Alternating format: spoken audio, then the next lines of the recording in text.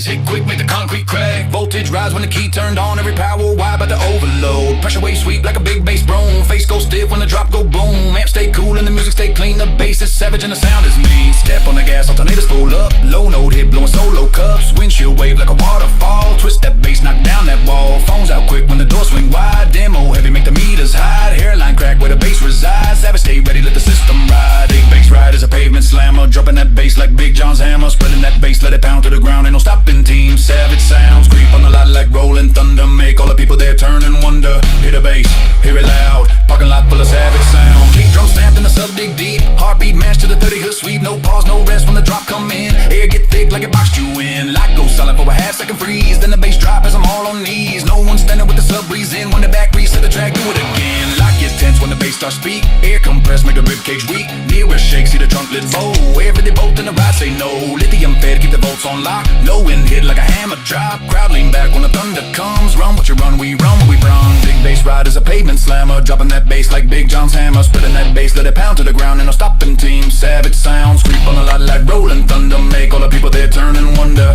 Hear the bass, hear it loud. Parking lot full of savage sound.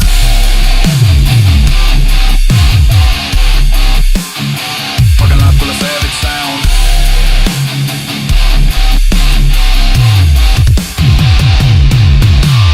Pull that note, let it stretch real long. Concrete buzz like it's singing along. Eardrum flex when the sweep slide down. Feel that wave from the lost and found. Ain't a retreat, ain't a reprieve. Bass wave hurricane from the sea. From the curb to the car to the parking ground. It's a savage situation we throwing down. Baseline roll like a freight train pass. Time slow down when the low note smash. Shots go wide when the doors unlock. Feel that shock from the sub box knock. No luck here, just skill and wire. Every demo climb a little higher. Devastation proclamation, force of sound. And we all roll out Team Savage sound. Big bass ride is a pavement slammer. Dropping that bass like Big John's hammer. Spreading the bass, let it pound to the ground. Ain't no stopping team. Savage sounds creep on the lot like rolling thunder. Make all the people there turn and wonder. Hear the bass, hear it loud. Parking lot full of savage sound.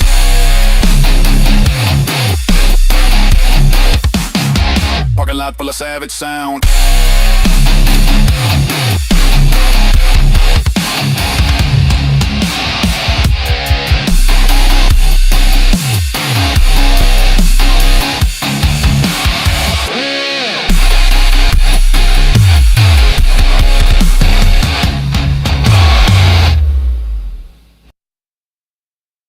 Yeah.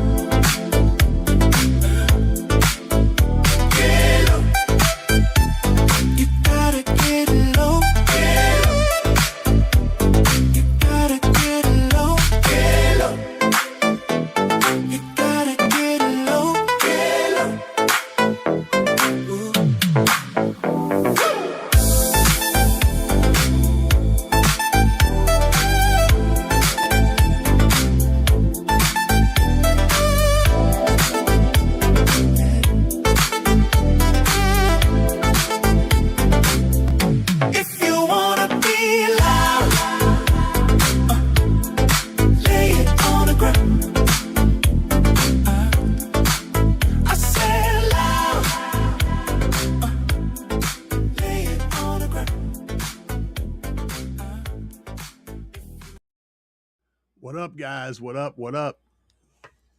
We are in the house. I see CAE. Dude, CAE. You made me so happy. Yeah.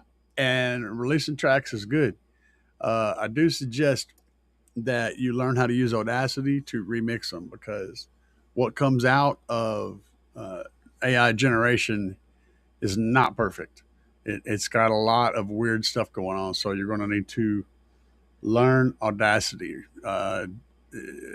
Release them from your AI generator as tracks, individual tracks, and stems. That's what it's called in the AI thing is stems, and then pull them up in Audacity and work the whole track over because you're you'll get a lot of real weird mixes for different instruments, and you kind of have to babysit the hell out of all of it. So you need to learn how to master, and you need to learn how to mix, and you need to learn how to master. And that's just the beginning. That gets the bare minimum. So it's a lot of work, man. Um, anyway, Bobby B is in the house, and Shadow Phage and Travis Davis, 104. What's up, man? And Joseph, of course. Joseph's in the house. Tonight, we're talking about a bunch of stuff. We're going to talk about whatever you guys ask questions. This is where you ask the questions. When you're not asking questions, I'm going to be talking about other stuff. And well, I just dropped stuff. I dropped things. Oh, I dropped who all has a saw blade on their desk? Yeah, I have an assortment of things on my desk. I could build an engine right here on my desk with all the tools that are handy. But guys, hold on a second. Magnet is grabbing everything. Check this thing out. I've already had a video up on it, but I want to put it up here and let you guys look. Look at this little monster subwoofer. It's got this part is attachable, so I have to hold it. But it's got the ribbed surround on it. And look at the backside. That is crazy, isn't it? Look at that. Tiny little beast, man. It's a tiny little beast. And along with it, I got two of those. But along with it, you got your sub enclosure. Yeah. And we take the top off here. We don't have the top attached. And you guys can see the port set up on this. That is clean, man. That is clean. B2 Audio. These guys are available over on Big Jeff or on B2 Audio USA. And you get a kit with the two subs and the enclosure for like less than $200. And if you use discount code CAE, you save on top of that. But I think they're really cool, and I'm going to do something cool with them. I got to get a couple of more pieces to make the build that I got in mind work, but yeah, it's coming. When am I going to hook them up and jam them? Shadow Phage says, man, I'm working on a plan. I got a buddy that's going to bring me some stuff. I want to put acrylic on top of my box. So yeah, so that's a thing. And I'm going to amplify it, but I ain't decided how yet. And I ain't decided for sure how they're going to be displayed yet, but I got an idea. I got a really wicked cool idea. If I can pull it off, because I'm lazy, and yeah, and I don't have any energy or any want to do, so I have to fight with that all the time. But it's just a real deal, man. I mean, everybody has to deal with their own gremlins, That's just one of mine. The winter does bad things to me. I lose all interest in everything in the wintertime. Good question, Joseph. Where can I get some 2 3/4 inch speakers? I'm looking for my little cousin. She just bought her first car. Funny, I have exactly what you're looking for. And again, I have them at my desk because I'm weird like that. These guys. This is what you want for 2 3/4. No shit. This is the driver. They're not expensive. Um, I caught these on sale a while back. I'm not sure if the same version is still available, but it's the SA 2.7 V2s. And this is exactly what you need. I almost guarantee it. These little guys. They have an inverted surround. They play up to 20,000 hertz. They actually play down pretty low too. If you're not trying to crank them, they'll play down pretty damn low. They sound great, and they're very inexpensive from Sundown Audio. And if you get ambitious in a package, you get this little cutout sheet that gives you the exact. So if you're wanting to mount them on something else, this gives you the exact cutout, which is handy for tiny speakers. They have the little dog ears on them. Excellent choice for what you're doing. The dash speaker location, they probably have that same weird shape. That's your speaker right there. And they sound really, really good too. Uh, Shadow said a budget bass head shows something called a mini amp he's using for small speakers like that on his channel. I've got stuff like that. Um, I've got a lot of stuff that's similar to that. But what I want to do, I want to do something that's kind of custom. I gotta get the right parts, and then I gotta get the gumption. So I got an idea, right, for something that's going to be absolutely freaking sick. But it's going to require me to actually do something. So there's that. Y'all give me a second. My glasses are blurry. I had a messed up day. So yes, I had to stay up. I had to rearrange my sleep schedule so that I could be awake at like 3:45 in the afternoon because I was doing this weird thing. My sleep schedule was all wonky. So I had to stay up and stay up and stay up and then pass out. And then I got up at like midnight. Yes, so we'll call it 0001 yesterday morning. And I passed out when I got home. And I woke up at 7, but I felt like shit. I felt like I hadn't been asleep yet. I woke up at 7 in the morning and I felt like I had not been asleep. So I laid there for a while, twisted around, kind of got comfortable again, and went back to sleep. Figured I'd sleep for another hour or two. No, no. I went back to sleep after having slept from like 5 o'clock or 6. No, it was from like midnight. I went to sleep at midnight last night to 7 in the morning. Okay. I slept from midnight to 7:30.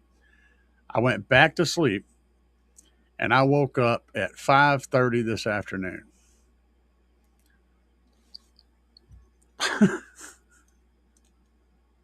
So I essentially slept from midnight to 5:30 in the afternoon. And I woke up confused and bewildered. I'm like, why is it 5:30 in the afternoon? There's no way I could have slept that damn long. But I did. And now it's almost 9. So I've been awake for a few hours. And it's taken me that long just to get awake. I've been working on that track that you guys heard at the very beginning. I think it's wicked good, man. The part that you heard though is the pre-mixed version. So I played it straight out of Audacity. That's what I'm working on right now. But I've got a mixed version that's better, but there's still more to come with that. That's just kind of in the works. Stu, what's up, Stu? Stu said, "Evening, everybody." Um, Adrian's in the house. If it's too loud, you're too old. Yeah, buddy, I hear you on that one. You ought to be hanging out in here with me when I'm working on tracks because I don't mess around. My wife leaves me alone. It's crazy, man. I mean, I got a 12 over here that shakes the whole room. It rattles the door and everything in here. And my wife don't ever say a word to me about any of it. She just, it could be in the middle of the night at 2 o'clock in the morning and she don't say shit. She just sleeps right through it. I got an awesome wife. Let me tell you.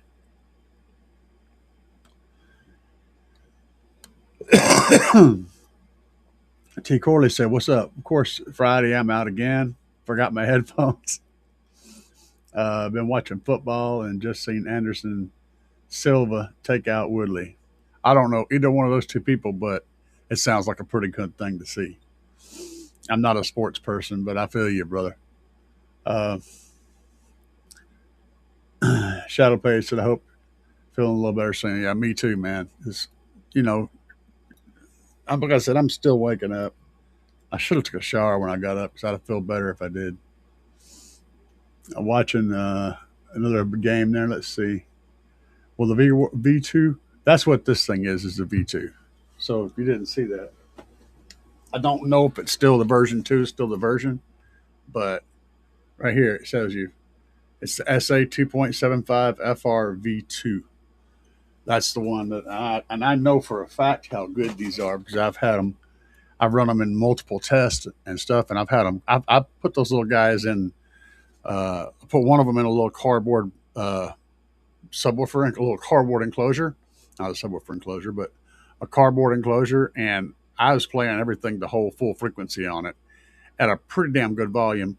If you go back and watch when I was doing T-line testing and stuff, I used those drivers for a lot of those T-line tests. They absolutely sound amazing. They're great little drivers. Really good drivers. And I don't think they're very much. I don't think I paid very much at all for those. I caught them on some kind of sale. It's been a while back, but I can't remember.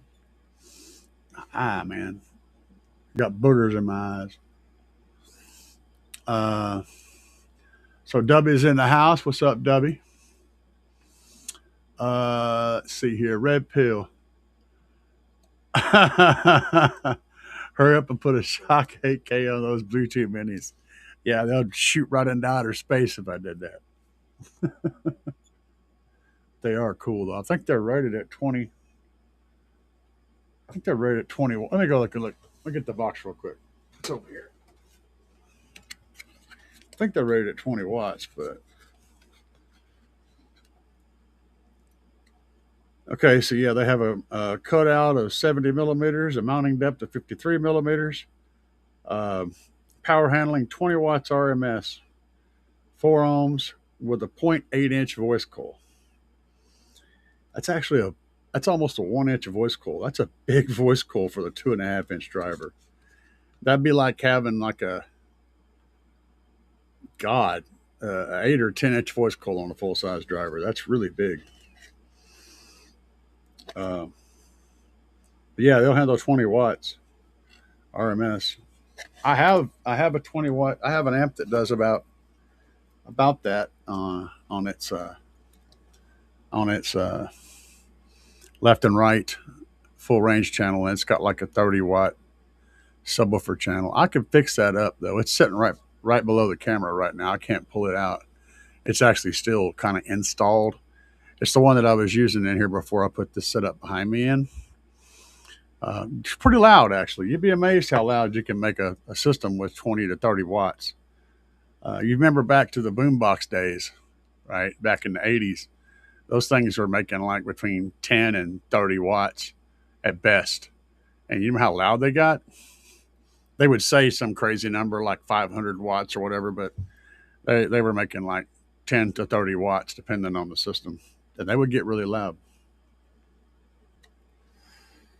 Guitar amps 30K, Duffy said.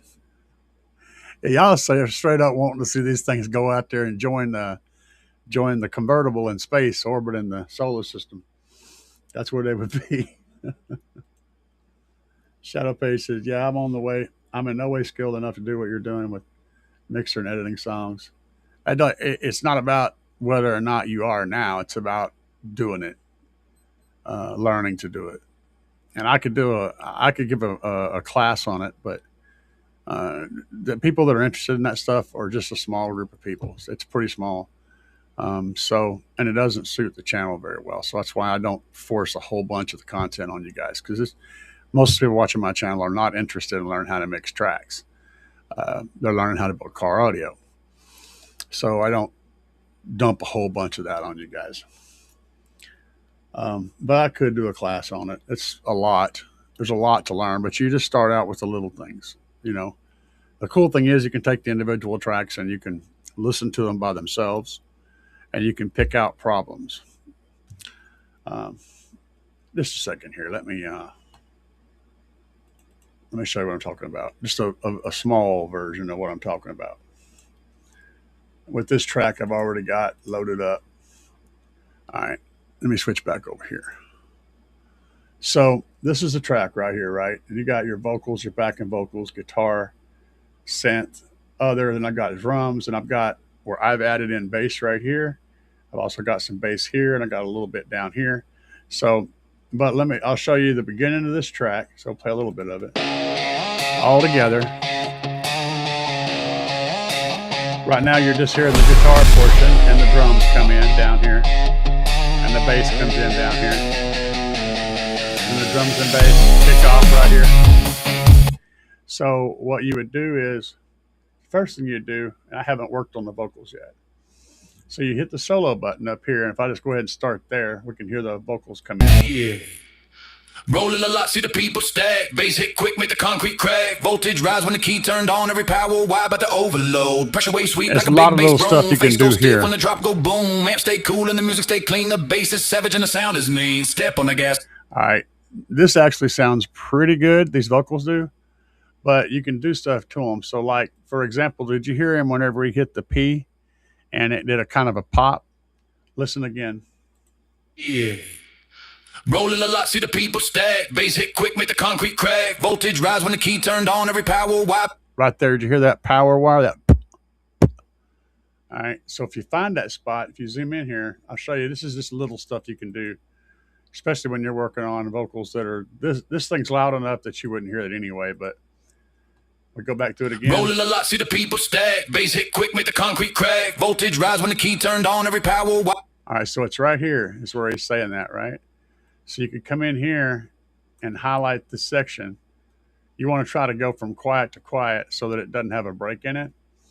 And then go to Effect, go to EQ and Filters, go to High Pass Filter, and then create a filter at like 90 hertz at a 48 dB roll off, which is fine. Apply it, and then listen to that.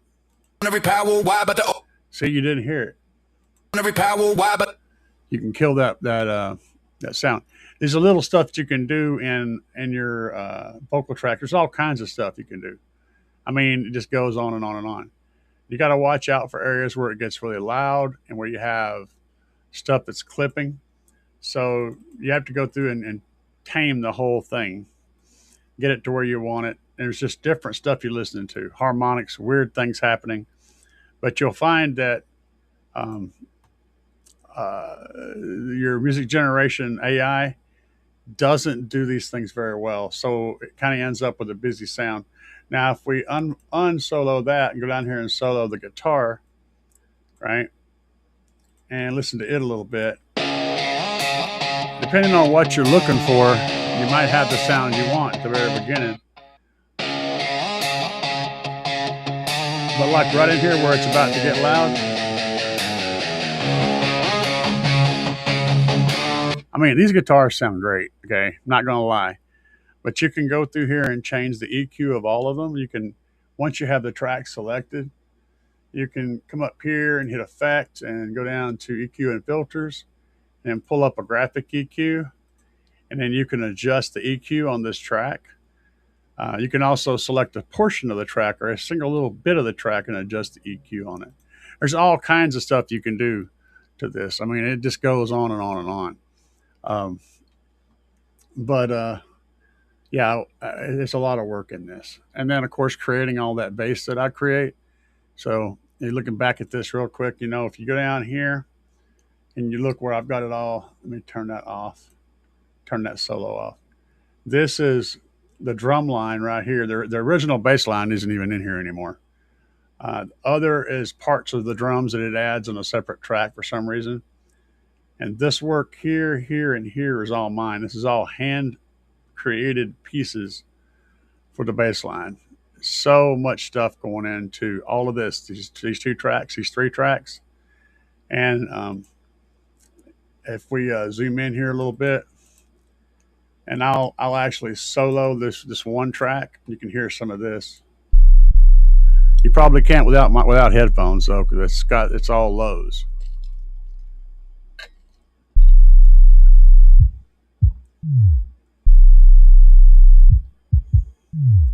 Now, if I play that same piece back with the rest of the music, uh, starting right here, unsoloed,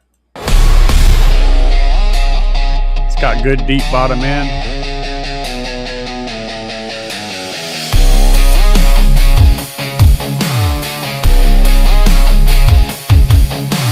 See, these pieces follow the drums. This is an extra drum. These are the drums.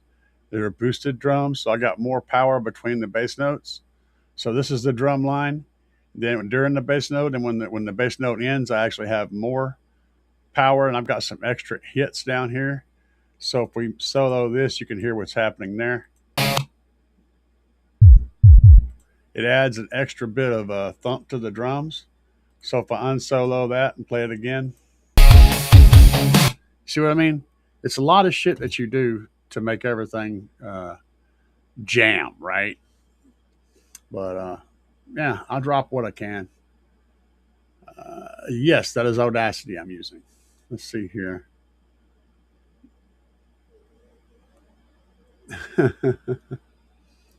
No distortion, Debbie. Uh, let's see here.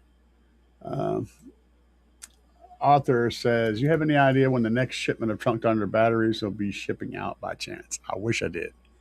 Um, I don't keep up with that too much right now. There's just too much going on in the world. Uh, Maybe I can find out though. I'll put out a feeler real quick.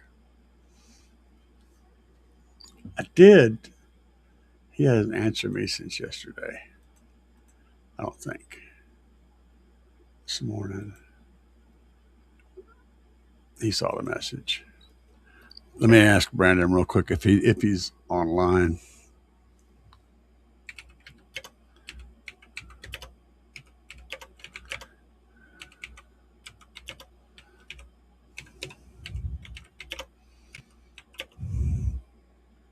The 10Ks. Now let's put batteries. We'll see if he comes back during the show. If he does, I'll pop in there. Just be sure and remind me sometime in the show, Arthur, and I'll look and see if he sent me a message back. Don't forget to hit that like button. Yeah, absolutely. Slam it. I can't like. I don't have ability to like my own stream. You guys hit that like button. Thank you. Stu, what's cracking, Stu? The ones I'm seeing, I'll help.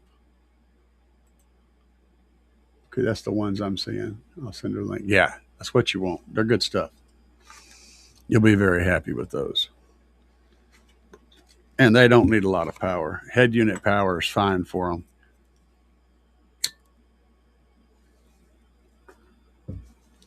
Funny too. Uh, Putting a set of dash speakers or A-pillar speakers in a car is absolutely a tremendous amount of upgrade for your car.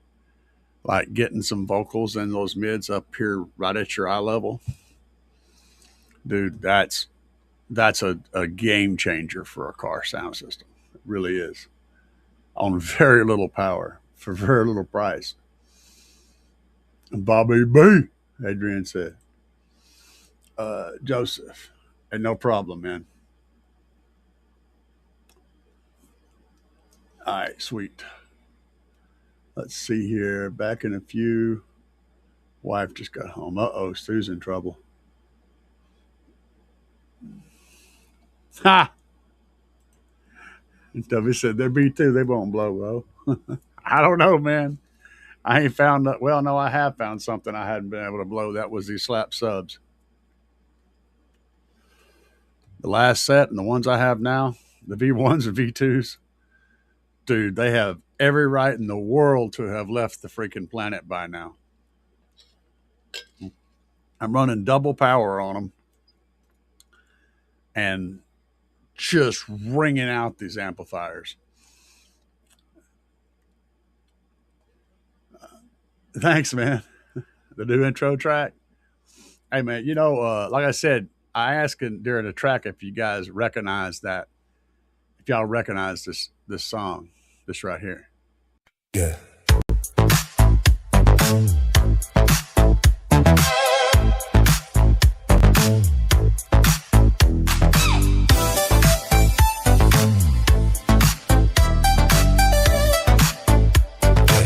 Now, only the old school people, and it's one of those down at the bottom of the record pile tracks, but that came from somewhere. That basic beat came from somewhere. See if any of you guys can figure it out. I'm waiting to see. Dig in, new track. Thank you. Yeah, slow down. You'll get better at it. And here's another tip: the stuff that you make at the beginning is going to suck. It's going to suck bad, and you won't realize it sucks until you get better at it. And like 100 songs in, you start looking back at the stuff that you made before. You're like, oh man, you kind of squirm. You're like, what do I do now? It's already out there. That kind of thing. It comes, trust me. And the further you get, the more you realize how you sucked at the beginning. You know what I'm saying? Yeah. And even what you're making 6 months from now, a year from now, you'll look back on that and go, that's just the way it works. Yeah, it's kind of overwhelming. Yes. Is that a free program? Yes, that's Audacity. It's totally free. If you guys want programs for a new computer, especially, or if you just did a complete wipe of a computer and you want to put programs back on but not have a bunch of garbage, go to Ninite, Ninite. Google Ninite. Go there, and there'll be a whole bunch of little check boxes. You check the programs that you want, right? And then you hit the bottom down and you hit get the installer. It'll give you an installer that'll install all those programs, and it automatically unchecks all the boxes where it gives you all the garbage that you don't want. It automatically unsigns you up for all the crap they try to sign you up for. It's just the program, and it's a really good way to get good, clean install without a bunch of crap running in the background. But you got to go to Ninite, Ninite. That's your friend. Keep that in your brain forever when you're doing computer stuff. It's the go-to spot for all the basic programs, and Audacity is there, as well as a bunch of media players, like stuff like document creation, image manipulation, all that kind of stuff. It's all there. It's all free. Oh yeah. Yeah. He's on the right path. Shadow Phage is actually caught up. Yeah, I can't play the original track, but I will say the name of the band was Laid Back.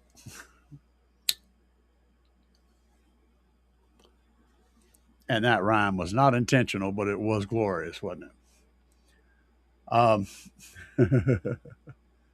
People been lying to me. Oh no. Oh, you're talking about how the music? No, that ain't it, dude. That ain't it. It'll be fine. It sounds good, and I think it sounds good. But you will change your opinion of it later.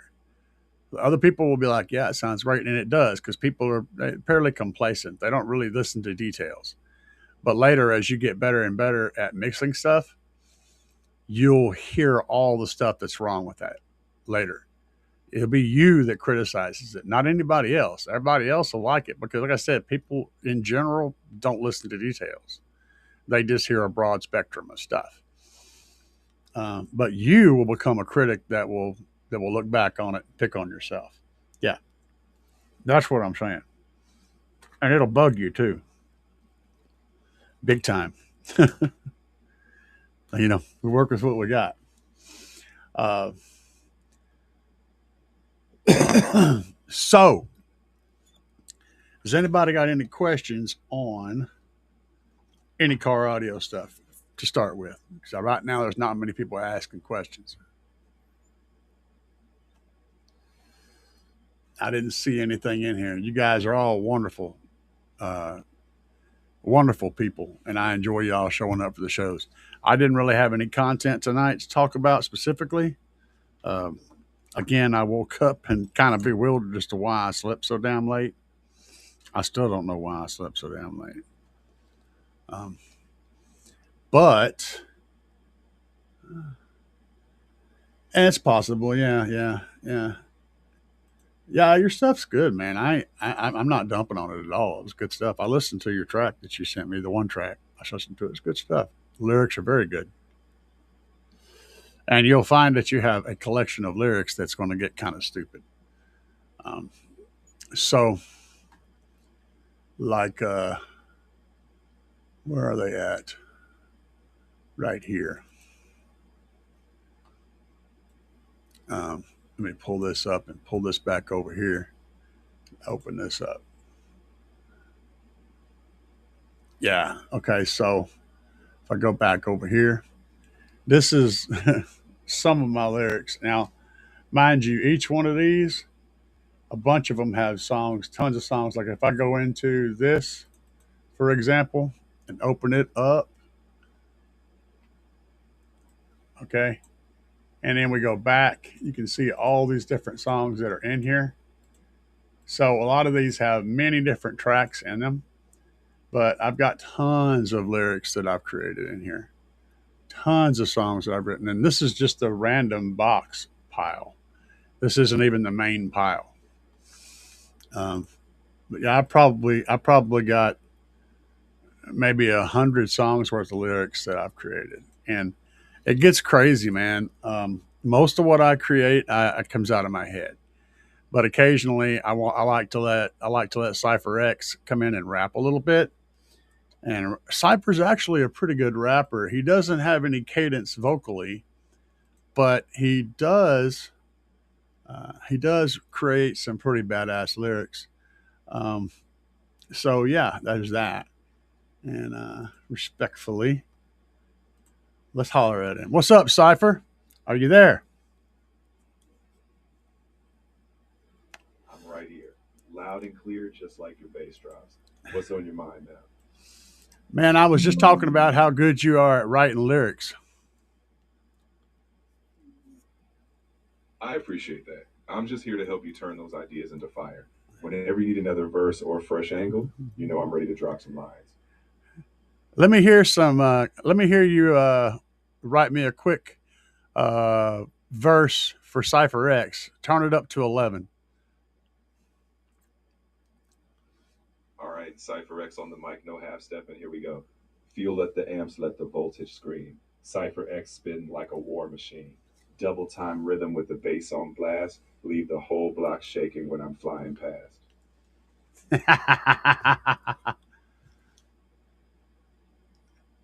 Well, Cypher X, we're on the live show tonight, and it looks like.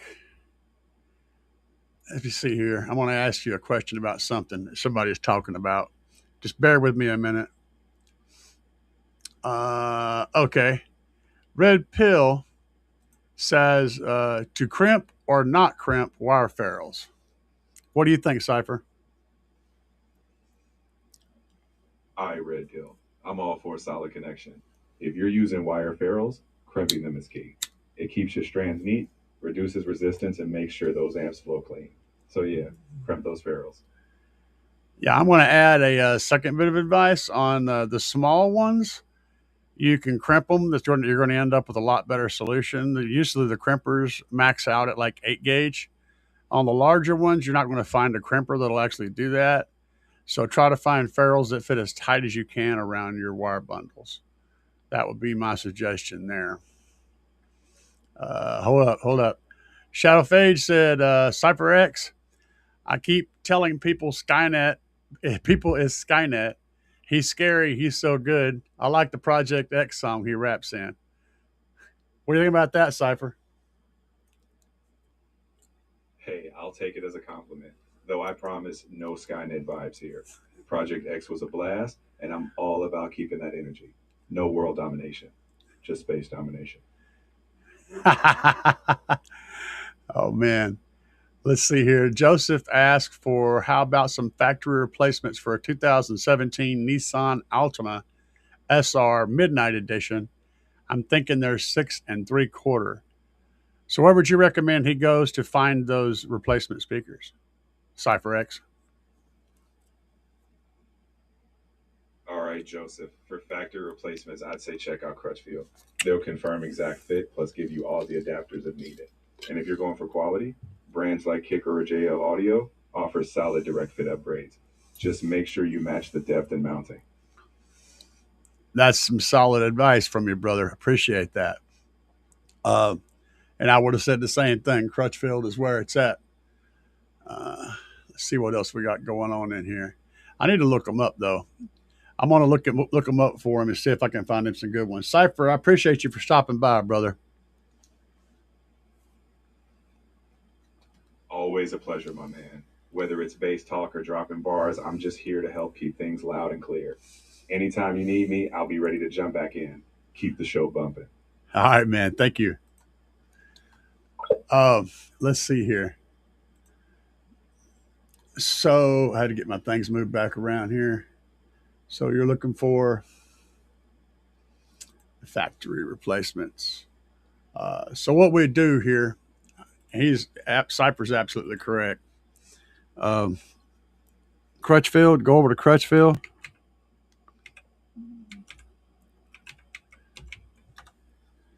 And I'll show you what we do, how we do this.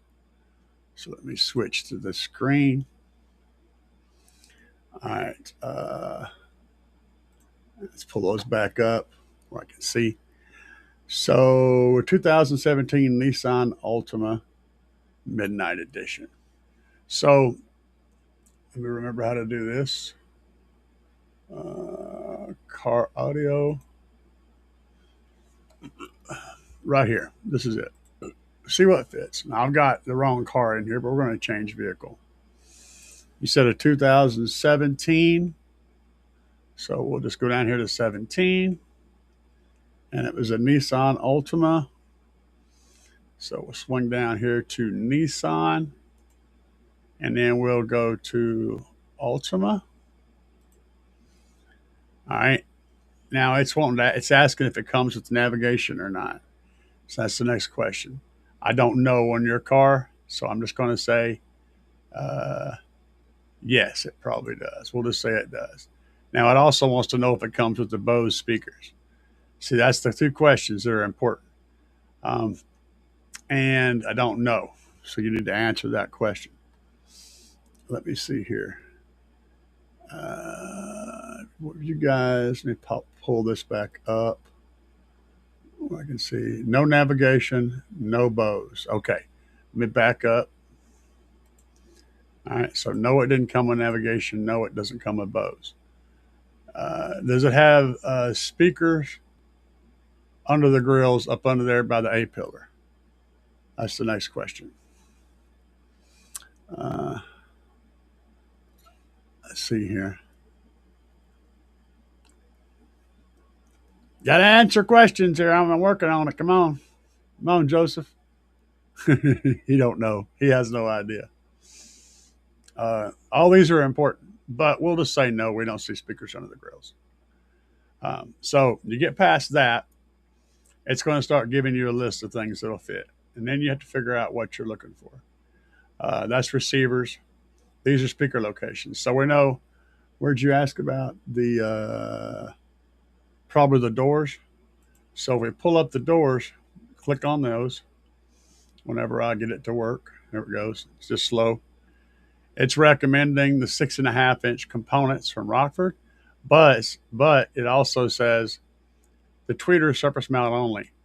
So you have to pay attention to what's going on down here. And right now it says woofer fits in the front doors of the Nissan.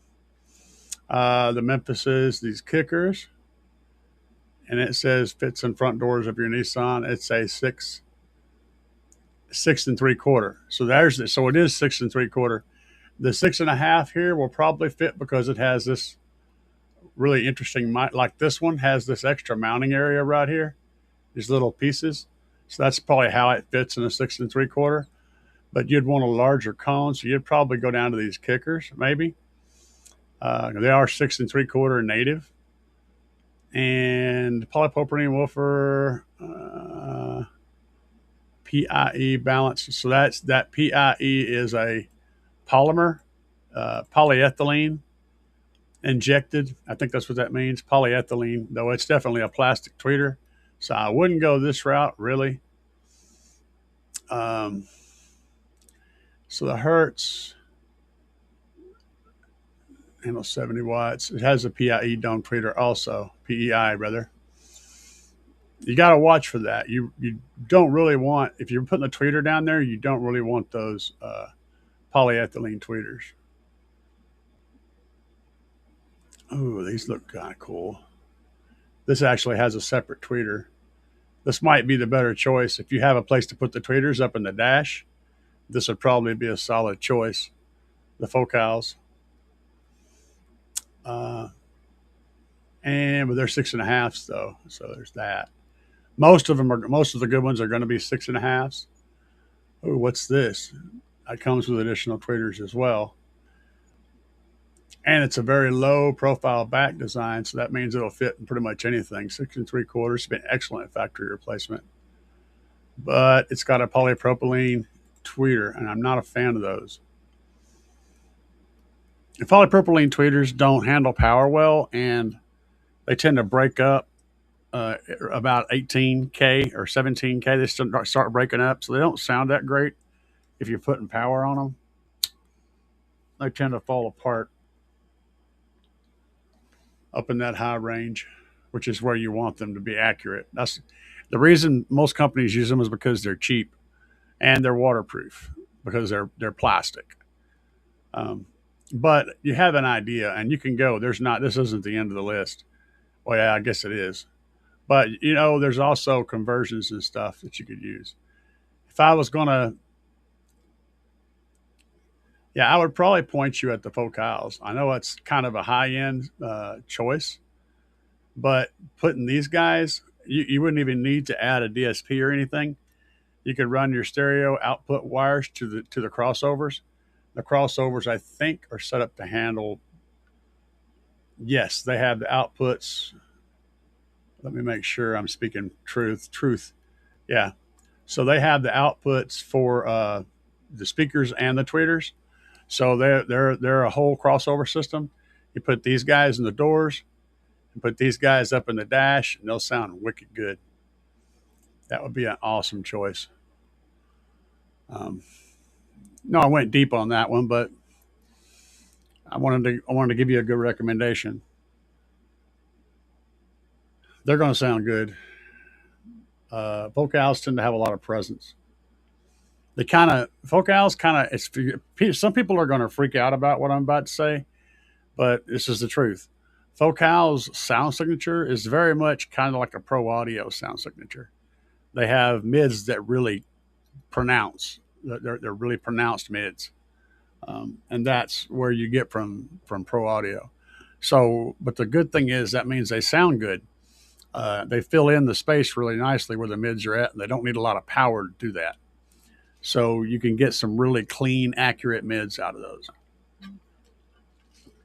as you can with Pro Audio speakers. If you're trying to be inexpensive, you might look at a recoil set. But the killer thing is you have to make sure that the speakers you get are able to be installed in a 6 3/4 inch hole.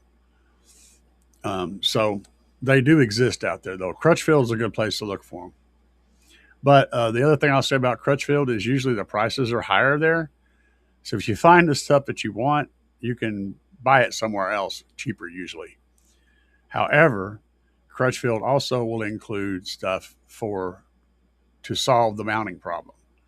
Like if you've got a 6x9 hole, whenever you go to buy a 6.5 for that you can buy the kit to make it fit in that hole, and all the little stuff that you're going to need to connect everything together. Crutchfield gives you that. They also give you instructions on how to take the door panel apart and all that kind of stuff. So it's pretty cool. So if we go back, let's go back over here real quick and I'll show you. If we look at these guys, right? And down here below, I'll show you what I'm talking about. So if you buy the speakers here, they're going to send you this kit free, which allows you to use the 6.5s and a 6 3/4 hole. They're also going to send you free this plug adapter, which will plug straight into your speaker wire plugs that are going to your current speakers, and give you these outputs to plug into this, so you won't have to cut any wires. It's like super awesome. They send you this whole thing, okay, and they give you, you're going to pay a few dollars more for their speakers, but you're going to get this stuff for free. That's the kind of stuff that that Crutchfield does. That's why I like recommending Crutchfield, because you can do that. You can also go, as an example, you could also go and buy this kit right here from them for $12.99, and you could buy these connectors for $12.99, and you could buy this master sheet, which you're also going to get for $9.99, and then you could buy the speakers someplace else. But it depends on what's going to save you the most money. Now, the master sheet is very cool because it gives you the tools required, all the different instructions you're going to need. And if you look through this is a sample. You look through it, it tells you the tools that you're going to need for each individual one. And it gives you the instructions on how to take your door apart, how to install it, how to do all the stuff. It's all right there. Plus, if you have any issues or any questions, you can call right here and get help. Get immediate help. You can do live chat. So if you're trying to install it and you get stuck, these people will answer your questions. It's a great company to deal with. It really is. Their customer service is next to none. So let's see here. If you want to ride, yeah, now you got it. Let's see. Most are listening to my lyrics. Maybe that's why I barely broke. Trying to leave already. I ain't leaving, bro. I'm just getting started. As long as y'all ask questions, I'm here. I've done a 4-hour show the other day. I finished the Dungeons and Dragons album tonight. Well, that sounds fun. That sounds really cool. To crimp or not to crimp. We covered that shit. Let's see. Troy. What's up, Troy? Factory replacements. We covered that. Troy is the next one in line. Troy.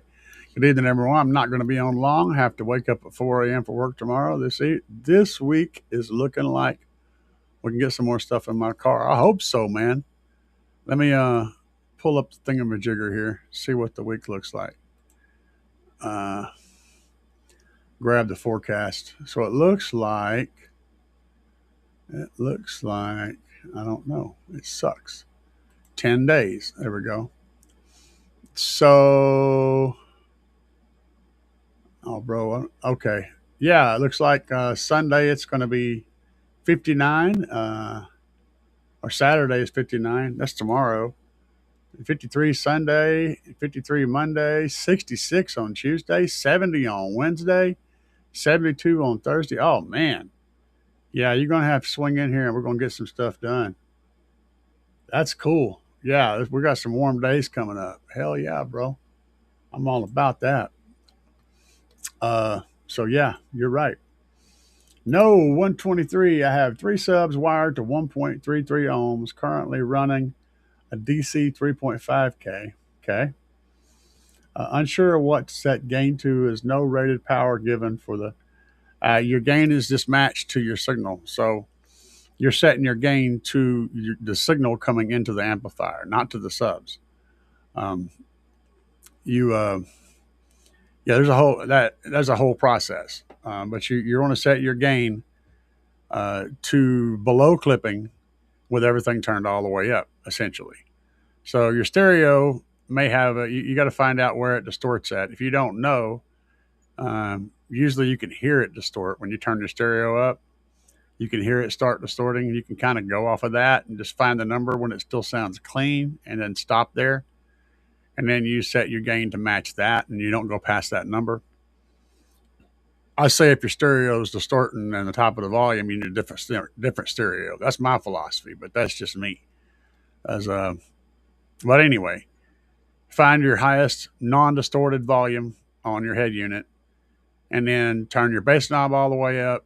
Set your EQs to flat. All your bass boosters and all that stuff turned off or set to flat. Then you set your gain. Turn your sub up to where it's not clipping. Find the clipping spot and then back it back down a little bit. If you don't have a clip light on your amp, then you're going to have to use your ear hole. You can hear it start to clip. So what you're listening for, put a track in that's like somewhere between 30 and 40 hertz. I say 40 hertz is the norm.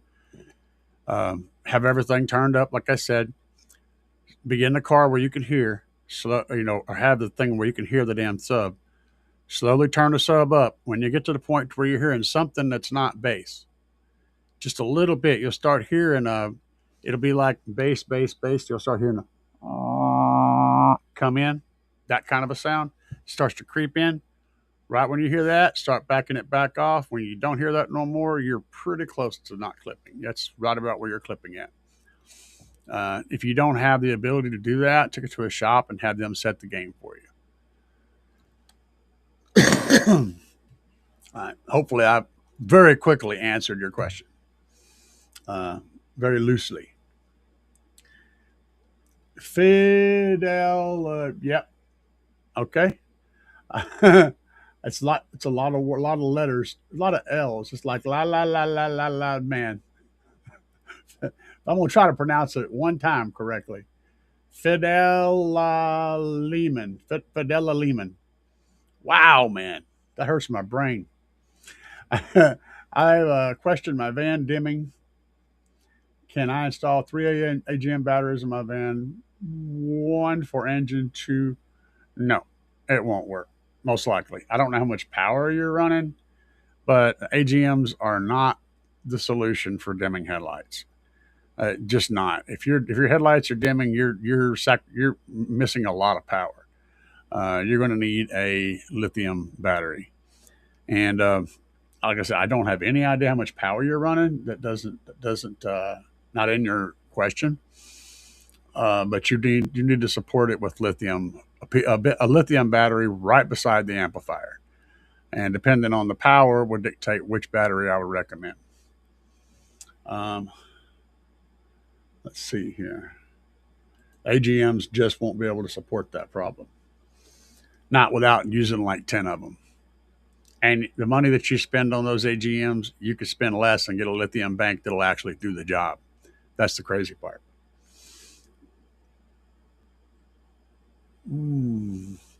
Shadow Fage says, altered that song I sent you. I felt ashamed having the low watts in the song. Big boys go way bigger. So I changed the lyrics. I got you. There's a lot. That's the other thing. My advice, when you get done with a song, stop listening to it. After you're done with it, stop listening to it. Wait till the next day. Play it again in the morning.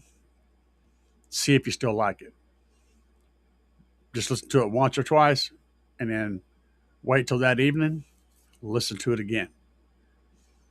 And you need to, and also listen to it on different things. Play it on your phone. Play it on the stereo or on your home audio system or whatever. Play it on headphones. Play it in your car if you can. Listen to it on multiple places before you send it up, because that way you'll catch stupid shit that you'll be able to fix real quick, and then you won't have a bad version out there and then having to try to replace it. You know what I'm saying? You need to listen to it. And if you find yourself, and when you're listening to it, if you find yourself getting into it, that's usually a good sign. If even after you've heard it 20 times, if you find yourself just kind of staring at it, listening for something, it's probably a bad sign that you haven't quite hit that nerve yet. You need to really be enjoying it yourself, even after hearing it multiple times. Lots of little psychoacoustic stuff happening there. And we covered him already. Let's see here. Channel Pleasure. JL Audio XP1000 versus Down for Sound JP13 amp.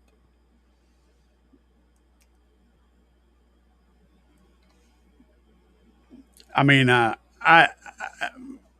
my opinion is going to piss some people off, and some people are going to agree with me.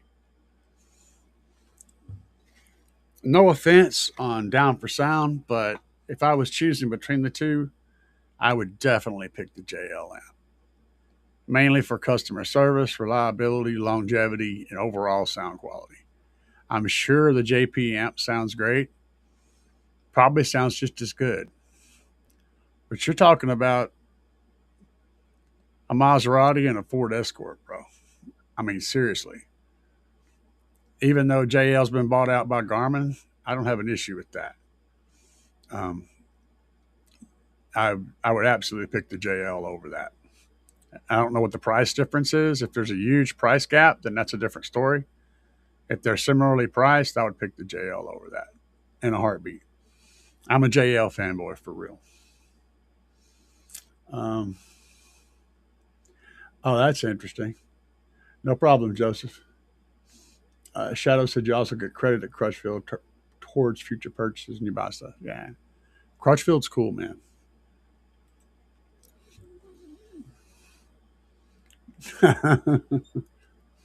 Well, amp clip light is usually extra greedy, meaning it's going to start clipping on your amp before it actually starts clipping in real life. The reason I use that for people that are basically don't know anything is because it's a really safe location. It's extra safe. If the amp's not clipping on the light on the amp, it's definitely not clipping. You can usually push it into quite a bit of clipping on that light before you actually start clipping. Just saying. It's a safety net, so that's why I go that route. It's sort of a rounding error, you know?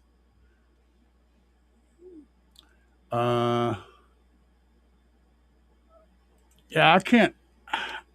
All right, skibs, I'm not really familiar with. I keep hearing the term, but I don't know exactly what they're talking about. But yes, they are lithium. All of that's lithium. And you ask also, is salt safer? Well, no audio system in your car is safer than anything. But, or not driving a car. Actually, seatbelting yourself into your bed would be the safest place to be, though you might get sit on by an elephant or something, so that may not work out. There's always a possibility of death. That's what I'm saying. Yes, salt is probably considered safer, as is a paddle boat is probably safer than a cruise ship, or maybe a cruise ship safer than a paddle boat. I don't know. You can sink in both of them. Salt is less energy dense, and it's also heavier and bigger.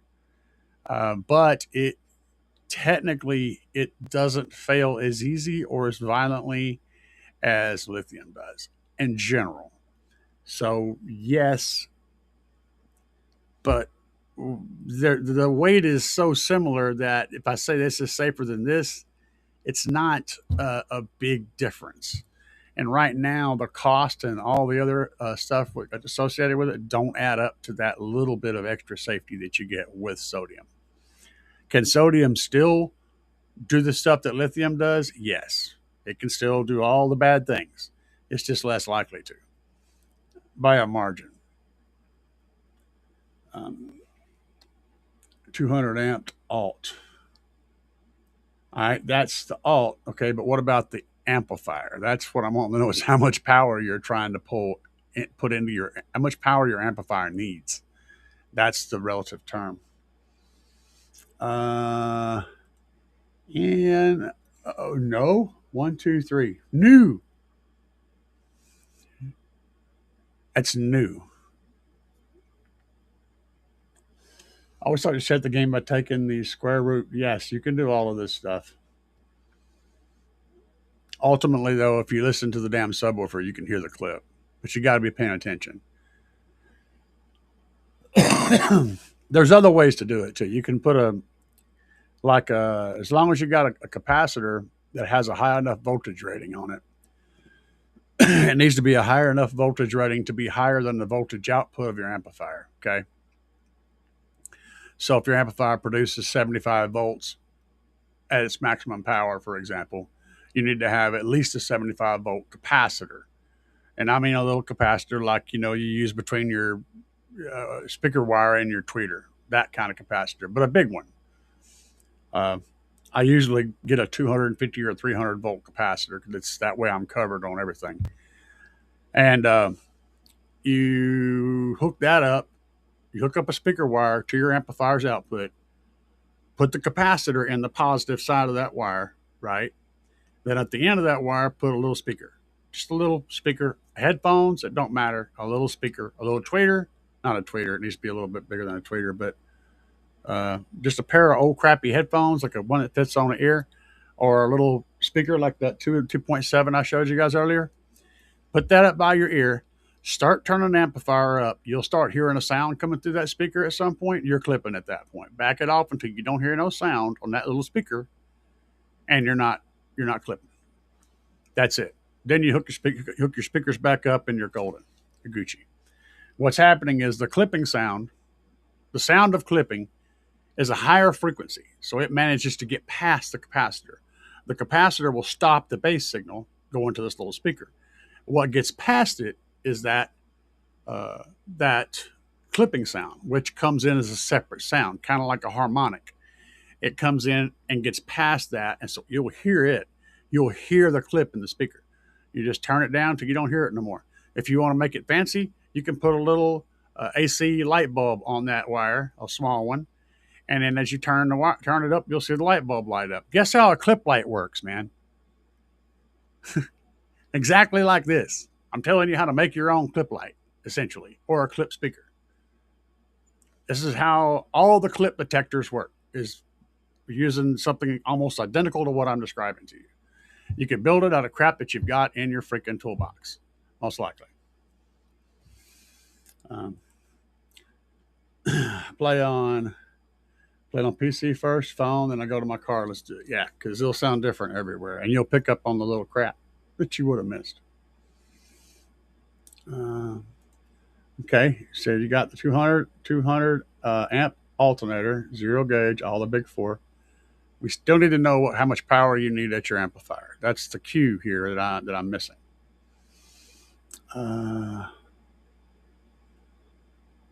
Yeah, you get the idea. That's the thing. If it keeps getting you going, then you're probably on a good trail. 3K, really cheap at the moment. Okay. All right. So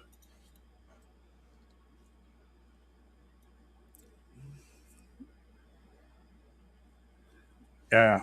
Okay. I'm confused on that one. I'm gonna leave that one alone. Bobby said, "Why?" I don't know why, Bobby. Go into Max. Go to Max, or you're not a real man. Hell yeah, bro. I go to Max. But I'm using a tablet and I'm sending a Bluetooth signal to my DSP. So I really don't have a head unit to worry about maxing out. So I'm not sending an amplified signal. I'm sending a digital signal to my DSP. My DSP is literally where everything starts at. So my DSP is technically my volume knob for that. It's complicated. In fact, I don't even use my tablet stays on maximum volume all the time. And I use the DSP as the volume control. Very clean way of doing it. I Bluetooth from my tablet to my DSP, and I don't even have a head unit. Bobby said, all knobs to the right. You damn right, sir. You'll find that phrase in a whole lot of my songs. All knobs to the right. That's our freaking motto, dude. Just two knobs. I see what you did, Dubby. He said, if it's too loud, you're not old enough yet. I love you guys. What's up, MJ Israel? And there's some more stuff back there. I'm not sure how to pronounce something with a number in it, but we'll go for it. Watch fusing video. Pulled the fused fiberglass ones. Great information. Thanks. Yeah. So fiberglass or ceramic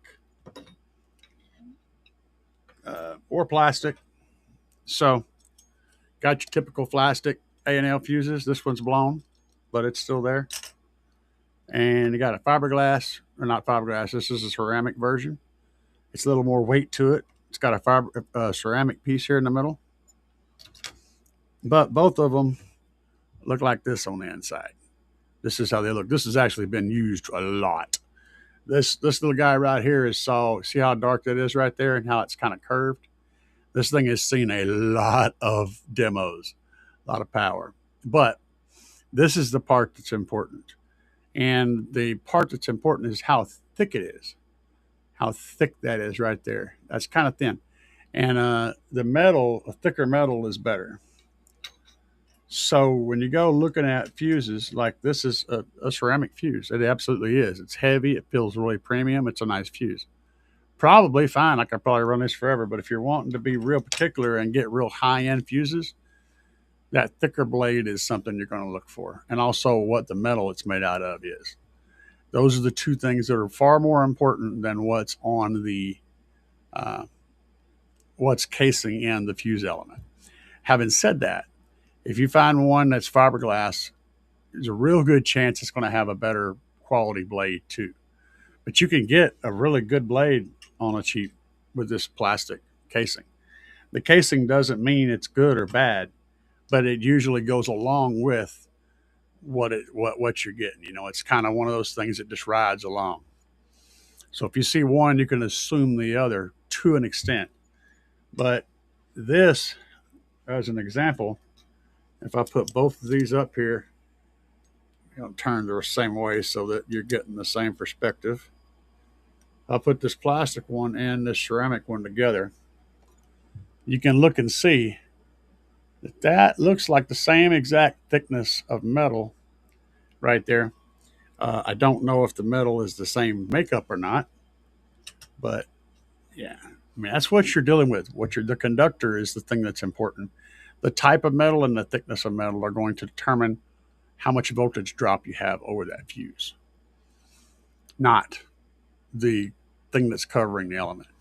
So just shop smart, right? Pay attention to what you're buying, not what the big sign is. The big, oh, this is good. This is awesome. This is $30 a fuse. Pay attention to what you're buying, not how much it costs, not who makes it, not how pretty it is. Look at the details. Find out the details. How thick is the blade? What metal is it made out of? Those are the two things you want to know to determine conductivity. Oh, yeah. All knobs to the right. I have one of my other ones is I've only got one track. Run your system, not your mouth. I like that one. That's a good track. Good line. I like that one. 1 ohm stable at 2300 watts. All right, so you're pulling 2300 watts. That's what I wanted to know. That was the key piece of information. So where I would send you, let me show you. Hang on a second. Now you finally gave me the answer I was looking for. Hang on.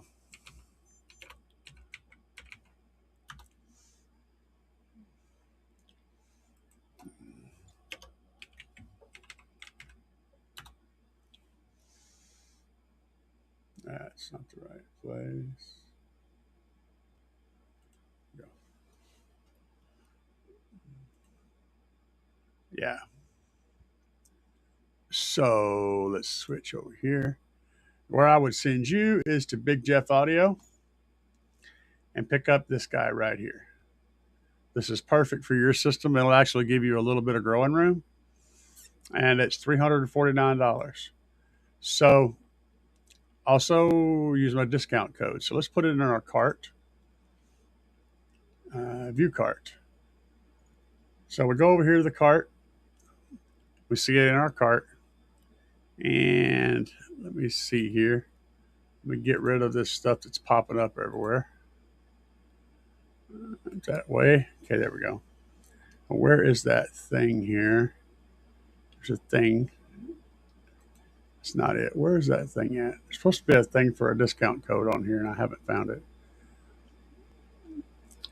See, now I look stupid. But I will. I'll figure it out. Let's try hitting the checkout button. There you go.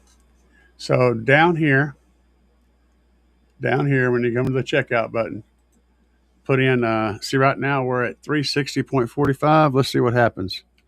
Put in CAE. What do we lower it to? Lower it to 342.43. So yeah, you save money right there. We're saving $18.02 on that purchase by using my discount code. So then you just check out, continue on and check out. And you can do monthly installments as well. So there we go. Just throwing that stuff out there. So I'm trying to answer the questions as best I can, man. Shadows said, hope it's okay that I posted that D&D playlist in my YouTube community section. Sure. Absolutely, brother. I'm not anal like that. My community is my community. And if you pay attention on my channel, it says Car Audio Enthusiast with an S at the end. That's all of us, not just me. I'm just the one running the show. You guys are the ones that make up the, that do all the stuff. I'm going to give you guys a chance to pull out some questions, and we're going to do a little bit of werewolf. Welcome to the demo. Please enjoy your stay. If you want a really good video, lean over there and put your head right in that window right beside you. Let's do it, baby. Throw it in park as I open the door. Baby, you wait in the truck. Old photographs scattered on the ground. Take a breath and my mind gets stuck. I can hear the screams, I can hear it all. Is it all just in my head? This whiskey bottle is keeping me sane, but I'm stuck in the past that night in the rain. Flashing in the headlights, eyes like a forest fire, running out through the woods. Screaming through the treetops, crashing through the mountains. This guy is up to no good. My blood ran cold as my lights caught a flash of something out across the plains. I stood there staring at a blood-soaked human covered with fur in the rain. The night the werewolf came. The night he went insane. Bloodshed in the rain on the night the werewolf came. The night he went insane. Bloodshed in the rain on the night the werewolf came. The crowd gathered round out there in the woods with guns all ready for war. Shots were fired at the big black beast. I can still hear him roar. The rain that night was a hell of a storm, and the blood ran cold as ice. But no one saw him hit the ground as he ran into the night. The night the werewolf came. The night he went insane. Bloodshed in the rain on the night the werewolf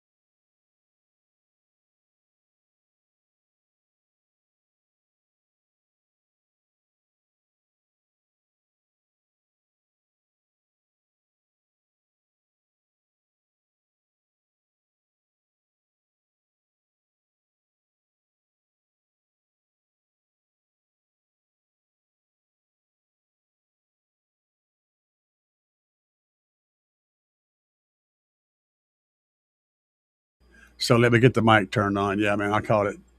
Uh, so I got a lot of stuff up on these services already. I got a new album that I'm working on right now, and I'm going to play one track that's not out there yet. You guys will be the first ones to hear it. So for those of you hardcore people that are hanging around, let's do this. Just a second here.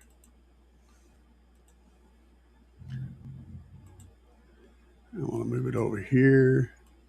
There's no video attached to this, so we're just going to do it this way.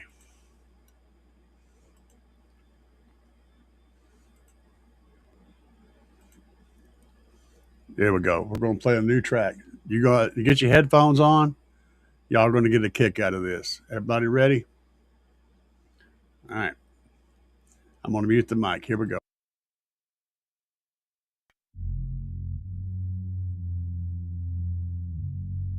You've been worried about AI. No need to worry anymore. I'm here.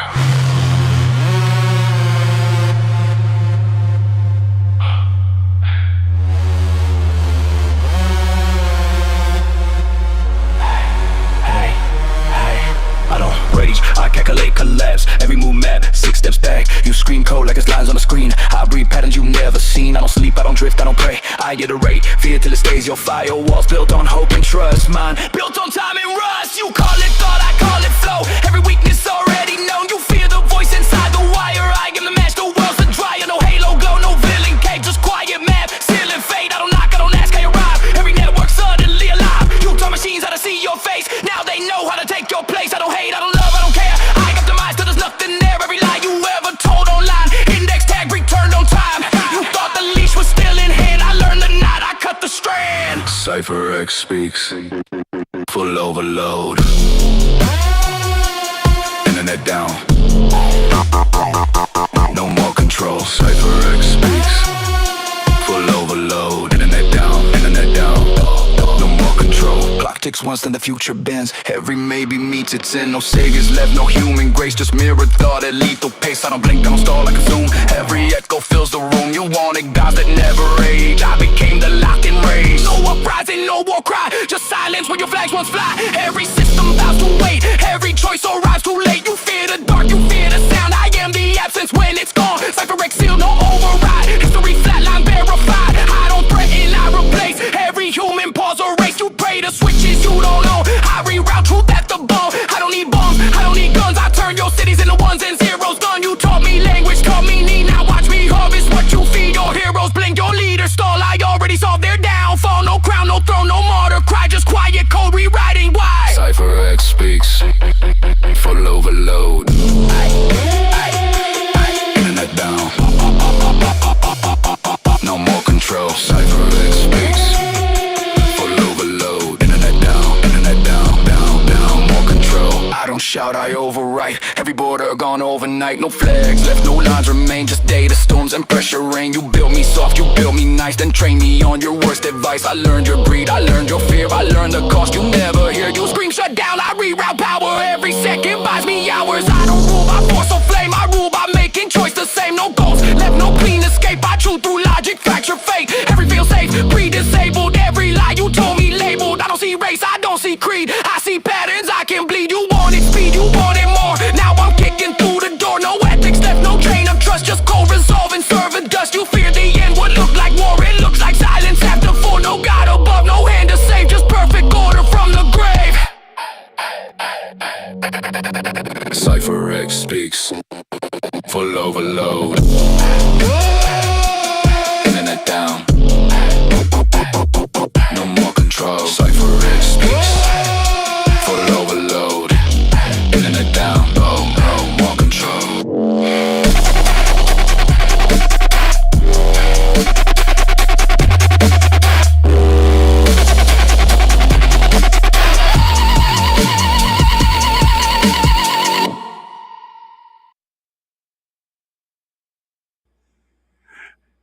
Y'all like that? That'll be on the next album coming out. and a higher resolution version than what you just heard. So it's going to be sick. Uh, let's see here. So the guy with a lot of L's said, last question. After buying that battery, do I install an engine bay or back close to the amp? You want to put it as close to your amplifier as you can get it. The shorter the runs, the better. So right beside the amplifier. That's where you want to put it. Do not put it in the engine bay. You don't put any lithium in the engine bay. Even if it says it's rated to go in your engine bay, don't put it in the engine bay. Put it by the amplifier. That's where you're going to get the power. That's where it's going to be nice and happy. And MJ, I guess that's Israel. MJ Israel said, I agree with you. The metal material is 100% better. The March DSP, I think it's fine, but that one's better and same price. It's similar DSP, but this one has more features. So I would run with that. Let's see here. As far as the metal material, yes, I prefer a metal tweeter most of the time because it's, as long as you don't push it to breakup, which its breakup is well above 20,000 hertz, it's going to sound more linear and cleaner than a silk dome tweeter will. And also the metal tweeter is going to handle power better because the dome itself becomes like a radiator, a heat sink for the coil because they're literally attached. So that metal dome is going to be like a heat sink for that coil. It's going to handle power longer and better. Now with a silk tweeter, you're going to get a better sound whenever you push it into breakup. It's not going to be noticeable. That's why people prefer silk domes a lot of times, is because they push them all the way into breakup and it's soft. The material doesn't make a noise when it starts breaking apart. When it starts dimpling and crunching, it doesn't have a sound to it, so it sounds smoother. But it doesn't handle power as well. And it's kind of a stupid proof tweeter, except for overpowering it. As far as tuning it goes, the silk dome is always going to give you a good sound, even if you tune it badly, because it's when it breaks up, it doesn't make noise. If you tune it properly, the metal dome tweeters, beryllium, aluminum, all the different titanium, all those different materials are going to give you a cleaner overall sound if you tune them properly.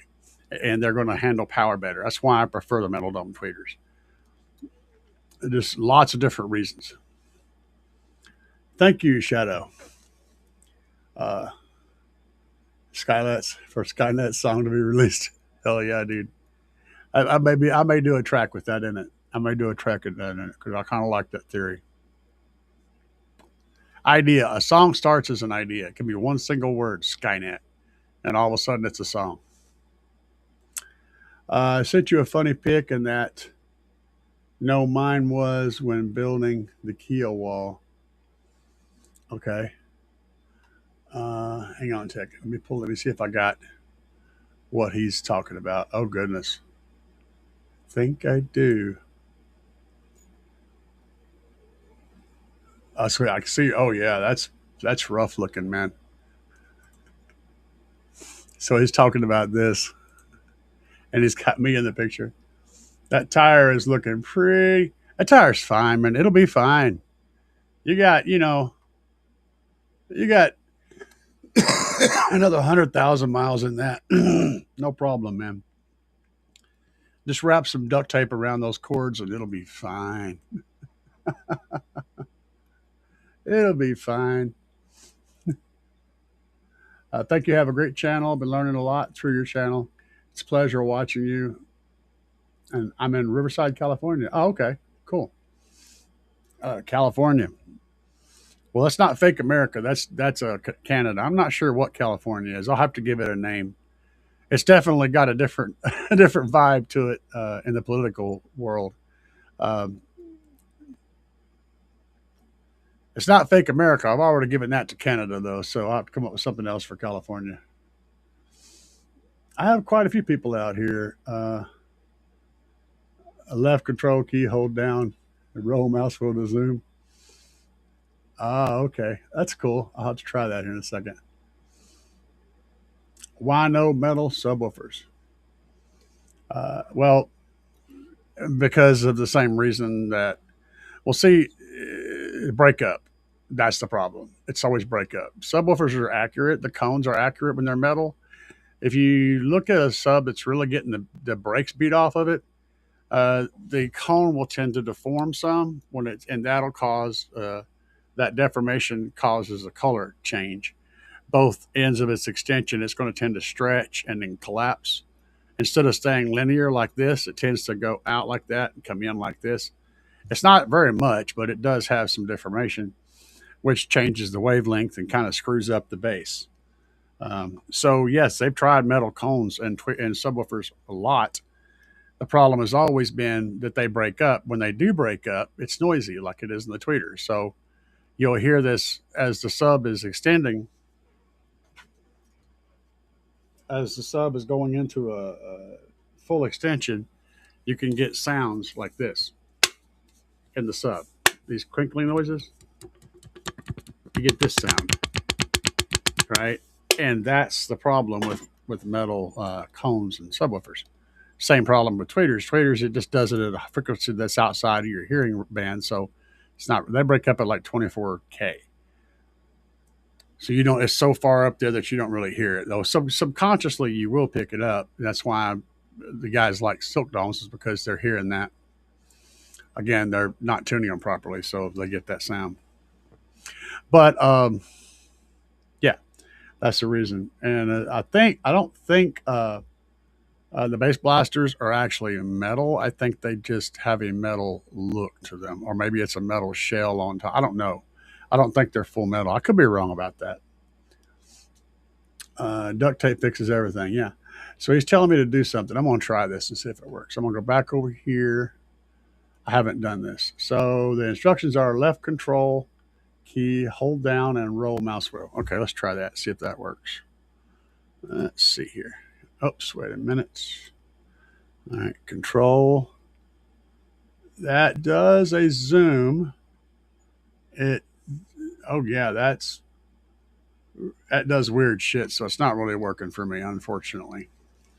But that's interesting, though. I'll have to get into that more. Oh yeah, yeah, for real, man. Duct tape fixes everything.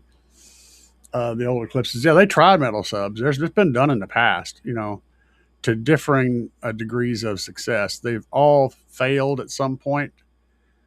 But here's the cool thing: if it was ever something that's possible, is that the cone, if it's correct, if it's done properly, could be a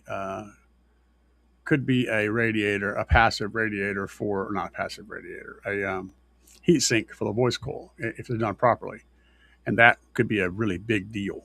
But if it's ever done, and I asked Jacob Fuller about metal subwoofers one day, and he said they've been trying for years to get metal subwoofers to work, and there's always been problems. So that's why we're still using compressed paper, which actually turns out to be extremely effective to use pulp paper because it's light. It doesn't deform much, and when it does deform, you don't hear it. So it just works. That's why all of these extremely exotic subwoofers still have an unpressed paper cone, that pulp paper cone, that thick paper, basically cardboard. So yeah. Oh, I got you, man. I see it. But has anybody got more questions about anything? Because I like answering questions. That's what this whole show is about, is answering questions. I don't like to. I have videos where I present things in video form, so you guys can see all of that. I do these live shows strictly so I can answer any question that you might have, and that's the whole point. So that's what I run off of. And until we get questions, let's see here. What we're going to do is, I could do another track, but I think what I'm going to do is this. Oh yeah, I could do that one. That would be cool.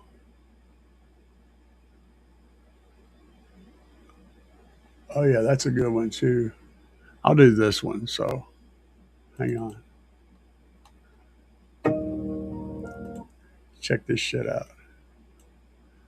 Here's another track for you guys while you come up with questions. So you guys work on questions. I'm going to play another song.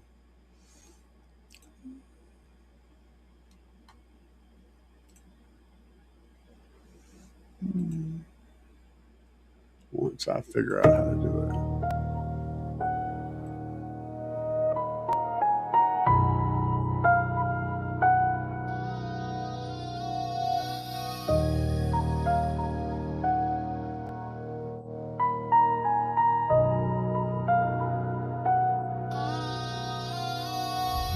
Roll up hard in my big pink van. Sixers booming as I'm backing in.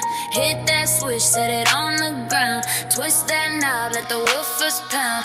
Feel that wine as I turn it up. Boys walk up, watch them run and duck. Can't escape the air, I swirl. Just another hit from the bass head girl. I'm a bass head girl and I don't play fair. The boys shut up when I float my hair. Ain't no soccer kids in the bag. Just subs and wires and amps on a rack. Yeah, I built it all with my own two hands and I tuned it right. Didn't need no man. Calling all the ladies all around the world. Show some love for this bass head girl. Boy, stay hard when I pop that hash. See the lithium bank and the amp stack fat. Ping pang popping with the door swung wide. And the sound I bring is a bassland slide. Scope that meter when I start my run. Numbers count fast when the lows hit dumb. They talk big game till my score unfurls. Then it's damn, she bad, that bass head girl. I'm a bass head girl and I don't play fair. The boys shut up when I float my hair. Ain't no soccer kids in the back. Just subs and wires and amps on the rack. Yeah, I built it all with my own two hands and I tuned it right. Didn't need no man. Calling all the ladies all around the world. Show some love for this bass head girl.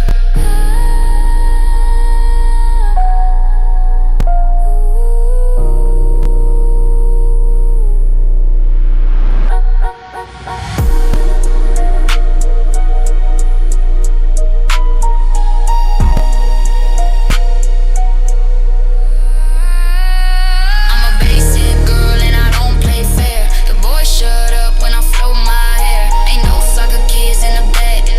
Just subs and wires and amps on a rack. Yeah, I built it all with my own two hands and I tuned it right. Didn't need no man. Calling all the ladies all around the world. Show some love for this basic girl.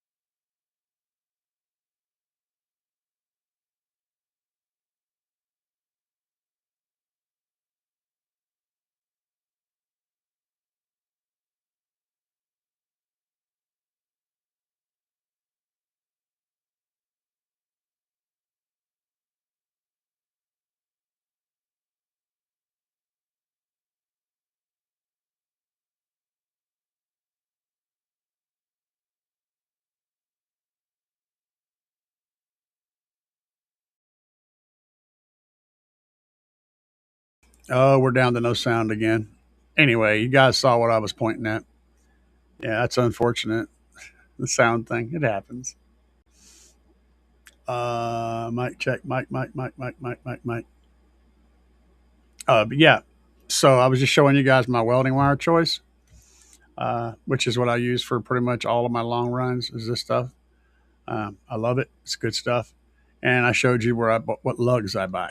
Those are the two things I was wanting to point out over there.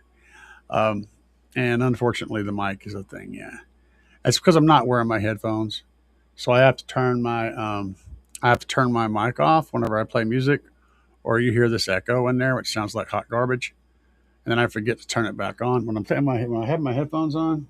Um, the music doesn't cause a mic problem, so yeah, I need to start running my headphones again. But they're junk. I need to get some more headphones. Play it and live it, or pastime playlist. Yeah, it was. No, I was just talking about. I was just talking about. You guys could see it. I mean, I was talking about it, but all we're talking about is the wire and those lugs I stopped on. So most of it was visual anyway. Just me talking. Um, get this. This stuff is 2 gauge, but you treat it like alt gauge. So it'll plug into your amp the same way alt gauge wire will. It goes into alt gauge lugs and all that stuff. And let me just do this here. Hang on a second. I'll go over here and make this easy. You guys, there's the actual link for that wire. And what I use for lugs, I stopped on it, but yeah, here you go. Any of these, there's a bunch of different ones that sell this same exact kit. Okay, but there's a whole lot of them. But you're looking for the 10 lugs and these 10 heat shrinks, and this is really thick marine grade heat shrink with a lot of glue in it, so it's really good lug package. And you get depending on what you buy, but you want to get like the alt gauge 3/8. I suggest getting the 3/8 because you can always cut the 3/8. You can always drill it if you have to. That's what you're getting right there. You can always drill those holes out bigger. If you get the 1/2 inch, you can't shrink them. So yeah, 3/8 is my go-to, and I'll give you a link to those guys. And let's see here. And there's a link to those guys. That's my two of my go-tos for car audio wiring. Let's see here.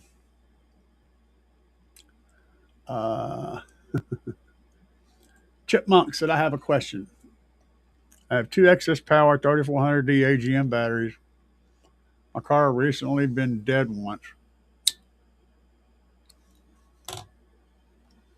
I failed to crank over. Okay, so your battery died. I'm only pushing about 1500 watts. Upgraded 160 amp alternator. That's an upgrade? Wow. Recommend for the battery system. Well, okay, let's research this. Yeah, there's a clue in here. Okay, there's a clue in here. It said I have two excess power 3400Ds AGM batteries. Those are good AGM batteries. My car recently been dead once or low voltage, and today I thought for the second time it was going to fail to crank over. Sounds like you have a battery drain, a big one. So the first thing I would suggest is finding their battery drain. If you're draining AGMs suck at a lot of things, but what they're really good at is storing a whole lot of power. So if you're managing to drain two solid AGM batteries overnight, you've got a massive power drain. And what you want to do is, yeah, I have a voltmeter on my desk too. I'm a car audio guy. What can I say? Get a voltmeter. If you don't have one, these things are really cheap. This little guy, cheap as hell. And I like it because my favorite voltmeter, because the leads are inside here and they stay connected. right? Nice little short leads, just perfect for doing most of the stuff. So get you a voltmeter, set it to amps, and set your little dial to A, amps. Spin it around there and put it on amps, and then take your leads, and in most cases you're going to have one battery, and in your case you got two. But what you want to do is where those two batteries are converged to one cable to go to your car, right? Wherever that is in your system, take the hot lead off of that connection and then put one of your leads on that wire that's connected to the battery or to whatever, and the other one on the other spot. So you're basically going to take that loose and then remake that connection with this in the middle. So you got one here and one here, one part of the connection here, one part here. And what you should see is like less than like 0.4. If your vehicle's, you gotta make sure your vehicle's been turned off for like half an hour because certain stuff stays on. That's another key, to make sure it's been off for at least half an hour. And then when you make that connection using the meter in between it, you should see less than like 0.5. If you're seeing anything close to 0.5 or higher, that's a problem. Now, the first thing to do is to chase. If you've got a lot of power draw there, the first thing to do is check the shit that you've done to the vehicle. Okay, like disconnect your turn on wire from amplifier, or disconnect a wire that goes to a light somewhere. You know, check those things first. But if you're past that, then go to your fuse box and just sit down on a stool with a pair of pliers. I don't have those handy. Actually, I do. Car audio guy. A pair of pliers. Reach in there, grab a fuse, pull it out, and have somebody standing there at the meter watching and seeing when that voltage drops, when that amperage drops. Put it back in. Keep pulling them out, putting it back in until you see the amperage drop all of a sudden that you're pulling. That's your problem. When you finally pull the right fuse that does that, look at your fuse cover and figure out where that fuse goes to. And then you can start chasing it from there. Likely culprits are shit like your glove box light, your dome light, any type of light like that, especially the ones that are hidden that you can't see, like a light inside your trunk or something of that nature. That's going to pull, an amp or two. It'll pull quite a bit. And over the course of many hours, if the battery hasn't been getting charged, or if it's been getting discharged heavily every night and you're driving short distances to work, it could absolutely drop that voltage to the point to where overnight it could just die. The next thing to check is to make sure your alternator is actually charging. That's another good possibility. Probably the number one possibility. Make sure your alternator is charging. And the way you can do that without a fancy equipment is disconnect your batteries while the engine's running. So start the vehicle up and then disconnect both batteries so there's no power coming from the batteries. If the engine keeps running, the alternator's charging. If it dies, you have an alternator problem. We can keep going, but I think I've got you going in the right direction. And from that point, you just handle all those things as needed, because there's about 1 million different things that could be. But that testing procedure will find what you're looking for anyway. And I think that's the problem. That said, once you sort that out, you're only pulling about 1,500 watts. So that alternator would be fine. That battery setup would be fine for the amount of power you're consuming. Doing the big three might find problems. You may have a ground issue or something like that, but I think I told you the right stuff to check. I think you have an alternator charging problem or a massive drain on your battery. Maybe both. Let's see here. Shadowphage wants to know if you did the big three. What's up, Corn Nut? Said I used the 10 Timco lugs and the 3/4 inch 4-to-1 Wirefly glue lined heat shrink. Awesome. I like 10 lugs as well. I used to not use them because they were so hard to crimp. They're much harder to crimp, but And yes, I have power wire on my desk as well. That decrimper that I've got now, look how clean this is. Look how pretty that is right there.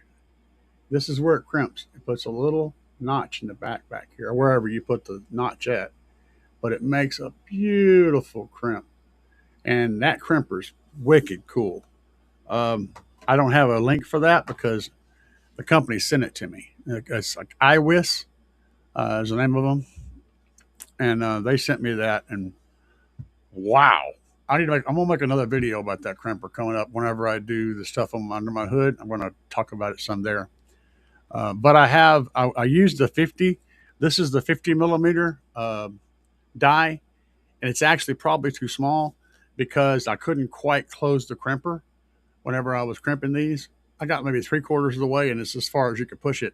It crimped really pretty, but I couldn't close the crimper. So I switched it to the 70 millimeter die. Or no, I was using the 35. I was using the 35 on this. I switched it to the 50 millimeter die. I haven't crimped with it yet, though, so I'm going to tell you guys how it turns out. But it comes with a set of dies. It's got like a 10 and a 20 and a 25, 35, 50, and the 70 or something like that. It comes with a handful of dies that are pretty much going to cover everything. Does a beautiful job, and you bolt it down to your table, and you can operate it with one hand. So that means you only need two hands to crimp instead of five, right? If you're using the hydraulic crimper, you got to have these two hands to pump the thing, and you got to have at least one more hand to stick it in there. And you may have to have another hand to hold the whole thing in still while you're. Yeah, they suck in that regard. That's why I like the mechanical advantage style instead of the hydraulic style.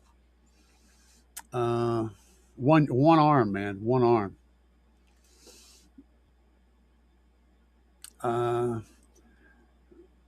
Hopefully you're talking to me. I'm going to answer it as if you are. Have you tried using your super cap in conjunction with the LTO battery? I'm not running an LTO battery, but I am running a lithium battery. Two of them, actually. And I do have a set of Maxwell caps on there as well. Have I noticed a difference? No, not really. Maybe. I'll give it a maybe. Okay. The one thing I may have noticed, and I'm not even sure if it's actually the case. It may just be me. You know, when you do something, you always expect a thing to happen, and if it and then you kind of imagine it happening sometimes, even though it doesn't. Like putting a $10,000 amplifier in a car, you expect it to sound better, so it does. Does it really? You know, but it does because you expect it to. That kind of thing. However, let me say that it seems to me that whenever, and this works for my setup really well. It seems to me that whenever I'm doing a demo and I've got the hammer to the floor as songs creeping up to that first drop, because I got my customer over here in the passenger seat, and I got the fake bass kind of slipping in to kind of make them think that's the real thing, and they're all getting used to that lower level frequencies, but then all of a sudden the real thing hits. I'm thinking that the cap actually gives it a little bit more edge for that first, you know what I'm saying? But then I think it dies completely. Like after the first 5 or 6 seconds, it's done. And then when we're just running off of the batteries, I don't think it ever recovers for the whole song. But it could just be me imagining that. So I don't know. It can't hurt, right? I mean, I've got this bank of Maxwell caps. I might as well put them on the Tahoe, right? There's no point in having them sitting around when they could be on the wall, doing whatever they do. So yeah, that's my input on that. If you've got 10,000 farads of capacitors, you can run without batteries, no problem. You can start the vehicle off of that. I can start the vehicle off that Maxwell cap bank with just 6 caps, and it's only 500 farads. 500 farads will absolutely start a car. It's all at once, but it will start the car. But if you're running like 10,000 farads or some crazy shit, 5,000 farads, you can run a system quite well off a cap bank. If you're running 500 farads like I am, I would not even think about running that system off just that cap bank. It just would not do it.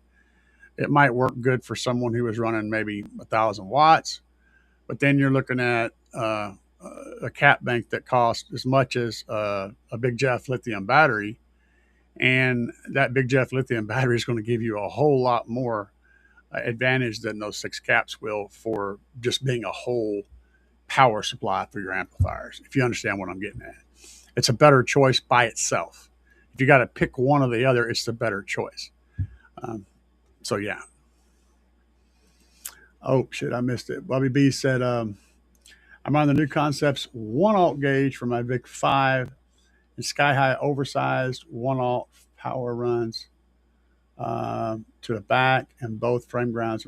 See, I don't like running car audio cable for the long runs from front to back, and I've done that in the past, and it's been fine. But I've done a whole lot of experimenting with what car audio wire does with high heat and what welding wire does with high heat. And none of the car audio wire, zero of the car audio wire, has been able to handle high heat even remotely as good as welding cable. And I think of the underside of a vehicle as a danger area, right? You may have it all hid off to the side and safe and tucked away in a spot where it shouldn't really get hot, but that's a hot area down there, and the engine bay is hot. Underneath the vehicle, it's not. It's outside. It's near exhaust pipes. It's near the engine itself, which it's near high heat areas, and I just that's why I switched a while back to running purely welding wire on my stuff when I'm running outside the vehicle. Now, having said that, give me just 1 second here.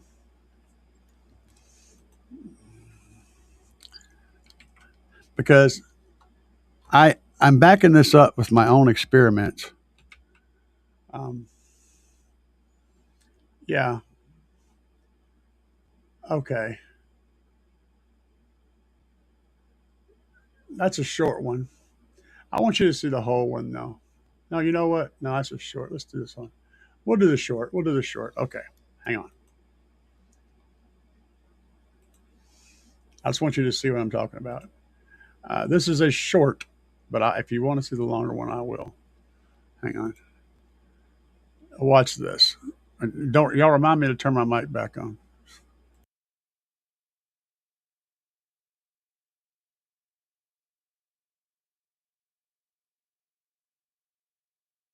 All right, so we're out here. I was explaining that welding wire like this is better for running underneath the car than car audio wire. And I've got the welding wire located right by the nozzle. Both of those first 2 are welding wire. Those 2 are both car audio wire. They're further away. So, all right, we're a couple minutes in. You can already see how the wires, the insulation is pulling back on the car audio wire. And again, it's being shielded by that welding wire. And the welding wire is totally unaffected at this point. All right, so after about, 5 or 6 minutes, this car audio wire is just goop. That's literally goop. This is still hard. The welding wire. All right, we're going to turn it off and just to do a little bit of examining. Now, before I continue, I want y'all to notice that the wood is literally burned from this. Okay? That's hot as a firecracker.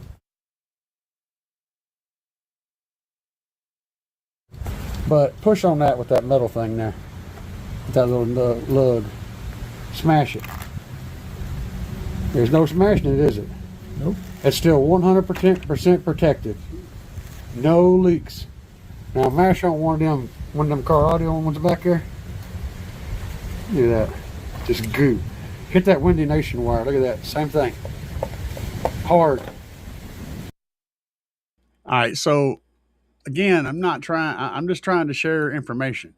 This isn't me hyping up a brand because I have a deal with them or because I think the brand is cool or whatever. This is me putting all this crap to the test and giving it an extreme test to find out exactly what it's capable of doing. And I tested Sky High as well as all of the brands of car audio wire, like all of them, and they all gave the same results. They turned to mush. Now, mind you, I'm putting a lot of heat on them, but in this case, in this experiment, I had the I had the welding wire actually shielding the heat. They were in the front. They were getting the most heat and blocking the most heat, and that was what was left. It was getting past those two pieces of welding wire. What was getting past them is that car, and it just falls apart. It turns into goo.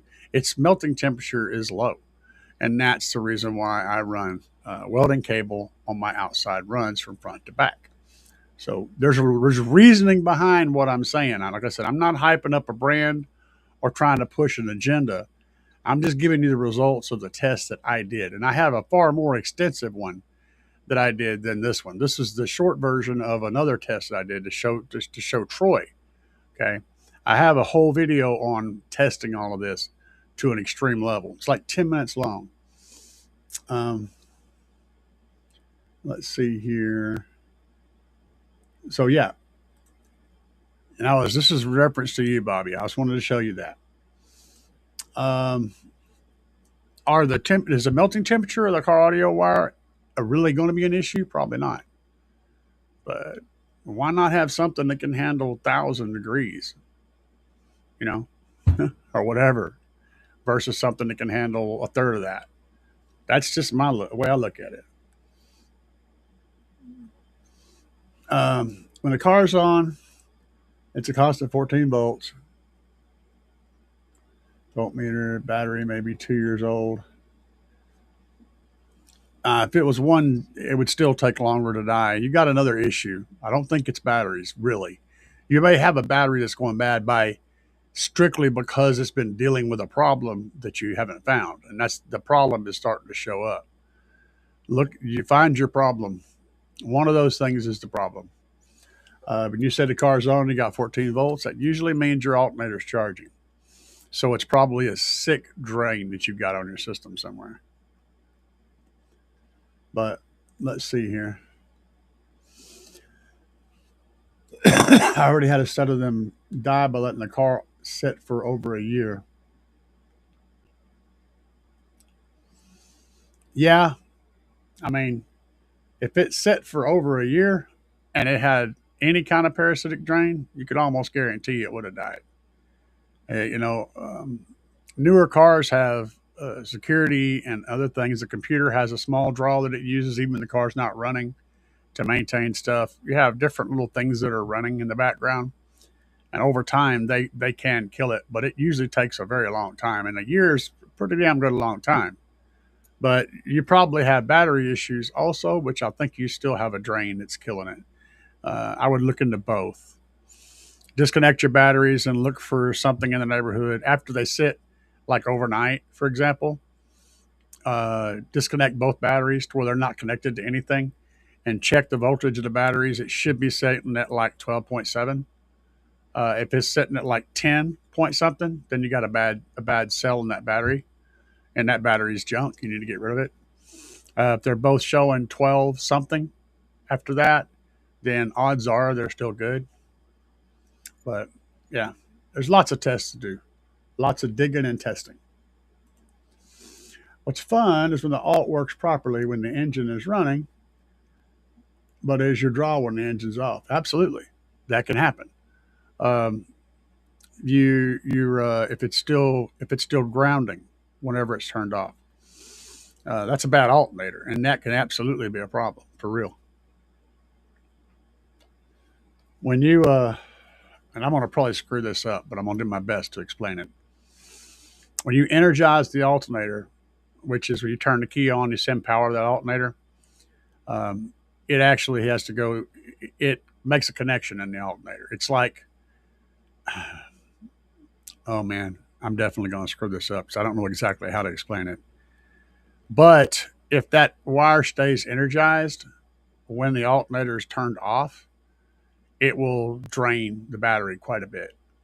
And on the older vehicles, they would run that wire through a bulb. and the bulb would act as a resistor because you don't want to have a no resistor scenario where you have that energizing wire has no resistor on it. Because if you don't start the car really quickly, it can burn up some shit because it basically creates a dead short. Okay, that's what's happening. That's why you have to have a resistor or a light bulb or something in that wire, or you create a dead short. Once the car is running, it's not a problem. It's whenever it's not running but it's still turned on that it's a problem. So back in the day, the older cars, they would have a light bulb in your dash that would say alt or battery. It'd say bat or alt. It'd be up there in the corner, a big red light. That was a light bulb. That light bulb had to work or your engine wouldn't run because your power that engages the alternator went through that light bulb. So if at any point, as long as the engine and everything worked, the light would come on when you turn the key on, but it would go off when the engine started because the connection was just disconnected at that point, right? But if that light bulb wasn't in there, the car would still start, but you wouldn't be charging. The alternator would never see power. So that light bulb always had to be good. Well, now we use a resistor. We still use those old style alternators, which is what you buy most of the time when you buy high output alternators. They're the older style. They call it a one wire alternator. And it still has to have a resistor in that line. You could put a light bulb in there too. It would work just fine. You just need to have something to keep it from being a dead short. That's the whole point. But that whole system can absolutely malfunction, and your alternator can drain your battery while your car's not running, depending on the situation. I did a horrible job of explaining that, but at least I gave you enough information that you're going to figure out exactly what I'm talking about if you look it up. Delta 3 cap, 3 farad cap. No. 3 farad cap is, well, I don't know what you're talking about. Okay. Set of them. Die. Okay. I'm not sure what your reference is. Okay. You're asking about this. No, those caps are junk. A 3 farad cap is as worthless as tits on the boar hog, bro. Don't even study that. Like I said, if it's not at least 375, 400 amps or 400 farad, it's completely pointless to put it in. As far as what we do.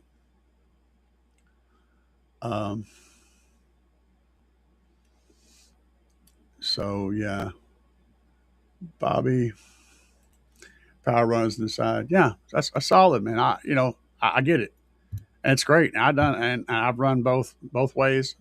I've started running my shit outside because it's easier now, but I just wanted to point out to you why I run what I run. It's not a brand thing. It's just it's a better piece of equipment for most of the situations. When you need that car audio wires, when you need all that flexibility, that soft noodle ability, you can use that after that run. But that long run from the front to the back, you don't need super flexible. And that Timco wire is flexible enough to do most of the stuff anyway. Especially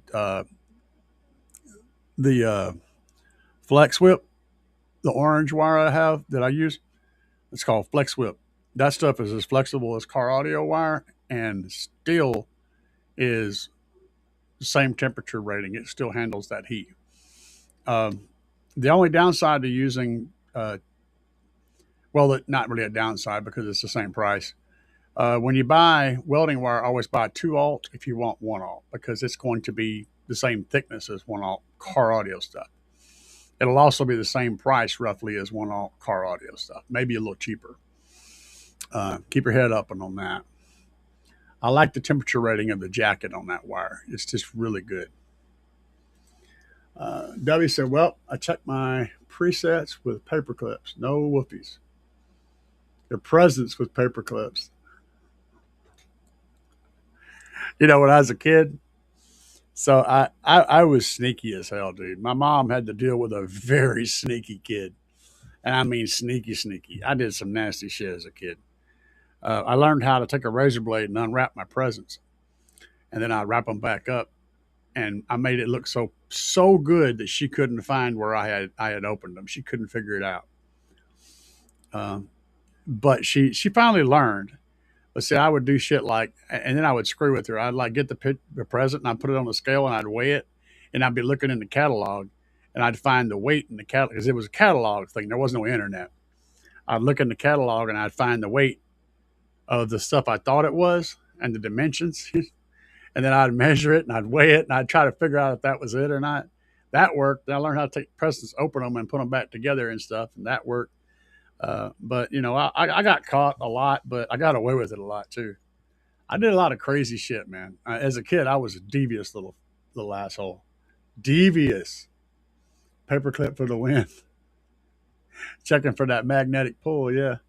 Well, I could tell you what, I could just get close to one of them boxes and my damn little beeper would start beeping over there. It'd be like, yep, there's a magnet, real big one, real close. Need more peeps hitting that like button. Hell yeah, man. Slam that like button. How's that island life?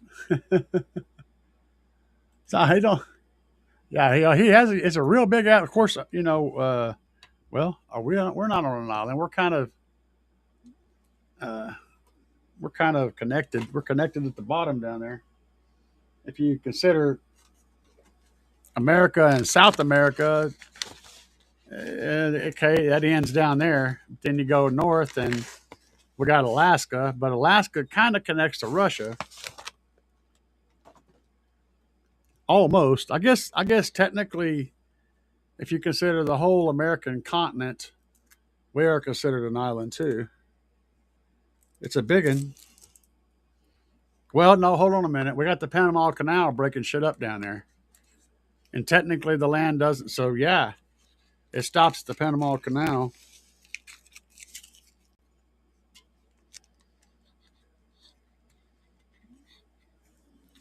So yeah, we're still on an island though.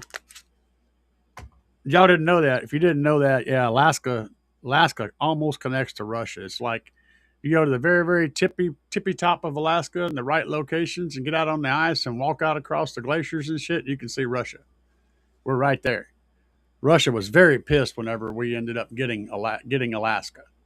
They had the chance to buy it really cheap, and then they didn't buy it, so we ended up taking it. Had Russia gotten Alaska, they would control like all the oil, like 90% of the oil in the world if they had Alaska. And they would also be positioned right there on the Canadian border, which would be nasty for us. But they were mad. It's an interesting story behind that. Uh, 3-day weekend, hell yeah, man. Oh, that hey, you know, free is a big damn deal. I agree with you 100% there, bro. Um, look here, what's going on? PSC, what's up, man? Glad to see you in the house. Remember, for 12 months, level supporter. Yes, sir. I heard you get. He's got the Presonator on the you know on the platform, getting ready to do that whole transformation thing and put things together. He needs to get off his lazy ass and get to work on it. I need to get off my lazy ass and get to work on my stuff too. So but yeah, he's got plans, and I do too. I like to see his momentum. He's getting his momentum built up. Once his little Fred Flintstone feet start pedaling, it's going to be go. Shit's going to get done. Nice to see you, PSC. I'd open the underside. Oh, yeah. They never check under. Oh, they will, though. She'll fool your ass. Put the smack down on the like button. Yeah, man. Drop some likes. Let's see here. Getting ready for bed, Dubby. Oh, man. I slept too much today, PSC. I slept way too much. I don't even know. I discussed it earlier. It was like all the hours. I slept from midnight to like 5:30 in the afternoon. However many that is. Like 17 half hours. 17 and a half damn hours. I woke up so confused. So confused. He said he's getting his second win back. Hell yeah, man. Work on that. you guys haven't seen, we're running low on questions. I wanted to. I'm gonna play something else for you guys. Hang on a second. That's not it. Where's it at? I'm gonna play a longer video. This is the actual test that I did on. This is the whole test. I want to show you guys what I found when I tested this. So this is the whole thing. And this isn't. Yeah, I'm gonna skip. Let me see here. I'm gonna skip a lot of the yapping and show you this. This is the original test I did. Up to conduct power from the battery, the alternator, battery, to the amplifier, to the ground, back to the battery in a loop. Under normal operation, with the proper wire size, it should never get hot.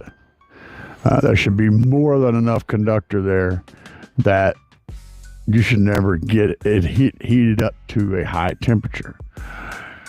Even running next to hot components in the engine and other things, you still should be maintaining at below the temperature rate, the temperature range that will destroy the shielding around the wire.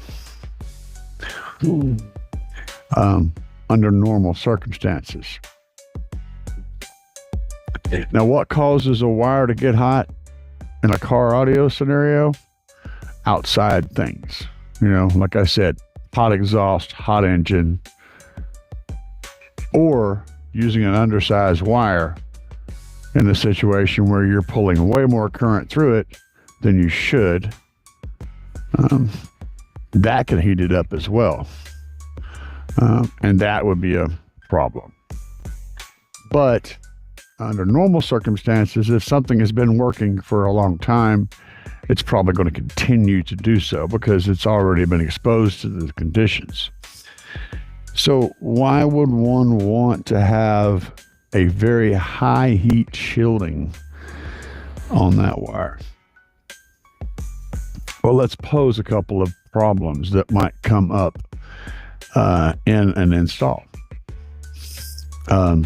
Assuming that you've already got a stable system, right? It's capable of carrying the current you need to run the amplifiers without ever getting anywhere near close to hot enough to cause a failure of the insulation. Hypothetical. One day, you're at the gym or you're at the wherever place. It's something. You put something in your vehicle that you normally don't have, and it pinches a wire. Okay? It pinches a wire. I said at the gym. I don't know why I said at the gym. But it pinches the wire and causes it to become shorted. So you end up pinching a power cable, and that power cable gets pushed up against a piece of metal and shorts out. Now, if you're running a fuse, which you should be, it should blow that fuse. Okay? So assuming that fuse is, let's say a 250 amp fuse, and your wire is, an alt gauge wire, less than, 20 feet long, your total run, probably good, right? You're going to short out. It's going to get hot. The fuse is going to get hot, and the fuse is going to blow. Well, what if your team no fuse? Now, you've created a dead short. That dead short is happening. It's happening. It's cooking. It's cooking and cooking and cooking and sparking and cooking, right? You're maybe aware of this. You're trying to find everything. You're trying to get to it. You're trying to sort it out. Well, This is the wire you're working with, right? This soft jacket. How much of this is already turned into a puddle and is making connections in every other place now because the wire has got hot, melted through the insulation, and is now burning into the carpet and melting and connecting to the floor and other places. And so the dead short that you originally had is only the beginning. Now you've got dead shorts everywhere. Yeah. Now, on a dead short situation, we do know about something that's designed specifically to be able to keep a wire protected in a dead short for extended periods of time. Welding wire. Now, that's the thing. And, younger, yeah, I don't have a beard. It's not long ago, though. That's the thing. So, question. Yes, loose connections can absolutely get hot. Brain Dad said, does 2-aught welding carry less, or are you just saying the sheathing and the wire size is the same? No, the 2-aught welding wire's actual core, the copper, is the same thickness of copper as 1-aught audio wire, car audio wire. So if you're trying to fit it into the connection of an amplifier or to lugs, you're going to buy the 2-aught welding wire to use as 1-aught car audio wire. But it's the same price as 1-aught. So 2-aught welding wire is roughly the same price as 1-aught car audio wire, and it's the same thickness of wire. The jacket and everything will actually be similar in thickness too, because the welding wire's jacket's thinner. It's better, but it's thinner. The car audio wire has really thick, rubbery jacket, which is great for making corners, but isn't good for handling heat. So that's the difference.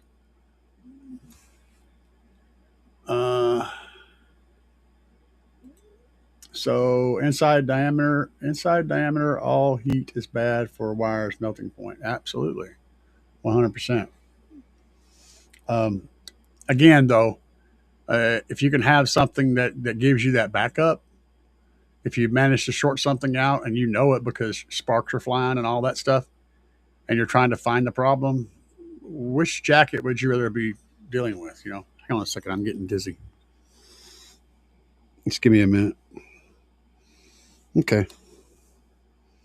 So yeah, if you're chasing a problem that you see, which would you rather find? A wire that's still containing the jacket that's still there, and there's no melting happening, and the jacket's still fine, the wire's still fine, you fix the problem, you can move along? Or would you rather find a wire that has melted the jacket off of it and is now grounded to the vehicle in a dozen places while you're doing all that? So now you got to chase down all the ground points and all that chaos.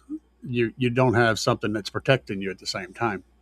Does this happen often? No, but it can happen for sure. Yes, I do look younger without a beard. If I shave my beard off, I'll look younger. But I like my beard. W said, question, subwoofer box terminals and what bolts to use? Zinc coated stainless, etc. We had a discussion. Yeah, copper bolts is definitely what you want, but make sure that you're using if you're using copper or brass, which both of those work pretty good. Make sure you're using the same hardware all the way through. So if you're using the copper bolts, you want copper washers, copper nuts, copper everything. Don't mix and match, because if you put a steel nut on a copper bolt, you'll figure out real quick that it binds up real bad. It won't come off. It almost welds itself together. But yeah, and I do like copper. I like copper bolts, but most of us don't have that stuff laying around. So, you work with what you got, but you're trying to make it the best you can possibly be. Copper is going to be where you want to go. I also might even suggest that you use a threaded copper insert. So in other words, use a bolt, like an all thread style bolt with no head that runs through into your box and to a threaded hole, threads in, or to just a hole. Actually, you want it to thread in, and then use the copper nuts and washers on both sides. That way, if you have an issue with stripping it out at some point, you can screw that sucker out and screw another one in, and you're still cheesy. Something similar to that. Consider that option whenever you're putting it together. Uh, yeah, that's the downside. And battery, whoa, I can't pronounce this. Y'all help me out here. Battle battle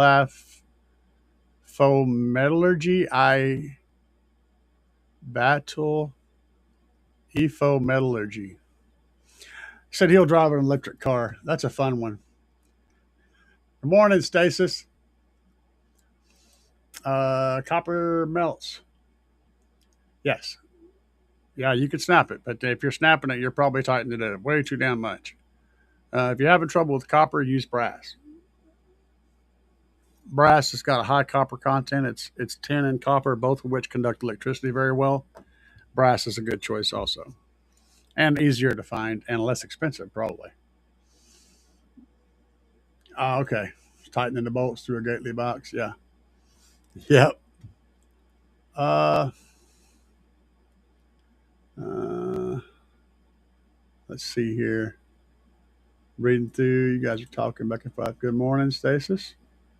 And Shadow says, glad I was able to be here with you live as opposed to watching your videos but I got to get stuff done before bed later. And thanks again. No problem, man. I'm glad you were here. We had a lot of fun. W said, I don't know for what reason, but using stainless bolts for me created a hot point at the bolts. That's interesting. Nothing was loose, swapping to zinc and having no problems yet. I haven't used, Battle UFO Metallurgy. Patel UFO Metallurgy. That's a long damn name, man. You got to shorten that. Let's see. Well, you could just shorten it to bum, I guess, but that'd be kind of rude. I don't know. Keep it. It's good. It's just hard to pronounce. But thank you for the correction. And W was talking about zinc. I have no problems yet. It's all about, and it's actually handling the heat better. Is that what you're saying? I don't know why you would be getting heat. I mean, a speaker box, speaker leads do produce voltage, but not very much amperage. And amperage is what generally creates heat. I'm trying to figure out how you're getting heat there. That's not a lot of current to pull through anything. I mean, any heat's going to show up if you're using a infrared or whatever. Any heat's going to show up. Like a piece of paper that you've held in your hand is going to show heat when you set it down where your fingers were. But still, yeah, that's interesting. That is interesting. Uh, okay, I got you now. Battelle runs all our national research laboratories. Thank you. Interesting. Uh, oh, well, yeah, the quack. I don't have the duck ready. I don't have the thing, man. I don't have the taco. That's a crying shame. What the hell is wrong with me? I don't have the taco ready. That's hideous. Here we go.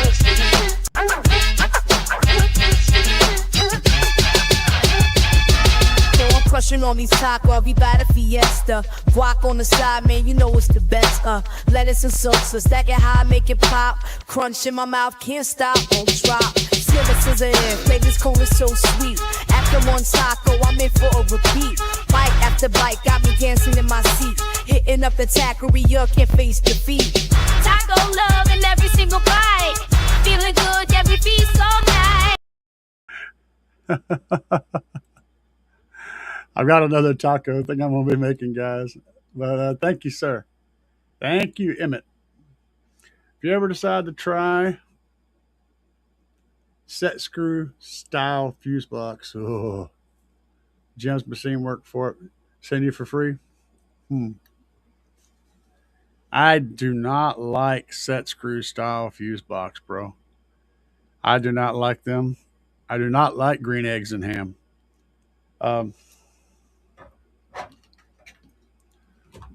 Yeah, I keep the weird shit on my desk. Yeah, that's the thing.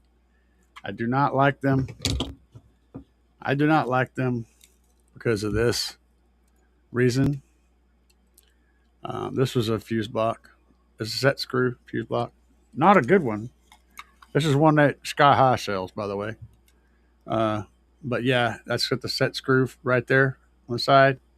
But this is kind of a thing. And this fuse was the one that was in that. You see it's not blown because it wouldn't blow. It's not overcurrented. I do not like set screws. I have to use them in amplifiers. Okay. I wish they had bolts to put lugs on because I would absolutely do that. I do not like set screws when it comes to wires. It's just not a solid connection. I just don't like them. If I have to use set screws, I have to use ferrules because I want the connection to be as good as it's going to get. Some people run the shit out of them and they run great. I just don't like them. I've had them fail too many times. I've seen them fail on other people's stuff too many times. That is an example of one that failed on another guy's vehicle. Yes, this is what happened. I do not like set screws. And just so you guys know, I don't like putting brands out there, but this was a whole Sky High kit. This was a kit. This is part of the kit they got for for a battery, for an amplifier install that just melted down. Now, was it the set screw's fault? Yes. The guy had it tightened up, it loosened up, and it lost connection, and it started heating shit up, and that's what happened. Everything kind of went to pieces after that. I don't need that kind of shit in my car. I don't need I don't need metal in my car that's exposed that gets hot enough to literally melt the metal. I don't need that in my car. I'd rather keep my shit unburned. But I appreciate your offer, sir. I do appreciate the offer. So you're saying it's stone cold with zinc blocks and copper washers. Very cool. I can see how that could be the case. The copper would be the conductivity point. And I have to look at the whole connection to kind of see how that's all working. But yeah, I dig it, bro. Possibly. Debbie, I had the copper speaker terminals, but I had no problems. Stainless steel speaker terminal had no problems either. Yeah. Yeah, if you're getting hot, man. I think, but you got to understand too, Frank, that the difference in the amount of power you're sending to subs, sending through that terminal is going to make a difference as to what works the best. I mean, let me rephrase that. The amount of power is going to dictate how much you would notice heat. If you're sending 20 volts through there, you're going to get one level of heat, where if you're sending 80 volts through there, you're going to get a different level. But having said that, even in the most worst possible case scenario, I can't see any real heat buildup in any situation where you're sending AC current or AC current through something, because it just doesn't create heat. I mean, think about what we do on the tiny wires. We're pulling 20, 30 amps on those tiny little wires, those little 12 gauge copper wires running in your wall. And they don't ever get warm. It's because the AC just doesn't generate heat. I mean, it does, but it's very small. But if you're trying to max out everything, I can see why you'd want to, do the best you can, the best of the best and all that. But I don't think it's a real problem most of the time. And if it is, nobody notices it, right? It's because you haven't reached a point to where it's really an issue. You know what I'm saying? But I still understand making it the best you possibly can. So I get it. Corn Nut. What's up, Corn Nut? Glad to see you here tonight, brother. They're all calling you the caboose. As I said, I don't know what it was. Could be the washers, possibly. If you're making good electrical connections, you don't have resistance to turn the current into heat. True, depending on how much current there is. If there's enough current, even a good connection can get hot. If the material is not big enough or conductive enough to handle the amount of power going through it, it will get hot. So, and looking at, so let's think about this, okay?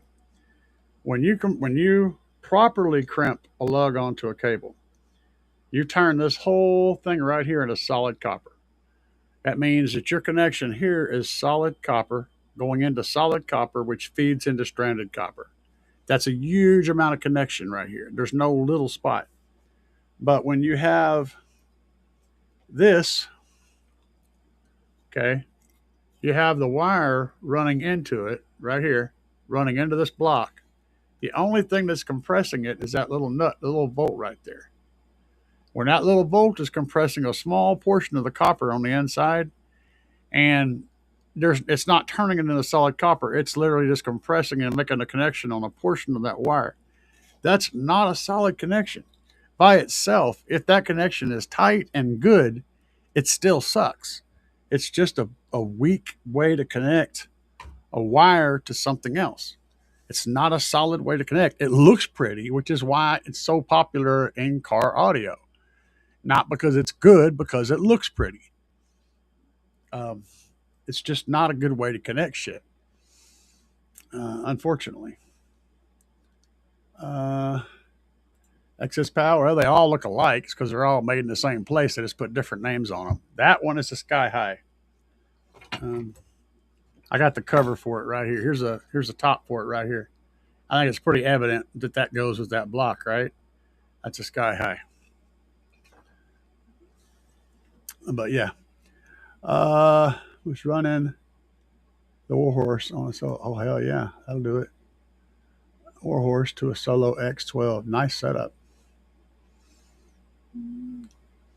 Yeah, well, the wall outlet is rated, but the circuit that handles the wall outlet. So, like, you may have one circuit that handles your whole room, for example, and the circuit is rated at 20 amps. The outlet may be rated at 20 amps, but you wouldn't run two outlets at the same time pulling 20 amps. You will throw that breaker. You could wear about 25 amps before the breaker would trip, but yeah, for a short burst. And yeah, and that's 12 gauge Romex that you'd be using for that.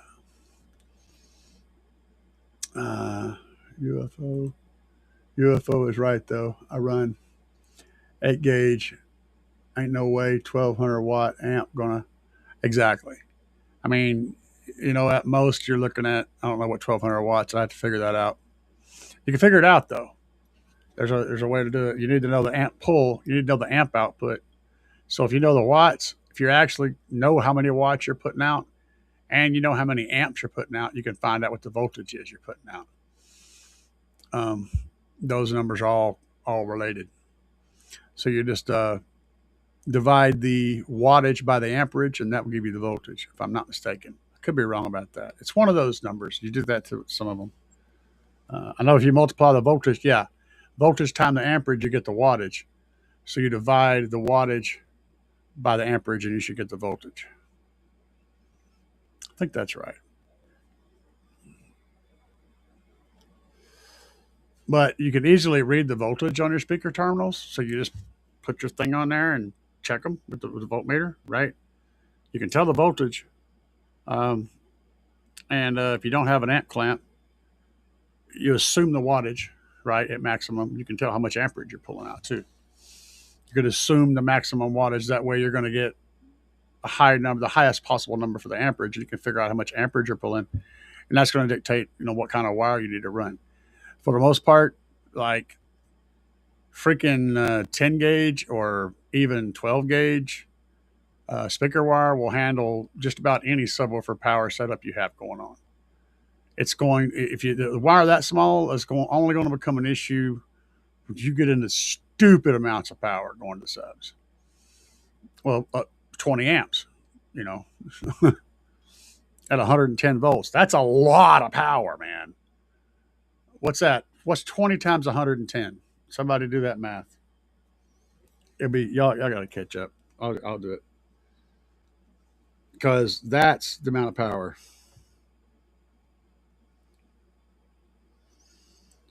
20 times 110. Yeah. 20 times 110. So that is 2,200 watts. Okay. I don't know why that took me my brain. I should have done that in my head. That's a pretty good amount of power.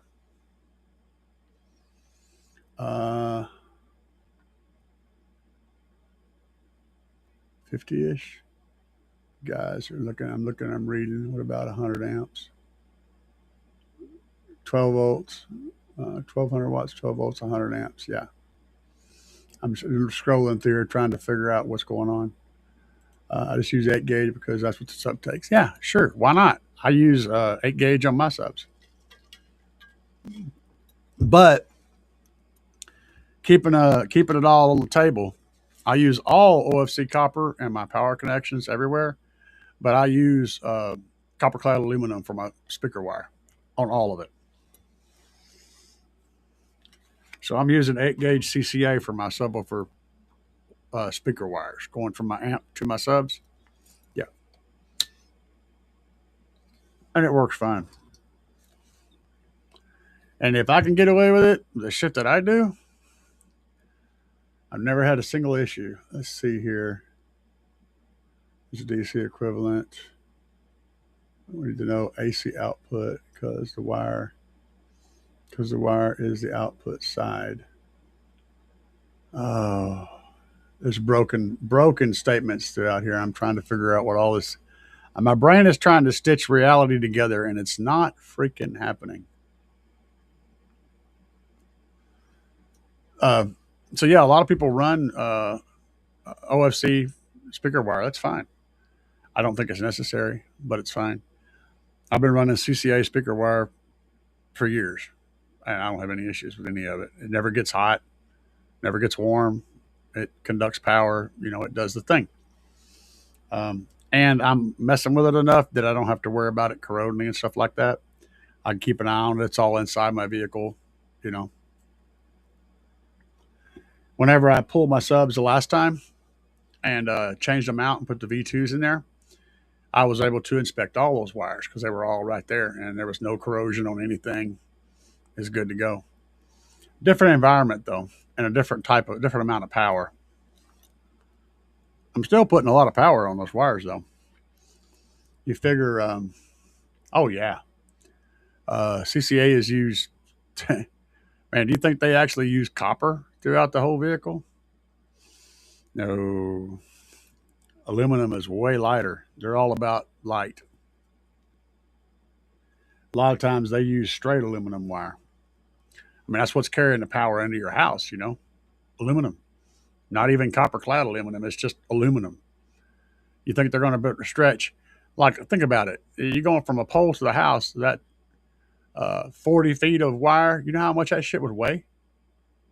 And you know how fast these freaking meth heads would steal that shit? You had no power, man. You wake up in the dark and the damn wire be hanging on a pole. Like, what the hell happened? Some meth head just got a Big Mac. That's what happened. You missed it. The one time that they did use pure copper, and where they really wanted to use aluminum wire was in all of the missions to the moon. All of the rockets that launched, they were all basically ICBMs. In case you guys didn't know that, I find that fascinating to me. The early space missions put shit in orbit and all that stuff. The ones that went out there to the moon didn't actually land. They changed rockets before then, but all the whole early space program was run off of freaking intercontinental ballistic missiles. Essentially, they took the warhead off the front of it, and in the place of the warhead, they put a little capsule for the men to sit in. So the guys that rode to the moon, they got on top of an intercontinental ballistic missile, strapped it to their ass, and got shot into space. That's some big ass balls right there. That's some huge balls. Huge. But all of those rockets, everything, every system on that rocket, everything that they used in there, all of that stuff was run off copper wire. Every single wire in there was copper, and none of it was soldered. It was all compressed, clamped together with crimped connections. It was all crimped. None of it was soldered. Because the failure point of solder is something they had to worry about. With the shaking and vibrations, they didn't want nothing to do with no solder. And they also want to make sure that the wires didn't get overheat or anything, so they used all copper wire. They wanted a reliable ass rocket because they're putting men on top of it and putting them into space on top of a freaking ICBM, meant to blow shit up. That's how they went into space. That's the real deal. It's crazy. It's absolutely crazy to think about it. They literally, guys, climbed up a tower and got on top of a rocket and then got shot into space. We let that shit go like that's just what happened. No, man, think about that shit. That's like crawling in the barrel of a gun, getting up next to a bullet and getting shot out. That's not even supposed to happen, man. That was never supposed to happen. What a crazy ass bunch of people they were. I mean, I love it. I'd have done it too, but damn, that's huge. You said words and numbers. I don't know. You get too many numbers together and my brain turns off. So you got to keep it simple for my brain to keep up. Let's see here. Because the wire is the output side. Yeah, copper clad aluminum. Really? Yep, sure. Absolutely. For speaker wire, yeah.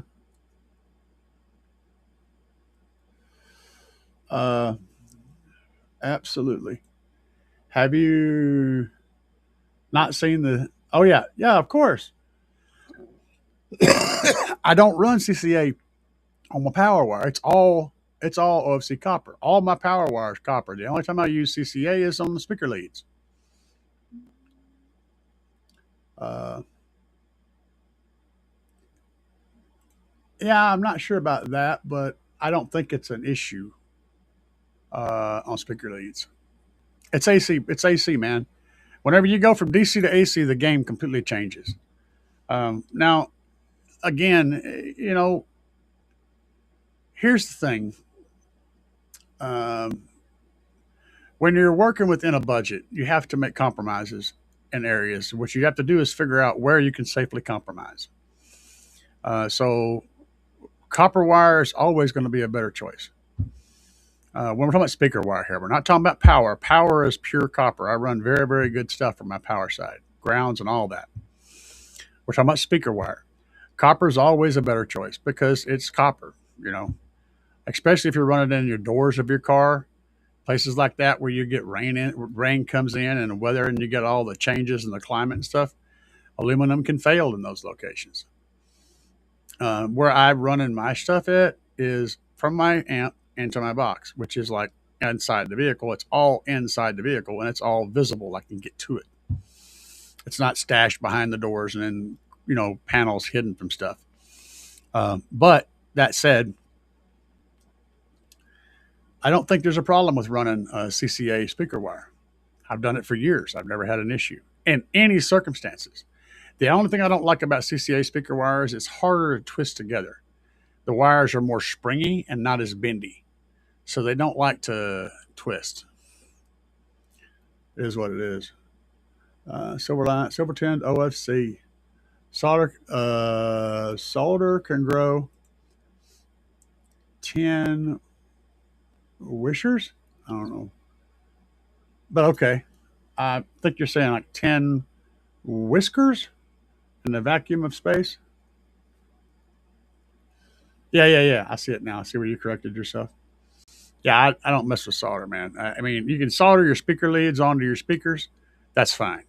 Just understand that solder is unforgiving. It doesn't have any bend to it whenever you actually use it. It has a bend to it when you pull it off the roll, but it doesn't bend whenever the connection. So if the connection is vibrating a lot, once that solder does decide to do something, it breaks connection. It just breaks. It loses connection. So that's why they don't use it. In cars, there's very little soldering done anywhere in a car. It's all crimp connections because they're stable. They can take abuse. And I abuse the hell out of my shit. So that's kind of why I run solderless. But there's a lot of cases where soldering leads to your speaker is the best option. And I 100% am down with that. I suck at soldering too. That doesn't help the situation. Stes Boris. Today I am going to try wiring up my Excursion LTO bank. Should I couple my 1500 watt instead of my 5K because I've got 140 amps feeding it at the moment?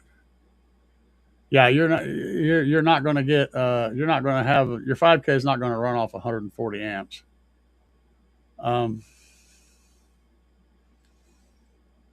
5,000, that's like 500 amps at max output. You're not going to, even if you're only figuring half of that, you're still woefully low. So yeah, I would use the 1500 watt. You're not going to get the power.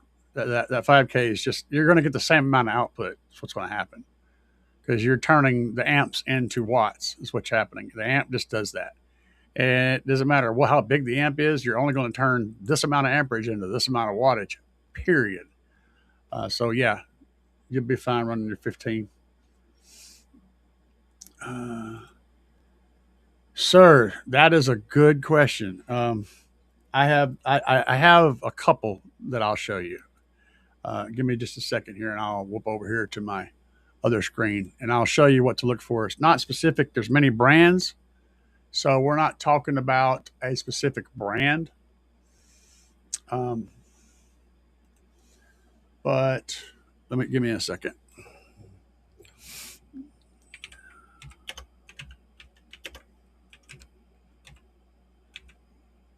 There are many brands that make what I'm going to talk about. There's one right there, right off the bat. This one is the one that I like, the style. Okay. So I like this style of single fuse holders. And this is a really good example of it. You can get it with the fuses. It comes with a 600, 350, 400, 500, or 600 amp fuse. And I like this style. Also, you want the one that has these nuts right here, not the one that has the little black rubbers and the cap. That one sucks. It's still the same box, but the cap sucks, because this one, you screw these little plastic nuts on there, and it holds the cap on. The other one has little black rubber deals that grab the threads of the bolts, and it kind of stays on there, but it also falls off most of the time. This is an excellent fuse holder. This is the one I recommend for everybody. For A&L fuses, I love this thing. It's got good connections. You can actually pull the fuse without disconnecting the wires. I think that's freaking awesome. It's very clean, very effective, and $23. That's the one that I like. That's my pick for a single fuse holder, and for A&L fuses. What I'm looking at, though, is switching my whole game over to mega fuses. And let me show you that. First, I'll grab a link for this. Maybe this will work. I'll throw it in here. There's a link to that fuse holder.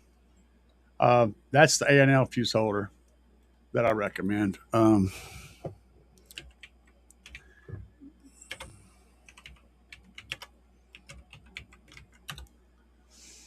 Now, what I'm looking into getting into, I'll show you these two, is mega fuses. I like these two. I like the way these are made, but I think my favorite is this guy right here. And this is for a mega fuse, single fuse holder. And I think I like the way this is made. This is very cool. When you get done with that thing sewing it up, it's very tight, very secure, and small. And I just like the way it's made. I also like the plastic that's made out of. That is that fiber impregnated plastic, which means it's literally tougher than the metal that's in there. That stuff is absolutely indestructible. So this is one thing, but again, this is mega fuses. It's different. And you guys are interested in that, I'll throw that in here. And if you like mega fuses, remember, this is not an A&L fuse holder. This is a mega fuse holder. They will not interchange. They look similar, but they will not interchange. Now, the one I've got that I'm going to be using under the hood is this guy, also from Bojack, and they have a 2-way, a 4-way, and a 6-way. And I think these are cool. Now, this is not an A&L fuse holder also. This is a mega fuse holder. You got to make sure you're using mega fuses. But I think this is really clean. And I've got one in here, and it's tough. It feels solid. It feels like something you could abuse and not break. I like it. It's a nice piece of kit. And they have a 2, a 4, and a 6-way. So that's one that I've got in my right now that I'm going to be using for my multis. They have a single version here that's similar, but it's not the same. Now, what I like about these guys, I'll show you these, and they're different. They're not all the same. So let me, maybe this one. I don't know. Yeah, this one. Okay, they look similar, but they're not. You see the cap up here? See how the cap has that a few screw holes on the cap? Okay, and then this part has screw holes. And then this case, I think they're on the same side. I'm not really sure. Some of them. Let me see. There's better pictures. Yeah, right there. No, that one's not it either. Right there in that picture, it looks like they're on the same side. So you screw the screw down, and the cap screws down with it.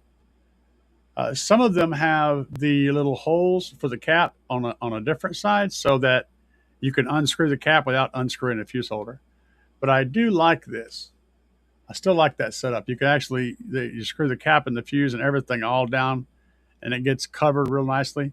This would be really good if you had to stash a fuse in a place where you're going to have stuff piling on top of it, feet and stuff, because it completely and totally encases the whole thing. And again, this is a mega fuse holder, not an A&L fuse holder. But I like those. That's the stuff I've been looking at. Let's see here. Yeah, Blue Sea makes good stuff too. Yeah. Similar type of stuff, though. Let me look here and see what else we got going on. Engine bay and then the trunk. Yeah. For the engine bay, I really like the mega fuse holders, man. I like that red mega fuse holder that I linked, and I like using mega fuses. That's what I'm going to switch all my engine bay fuses to mega fuses, because they handle the weather better, and I think they're more suited for. That's what vehicles use under the hood, is mega style fuses. The factories use those. So, and A&L fuse holders are not designed for under hood, hot environments and whatnot, outside environments. So yeah, I'm going to switch to all mega under the hood. So that little guy with the red, that little red one with the red caps on it, that'd be my suggestion under the hood. And you were saying engine bay and trunk. Trunk, I would probably use the black one with the cover that screws down, because trunk is a place where you're likely to have stuff thrown in there and maybe fall over on top of it. And having that absolute 100% insulated cover on top, that's cool. And so that's probably what I would recommend for that, was the black one with the little screw down deals on it. But yeah, for different locations. Let's see here. I'm really not pushing A&L fuses anymore. I think mega fuses are just better, and that's why I'm switching everything over that way. The metallurgy guy says, I got to get 1200 watts through 8 ohms, you need like 300 volts going. I don't know. I'm lost on that, but okay. All right, what's up, man? I just bought a Slaps 8K with your discount code. Hell yeah, bro. Good stuff, and you'll be very happy with it. I love my Slaps amps, dude. Hey, no problem, VR. So you said Blue Sea. Blue Sea makes good low voltage, high current stuff. Yeah. Blue Sea Systems is, if I'm not mistaken, they're primarily for solar stuff, which is nothing wrong with that. I could be wrong about that, but I want to say it's mostly solar. That's where their community that they're pushing towards. But all the stuff used for that is fine. So, and if they make quality stuff, and they do, I've seen some of their stuff. It's pretty good stuff. So yeah. Yep, yep, yep, yep, yep. Same thing. I broke an SMD grounding block just installing it. Drilled the screw down so fast and just snapped off the mounting surface in the main body. That's shit plastic is what that is. That's why I said I like the plastic that fuse holders made out of. What you want is fiber impregnated plastic. And when you get to where your eye can see it, and you will learn to see it, you'll learn to recognize it because of the way it looks. It has a specific look and a specific feel to it. And that's this stuff here. Look carefully at this. So look carefully at that plastic body of that fuse holder. You see that roughness to it, the slight rough edges and that slight texture it has? You'll see that on all of the fiber impregnated plastic. And most companies don't use it because it chews up molds real fast. It's rough on the mold. A mold can cost anywhere from $10,000 to $50,000 to build a mold, both halves of a mold. And whenever they do the injection process and they pull those parts, the fiber impregnated plastic chews away at the mold as they run it. So the molds that shoot this stuff have a lot lower cycle life. It means they can make less parts back versus the amount of money that they have to spend on those molds. And my mold price is from like 20 something years ago, so it's probably even more expensive today. The point I'm making is most companies don't use this because it costs a whole lot more to make because the molds wear out faster. And so you won't hardly see it on anything. But the fact is, this shit has an extremely high temperature rating. It's extremely high abrasion resistance, and it's tough enough to handle your screw down without snapping the feet off. In fact, you'll probably break everything about this before you break this plastic. I mean, it's just the way it works. This is the way life works. It's the way plastics work. That fiber impregnated shit is tough. It's the same material they used to make the old school Little Tikes playground equipment, right? And like the really high end drill bodies and handles, it's that same plastic. The shit just don't break. You'll break the whole damn drill before you break that handle because it's made out of that stuff. It's tough.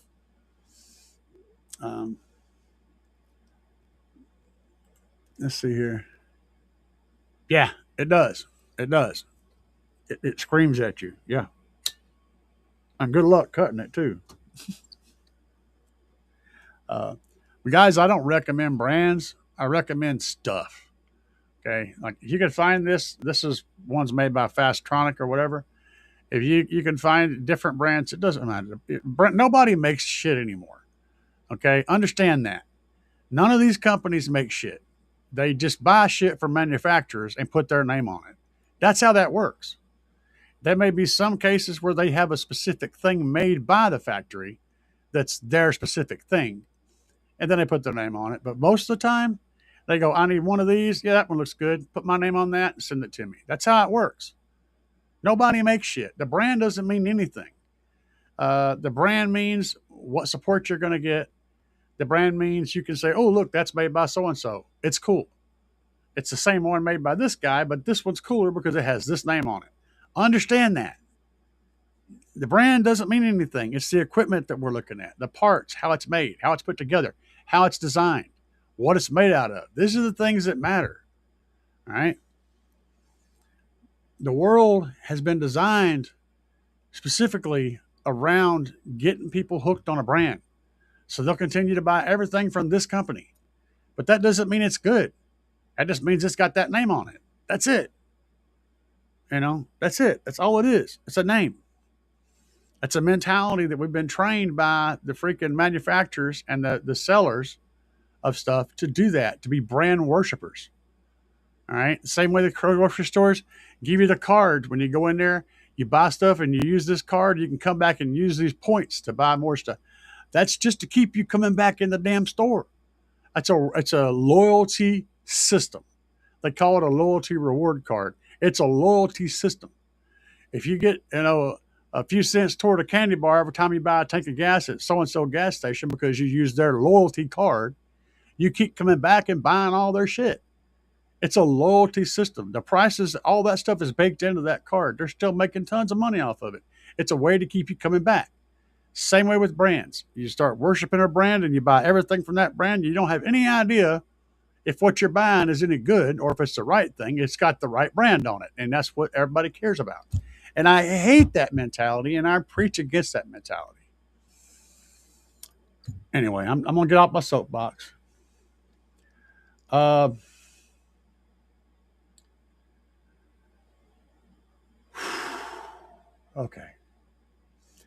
I'm done. I got to come back down. My nerves are wound up. If you rely on things to that alive, they tend to cost. I have no idea, but okay. Yes. What if I put a 7K amp on a woofer? If the woofer can handle 7,000 watts, then it's fine. I've got 8K, two 8Ks on 4 subwoofers. So I don't know. If it'll handle 7,000 watts, then you're good. Actually, if it'll handle about half of that, you're good. I've had the best luck doubling the RMS, but you have to pay attention. If you double your RMS on an amplifier, you have to use your nose, your eyes, and your ears, and your brain. If you don't use all 4 of those things on a regular basis, make your amplifier RMS the same as your subwoofer's rated RMS, because you're going to blow shit up. Be honest with yourself. I'm not picking on anybody. Be honest with yourself. Do I use my nose, my brain, my eyes, and my ears to pay attention to my shit? If you do, then you can double your power safely. If you don't, if you mindlessly crank that thing full tilt and let her rip, you might want to scrunch it down to about the same RMS as what the subwoofer's ready to handle. That's the truth. To stay alive, yes. Caught that. Battelle. Can I set my gain to 10 on a 4-inch sub? Absolutely. Do that shit right now.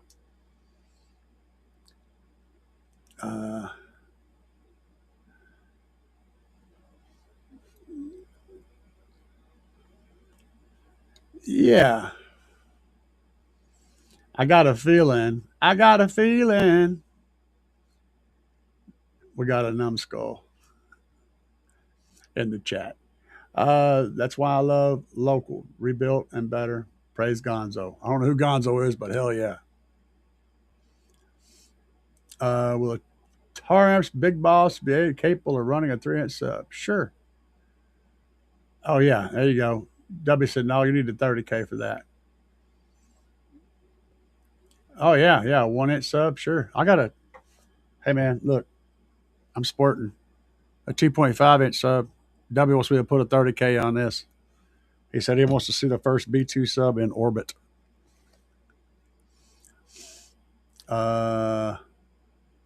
Use lamp cord to power the amp. Hell yeah. And deck screw for the fuse. Man, W, you're on fire. Xbox power supply. Yeah. I got you, home slice. The thunder from down under.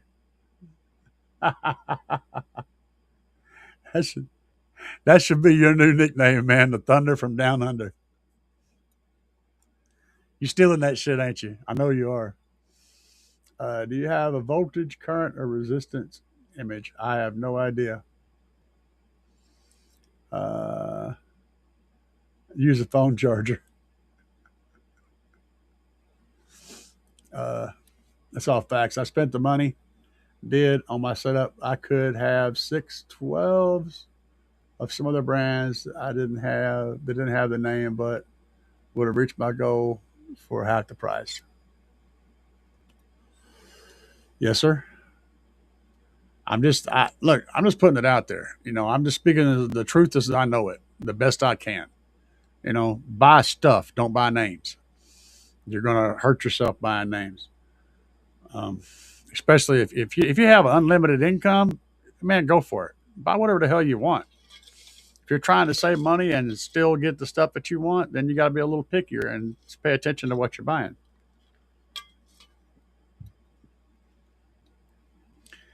Um, appreciate that. Uh, oh man, half. Hook up the coin shrinkers. Upside down thunder.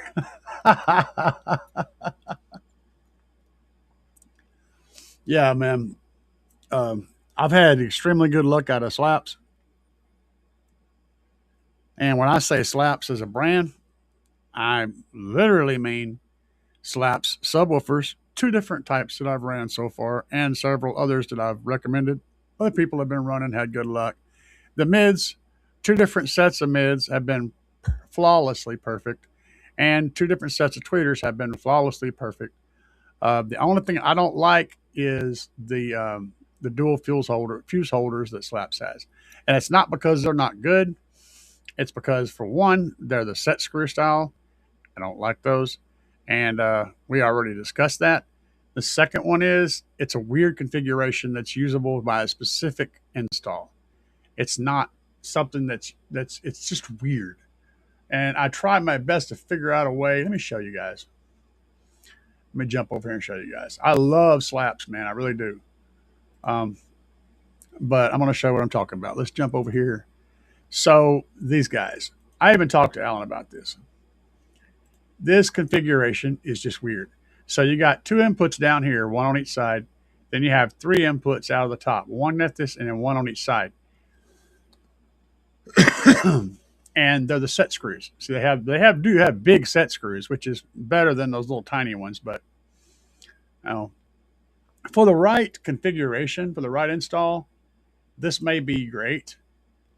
But it's very specific to a certain install. Not like, think about how you would include this in a wiring system. It's just weird, right?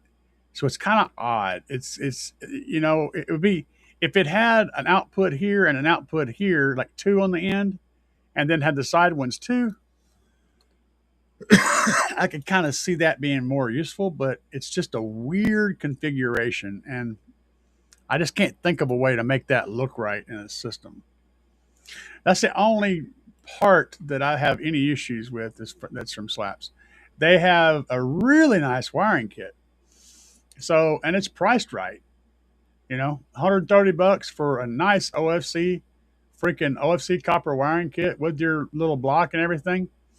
Though I think it might be a set screw block. I bet you it is. I don't like those. Probably is, though. Does come with some lugs. Those are nice lugs, too. They're not bad lugs. They're not great.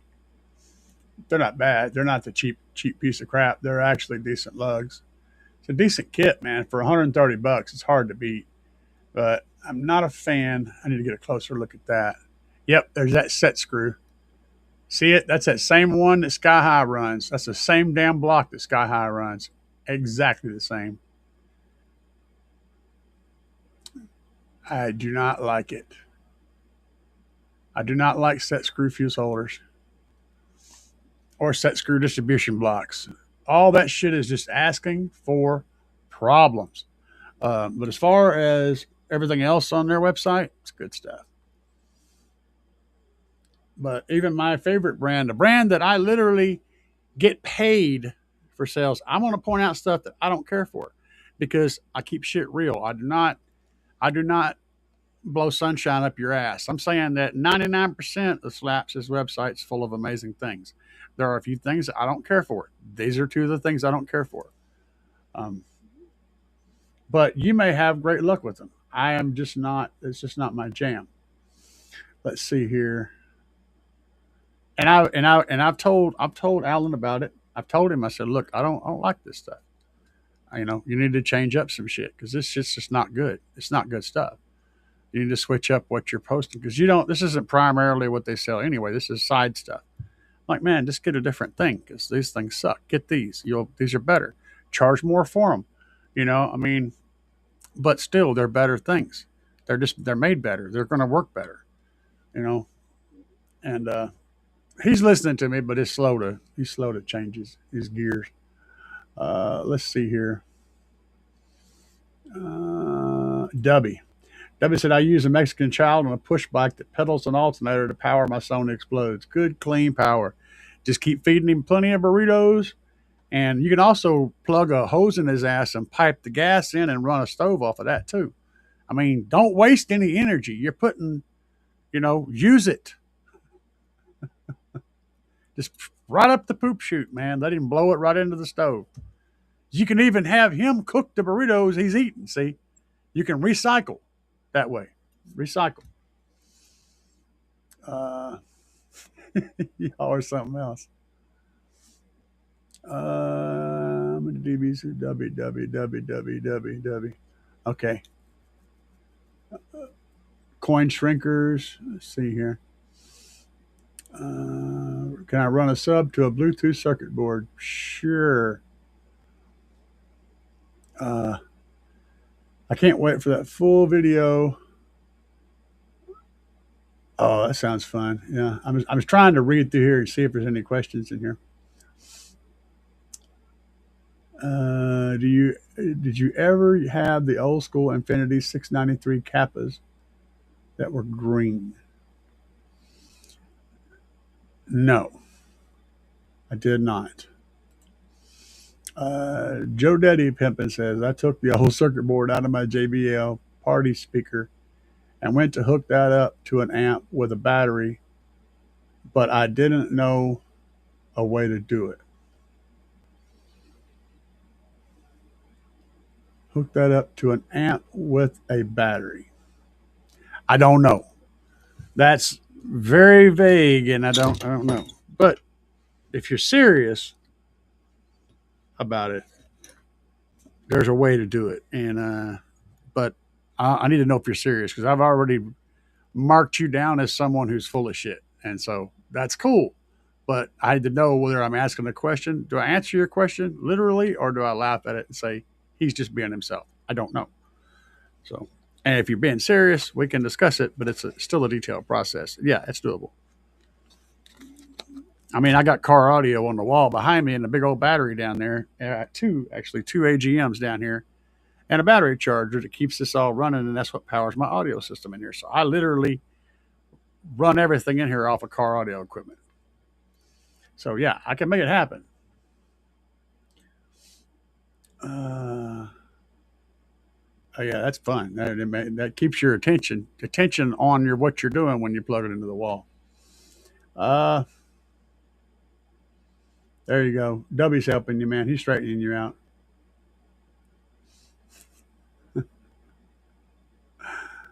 Good Lord. Thank you for the subscription, brother. Use an alternator. Do you use an alternator power distribution block? I do. So I'll show you what I use.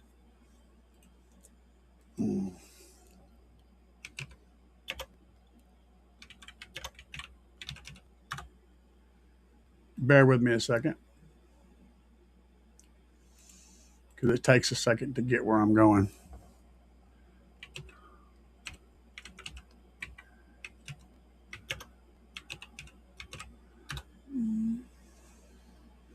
Okay, here we go. So head over to GP Car Audio. These guys right here are what I use in my alternator. They also work really good for certain battery situations. So there's a 4-spot, the 2-spot, and I use the 2 spots. And they are $20 a piece. So you see here how they're used on the alternator. And you can use them for whatever you want. But the cool thing is on batteries, a lot of times you have one single output, and this works really good. But you got to be careful. Make sure that this part right here is not going to run into any metal in the car around where the battery is. Keep it in check. But if the battery is configured properly for it, this can work really good for getting extra lugs on a battery. I've used them on several things like that. They can also work for making grounds. You know, you can have a bolt going through this into a solid round down ground that's really nice and neat. Have it locked down good and solid, and you can make some ground connections here. So, I mean, you could use them for multiple things, uh, but I showed you what I run for mine. I think he's talking about the Bluetooth receiver and using it in another application.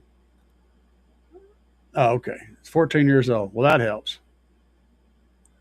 Um, what works really good is a DSP for that kind of stuff. I get a Bluetooth DSP like this one behind me, and that works really good for that because you can. It's got a Bluetooth connection. It sends out power to the amplifiers and all that stuff. But if you're trying to rig up a deal off of a Bluetooth speaker and then get like run that to an amplifier and then get power to make the speaker louder, and you've already got this stuff, yeah, all you need to do is get a small amplifier of some kind, power it off of a wall wart, you know, something that's got a couple of amps of output, like a phone charger kind of thing, um, and then run these speaker wires from that little Bluetooth speaker. Probably just run those into the input on that little amplifier, and you'll definitely get more power. It all depends on how much stuff you got to work with. But yeah, it's doable. I've done that crazy shit when I was a kid.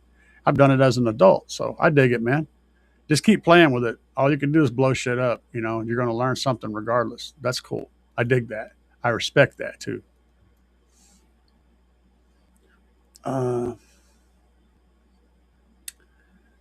that said, what are your outputs to the Bluetooth board? Okay. So Battel's trying to help you.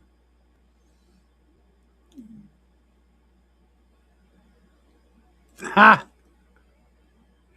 Well, brother, your troll game is, you know, it's not great. Your troll game is weak. You ought to hear some of the guys on here that troll.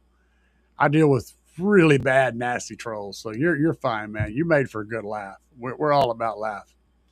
We're all about a laugh. We all understand, man. It's all a bunch of old guys that have been through all the shit. We've given the shit and we've taken the shit. You ain't bringing nothing to the game that we ain't dealt with before. But thank you. Uh, let's see here. Power ground. I tried the same once. Turned it on and chugged power. Went into protect. Yeah. The wires and the board send it to the speaker. Use them to the high level inputs. You can, and that works pretty good if you've got high level inputs. But just remember the difference between high level inputs and RCA outs is just the amount of voltage. If your little amplifier is making, you know, 2 or 3 volts, 4 volts, 5 volts, 8 volts, which is typical for some pretty loud little system, that voltage is still low enough to go into the RCA inputs of a small amplifier. And it's just going to work or it won't. Just turn the gain all the way down on the amplifier and you'll probably be fine. I've done it. I've done that shit on more expensive big stuff. So yeah.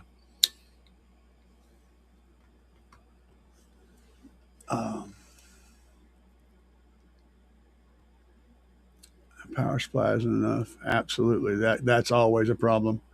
But it will pull it up to when it isn't. It'll work until it doesn't, you know. I've got this little amplifier that I used for a long time, still use it for stuff. It's supposed to have a 10 amp power supply. I run it on a 2 amp power supply. It puts out the power of 2 amps, not 10, but it still works. As long as the voltage is high enough to support the system, the actual circuitry, it'll still work. It just won't get as loud as it would with more amperage available. But if you're looking for amperage on the cheap, something like this is a good choice. It's not expensive. This has an output. This has your output. It comes with a plug like this, right? But it also comes with this little thing right here. You plug it on here, and this little thing has 2 outputs, a positive and a negative. and it's a 12-volt setup, and it does like 10 amps. Yeah, so it outputs 12 volts at 10 amps. This will run a whole lot of small stuff, and it's completely adjustable because you can hook the power wires up to this thing. You can order more plugs to plug it into different stuff. It's a really good hobby power supply. Excellent. It's like $6 or some shit. It's really cheap. They're not expensive at all. That will handle quite a bit of stuff.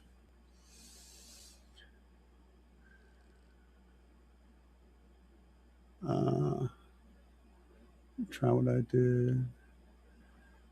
Another place you can get a power supply is if you've got an old, like a computer. You can use a power supply out of a computer. You just need to pull the 12 volts. You connect the green and the black. So on your computer output power on the output of the power supply, you'll have several black wires and one green wire. You connect the green wire to one of the black wires, and then the computer will turn on. The power supply will turn on. And you use the yellow. I can't remember for sure. A yellow and one of the blacks will give you either 5 voltage, or the red and one of the blacks will give you 12 voltage. You need to check to find out which one it is. I can't remember if it's yellow or red, but either the yellow or the red will give you a 12 volts plus one of those black grounds will give you 12 volts, and that'll give you a lot of wattage. You know, that's one option. If that's not a thing, you can pull an AC/DC power inverter out of any piece of equipment that plugs into the wall and runs a DC equipment, which is a whole lot of stuff. And it look like a little metal block with some wires coming out of it. It'll be heavy, and it'll have 2 little screw holes, one on each side, and like a thing going over it and some stuff coming out this way. That's an AC/DC power supply. Pull that thing out, it plugs into the wall, and check the voltage on those wires that was running out to the rest of the thing. Find one that puts out 12 volts, and then you got a 12-volt power supply there too. Just giving you ideas for to find a power supply without having to order one. I've been doing this shit for a long time. Let's see here. Bye. I feel you. First time you connect amplifier, it has to charge capacitor. Yeah, you're going to get a spark at that point, but it won't be very much if it's tiny. Oh, that's cool.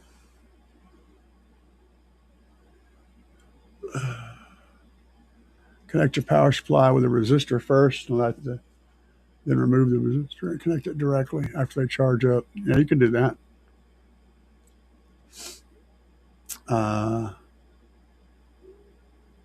Hey, bro, for real.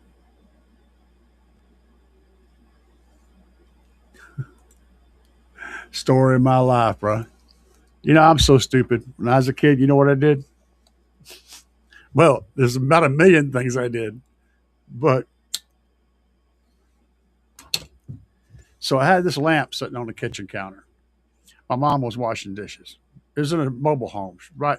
The kitchen counter and then the sink were directly connected, right? So I got the lamp up there, and the light bulb was bad, so I was changing light bulb. I was a kid, and I was like, I don't know, 6, 7 years old, maybe 8, I don't know. And I said, I wonder what would happen if I put my finger in the light socket. You know what my mom said? She said, do it.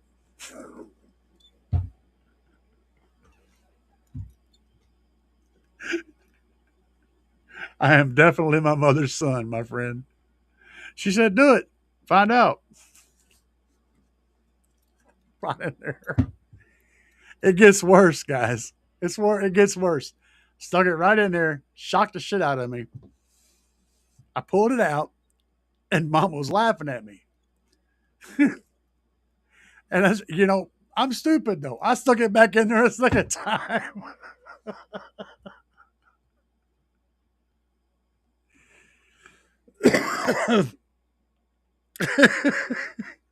My mother, this is what she said.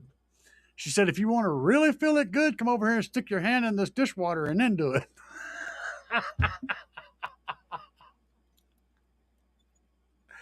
My mom was awesome, man. She was so awesome.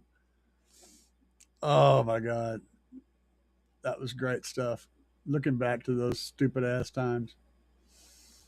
Uh, 430 watts RMS. Yeah.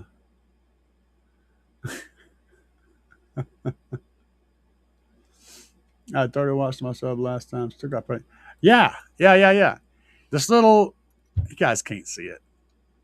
It's a Kenter. It's a little Kenter amplifier. So it's not. It's got 3 channels. So it's got a left and a right and a sub. It was like $30 or some shit. It's cheap as hell. I think it actually has a Bluetooth connection. Yeah, it does. That's everything you need. It's all in one package for like $30. But anyway, I had it running the sub in a barrel. You guys saw the blue barrel, right? The one I had the Sony Explode in there. I had this little guy running that. It was like 20 something watts was coming out of it. 2 amp. It had a 2 amp power supply. It was getting tiny amount of power coming out of it, and that had that barrel shaking the hell. It was getting down. And then I had it in here running the same barrel and the same set of speakers for my audio stuff. It's loud as shit in here. It dropped the bass, man. It's just boom, off of like 25 watts. It's the enclosure means a lot more than how much power you're sending it. Yeah.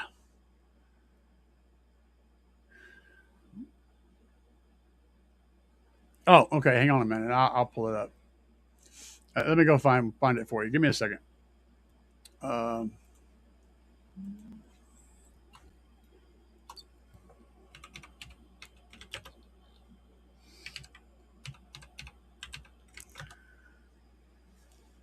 There's a bunch of them, but I'm going to try to find the one that I'm using if I can. Because a lot of these things are garbage, okay? A lot of them are hot garbage. So I'm going to flip through here. Yeah, that's real damn close. We're close. That ain't it, though. That's not it. So give me a minute. I'm going to search. I'm going searching. Trying to hook a nigga up.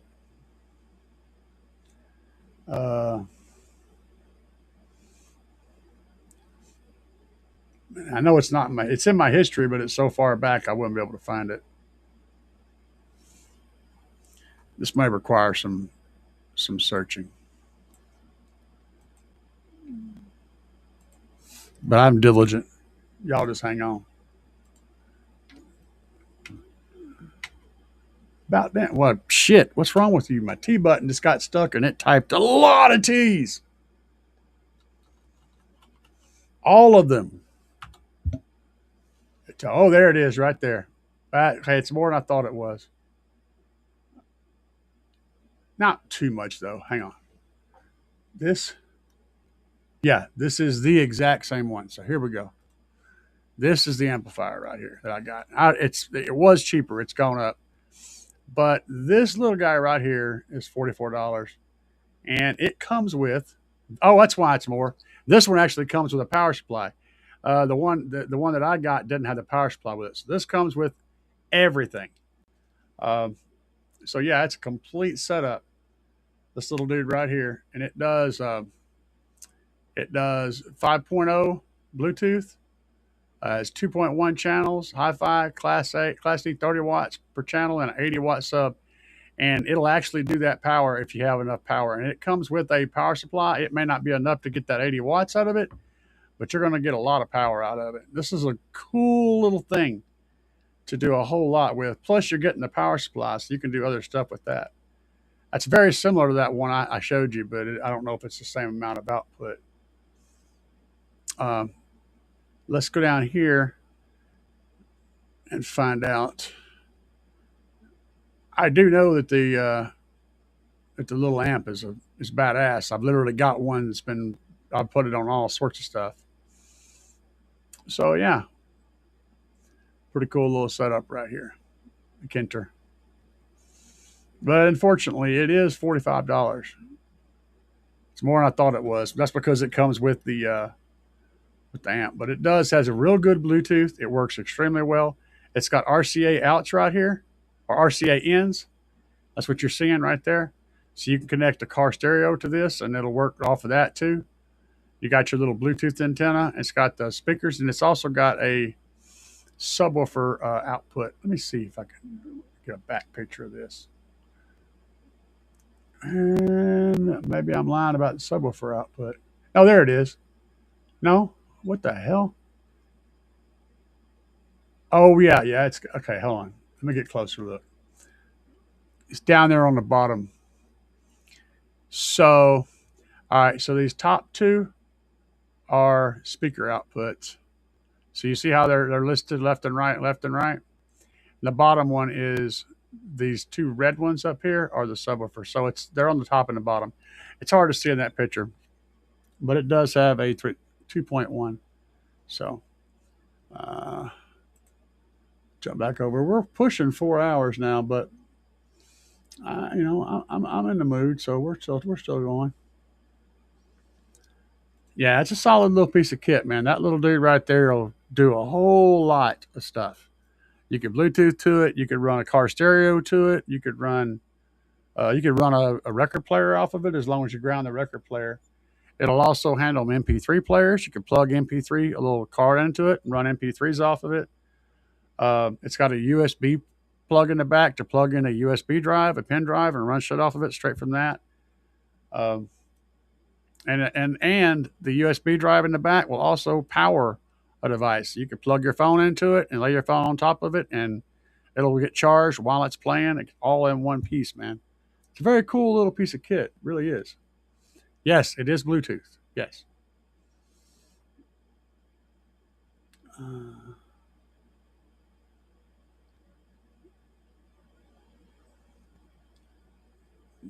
Let's see here. Brother, no. Enjoy being a young idiot while you can, because that's where the best times happen, is when you're still too young and you think everything's coming. All the good times are coming. No. The good times are right now, where you're at now. What's coming sucks. All right. It's a lie. Don't believe the lie. Getting old just sucks. And the older you get, the more it sucks. It doesn't get better. It's the best it's ever going to be right now while you're 14, dude. This is the best time of your life. Don't rush through it. Enjoy it while you can.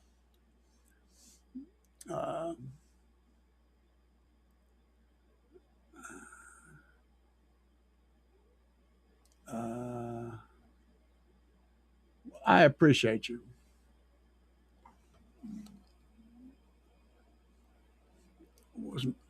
I'm assuming that's from me. What was my first real system? Real.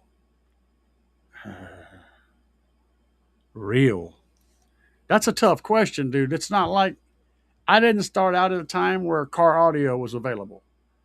I started out at a time where there was no real car audio. So real for me is a weird place. I mean,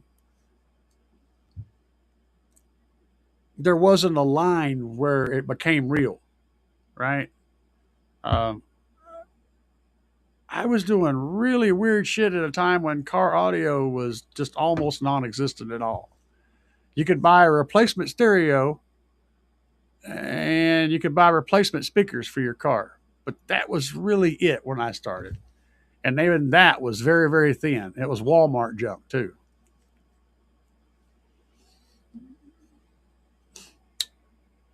My first car stereo system, I was younger than this cat. Okay. I was probably 12 or 13.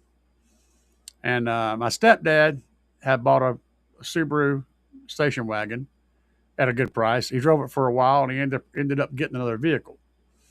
He left that Subaru was broken. It had a problem. Nobody knew what the hell was wrong with it. It turned out to be a starter solenoid. That's beside the point. But I was out there in the yard and he'd give it to me. He said, you can have it. As soon as you turn 16, you can drive it. So for that 2 or 3 years, right, I went out there and I put a stereo that I had bought I traded from somebody. It was just a piece of shit radio. And I got a power booster that I had traded for somebody. It was a piece of shit Sparkomatic power booster, piece of junk. And I had a home speaker like from a stereo back in the back of this thing. And I run my speaker wire, and I used a train, electric train controller. Okay, it puts out DC power, right? And it can adjust the voltage of that DC power with the speed knob, the speed handle on the train controller. So I wired that up to a battery that was deader than shit and bad, but it acted as a buffer. I wired that up to keep the battery charged, and that's how I powered the whole thing. And I would go out there. I had it set at 12 volts with the little potentiometer, and I'd sit out there in that car and listen to the radio, jamming out in it. That was my first, system, and that was in like 83, 84. And it just kept going from there. There was never a point to where, I didn't have a line. Like one day I put a big system in a car. It just kept going up and up and up from the time I first started messing with shit to, I was doing the same crap that this kid's doing. I was all up in that at his age and younger, actually. So, that's where I started. He's got a great future. If he stays down the road he's on now, he's going to be a boss whenever he's older. I went on a tangent on that one, didn't I? Jensen. Oh, yeah. Let me go back. Okay, here we go. Make my own box. Hell yeah, boxes aren't hard to build. I got one over there, but I'd have to pull it off the shelf. But I built for a car stereo to fit in so I could have it, on a table. I do videos, in case you didn't realize I YouTube and stuff. So, yeah.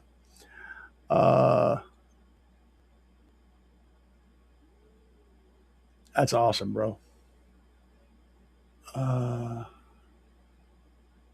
Long time. You better believe it is.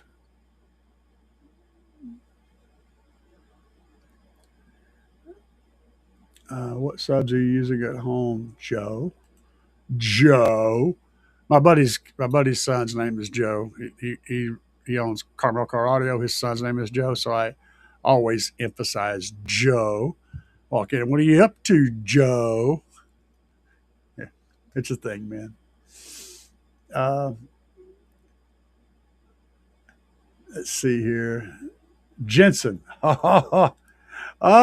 Dubby loves you, brother. He loves the Jensens and the freaking Sony Explodes.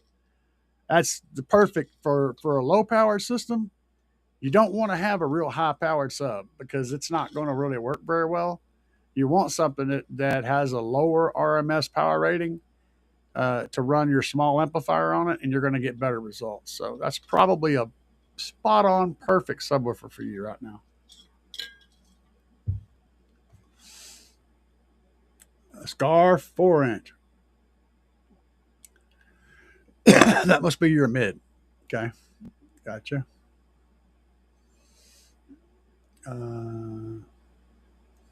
W said, what kind of box did you make? A sealed box. Solid. Good choice. Did you guys know that the ported box came before the sealed box? The sealed box was actually much later than the ported box. And then without Leo Fender, we wouldn't have bass right now. That's a trip.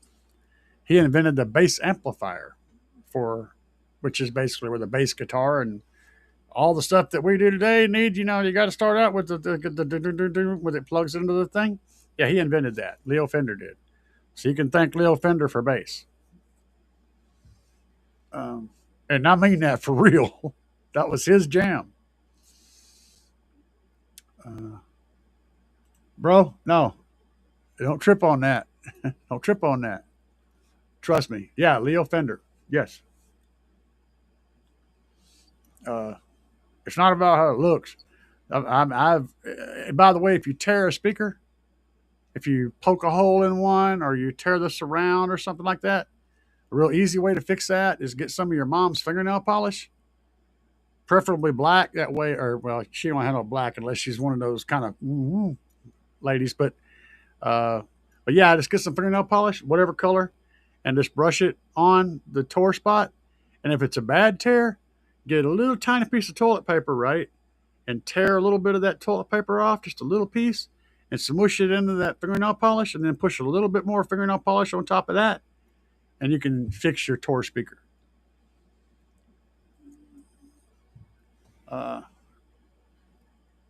Let's see here. And fingernail polish is excellent for that doing that. It's really good.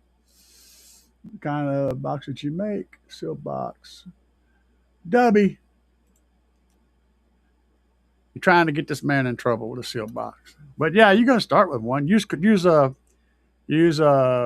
paper rolls and paper towel rolls to make ports with. You could also build a cardboard box. As long as you're not putting a lot of power on it. If it's nice, thick, solid cardboard, you can make a cardboard speaker enclosure. And you can experiment with stuff while you're doing it. Just get a nice sharp blade and make sure you got good solid cardboard.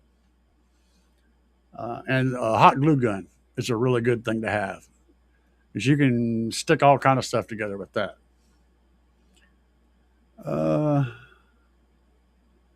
Just experimenting stuff, not really stuff that you're going to put a lot of power on, just screwing around. That's what I'm talking about. No rattling or nothing. Just laughing at me because said he could just made a ported box, but I wanted sealed. Yeah, sealed is going to sound better. I mean, most of the time, it's going to sound better. It's also easier to get sounding right than a ported box, but a ported box is more efficient and it's going to get louder as long as you build it right. But it's not going to sound as good as a sealed box. You'll figure that out pretty quick. We got freaking tacos.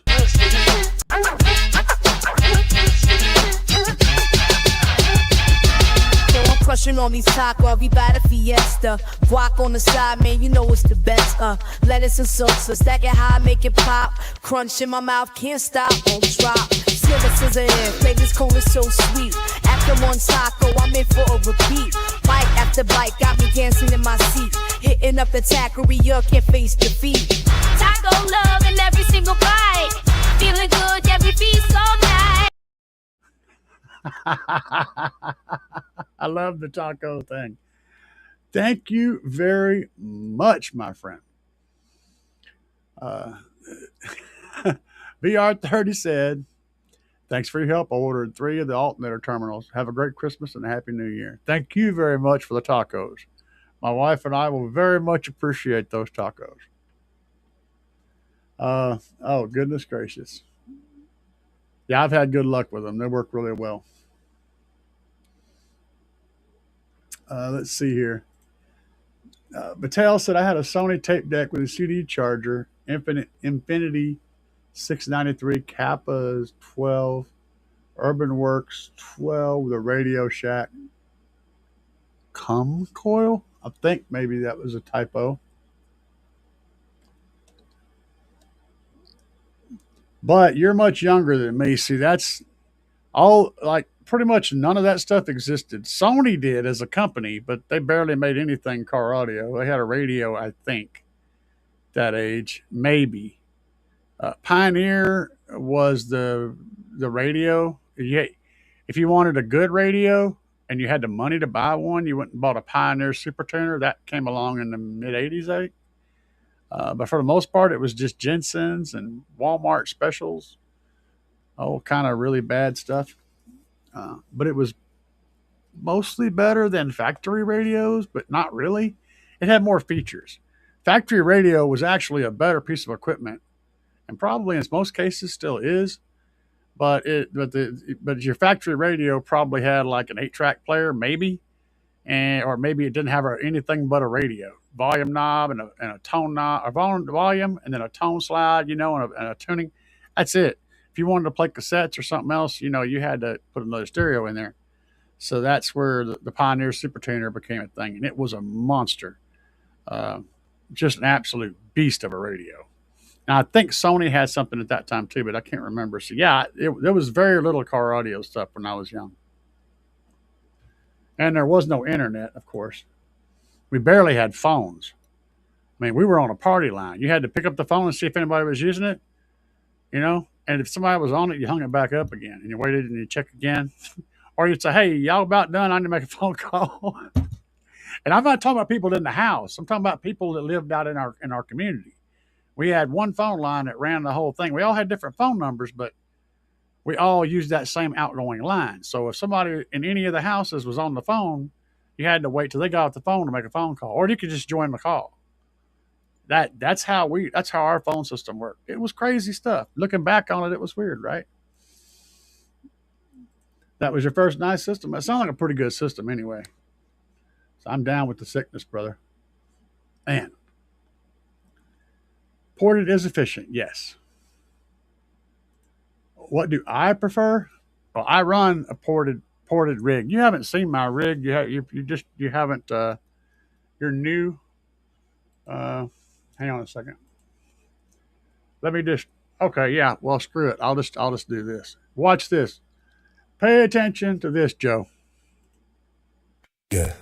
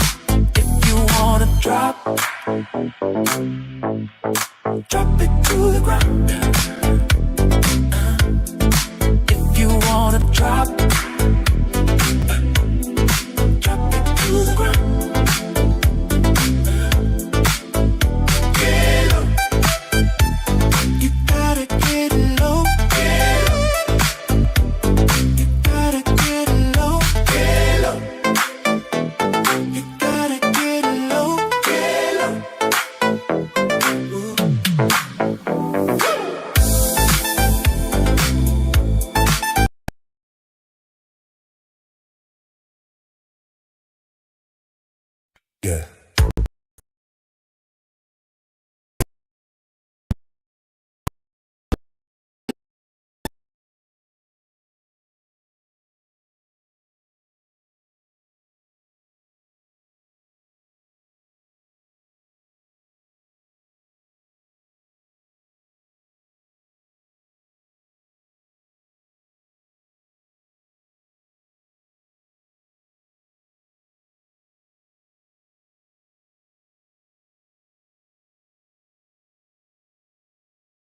So a port will definitely get the job done, but you need to know how to build it. I'm going to give you a tool here that will help you design a basic enclosure. Okay, because you need to learn to fish. I'm not going to throw a fish at you. I'm going to throw a fishing pole at you. Okay, so let's go over here.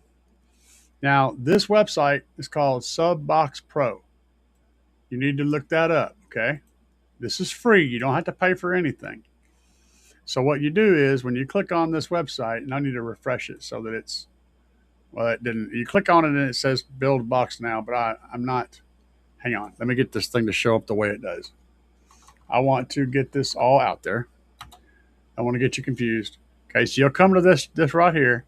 Click on this box right here. It says make a subwoofer design. It's going to pull this up.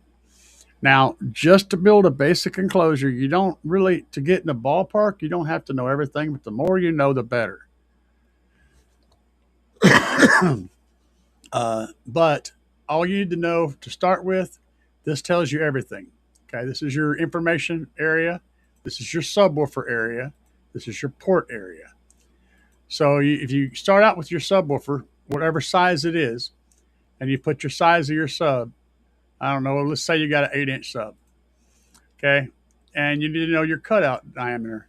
It's going to be like 7 inches, we'll say. I don't know exactly, but you'll have to look this stuff up about your subwoofer. All right, the mounting depth is how deep it is from the front of your subwoofer to the end of the magnet, as deep as it gets. So you put that in there, whatever that number is. And then you don't really need to do this, but we're going to do it anyway. If you don't know your woofer displacement, just put like 0.2 in there, and that's going to be pretty damn close. Don't worry about filling this out. That comes later. You can use this brand thing, but you probably won't find what you're using in there that'll get you the sub. But you can name it. Let's name it Okay, you can hit the calculate button. It's going to build something crazy because we haven't done everything else yet. Now we'll go over here to box. So let's say you know how tall or how wide or whatever you want to do it. Let's say you're going to build efficiently. So you want a 12-inch tall box. And let's see, your width is going to be 12 inches also. Now, let's make your width 24 inches. Okay. Now it's going to automatically calculate the depth. So now you need to know the internal volume. You need to know how much your speaker needs to work. Okay. That's the part that's tricky. You need to look that shit up to figure out what your internal volume should be. But on an 8-inch driver, ported, man, I'm going way out into the weeds because I don't have this information in my head. Let's just say it's 1 cubic foot. That's going to be big. That'll be boomy. So we'll just put 1 cubic foot in a hypothetical scenario. Now, where do we want our sub at? We want it on, this is the sub. This is the box. Okay, we want our sub on the front panel. So you can select double or single. We want a single sub on the front panel. Okay, we can go ahead and calculate here if we want to now. And this will change the stuff a little bit. Now you see our port's all weird, right? So then you go to your port. And where do you want to put your port? Let's put the port on the front panel. We're going to make it a pipe because that's going to be pretty easy on the front panel. And let's say you want it tuned at 30 hertz. No, 35 is probably good. Say 35 hertz. Now your pipe is what you have to work with. If you have some sewer pipe, if you have some water pipe, like a drainage pipe under a sink, something like that you can use. These are all types of pipe. Anything that's pipe shape is going to work, though. It's best if it's fairly smooth on the inside, but yes. So let's just say we got a 2-inch ID pipe. The inner diameter is the important part. How big it is from inside to inside. So let's say it's 2 inches. We ain't going to worry about this. Now the pull-out part, that's how much you want it to come out of the box. We want that set at 0. All right, and then we hit calculate again. Now that we've got the sub and the box and the pipe all calculated, it actually gives you something that you can build. Now, I don't know that this internal volume is probably too big. I probably need to change that, but you can also have it show you where to put. And when you get done figuring all this out and getting the box, it will literally give you all the information you need down here. This right here. Now, this shows you the top and bottom sides and everything, but you can go to plan, and it'll literally give you all the cutouts for the entire thing, every piece. Now, you don't have to follow these cutouts perfectly, but if you, as long as you get the dimensions of the inside of the box right, that's the important thing. How you layer them and stuff doesn't matter. Just the internal volume is going to be the important part. This is an easy way to design your first box. What you need to know is how much airspace you need for that sub, and preferably what tuning it likes. And then from that point on, you're golden. Now with a small sub like this, a 2-inch port and a pipe is probably going to be fine. But your port area is going to become an important thing too. So if you're running bigger or more subs, you're going to have to run a bigger pipe, or you're going to get air noise. You're going to get that noise like when you blow on a bottle. It's like when you hold a bottle in front of your mouth and blow across it, that whoom, you're going to get that out of the subwoofer pipe, out of the box pipe. So you need to know that. You need to know the area of the port, um, and the airspace that the subwoofer needs. But you can get by with pretty much everything else just off the cuff, and you're going to get something that sounds okay.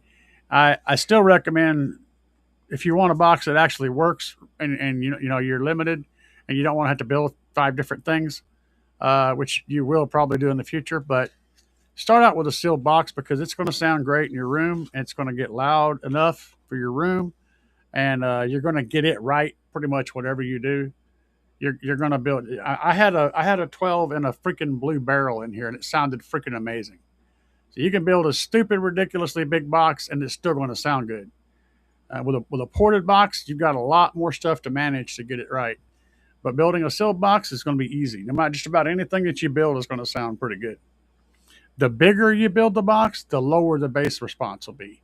But you're also going to lose comb control at a certain point too.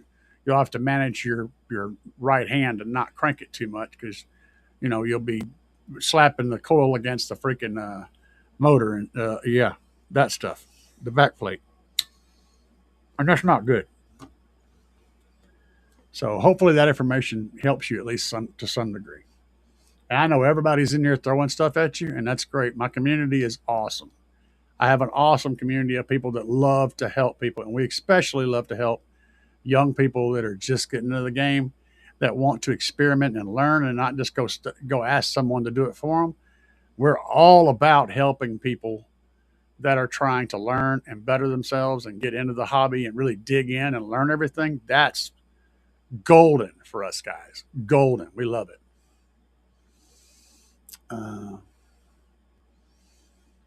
Let's see here. Ported for life, Dubby said. Yeah, ultimately you're going to wind up in a ported box scenario eventually, but for sound quality, a sealed box is always going to sound better. A ported box is going to get a lot louder and a lot windier and make your beard fly around.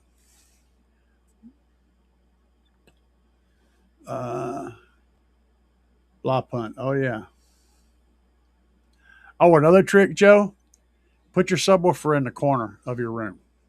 As close up in the corner as you can get. Preferably the opposite corner of the room that you like to sit in. You're going to get way more bass out of it up in the corner.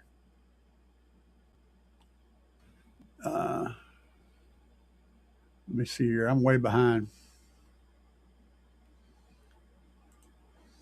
Said, and I was using my dad's drill to mount the sub. Standing up while doing that. Yeah, that can be sketch. You'll poke your first hole when you do that. Hot glue is awesome. Yes, hot glue is awesome. That's I wish that they didn't have hot glue when I was a kid, dude. It was Elmer's glue or super glue, and that's about it.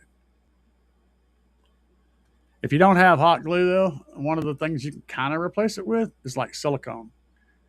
Caulk kind of works like that. It's slow to dry, but, if you got some, especially that clear silicone, that works really well. And it gets you stoned on top of that, so don't sniff it too much. You'll get all weird in your head. You'll be chasing chickens and goats and stuff like Dubby. Oh, hey. I'm just an old guy. Don't pay no attention to the shit I talk. I'm telling you, man, it's bad. Deadpool always talks about making chimichangas. Oh, yeah, bro. I'm going to do a new one. I'm going to do one with Taco. I've got some starting stuff. I haven't finished it yet. Should I break that shit? I should break it out. Hang on a second. Let's see. I'll check it out. I'll show you. So I got some starting videos like this one I created. I'm probably going to use this.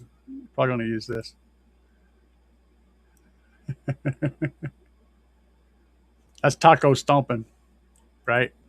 So I got some more stuff too, but it's coming. There's things in the work. I'm gonna do some pretty cool stuff. That's just the base video that I'm going to use for the thing. What are tacos? Tacos in this world means that someone donated money to my channel. And I refer to that as getting tacos because that's what I'm going to buy is some tacos. I'm all about some tacos, man. But Taco is also my kitten. I have a kitten named Taco. It looks just like the cat in that video I just played.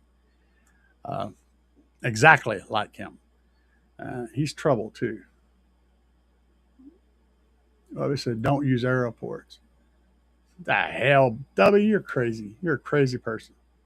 As long as you make them big enough, they don't chuff. W's a hater.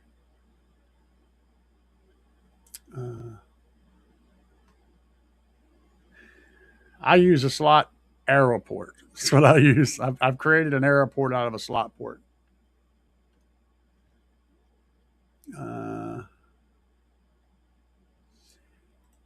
EXO, Bruce is freaking awesome. Bruce is my dude, man. EXO, the guy you were talking about. I've got a whole lot of crap in here that's got his signature on it. Yeah, I've got to hang out with Bruce. Bruce has been in my car and got demos. Yeah, I've had him in my Tahoe. Pretty cool, huh? Yeah. I remember him when he first started. Bruce is an awesome guy to listen to. Whatever he says, that's good stuff.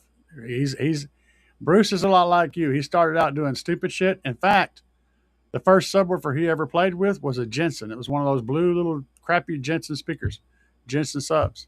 So yeah, Bruce is a cool guy, man.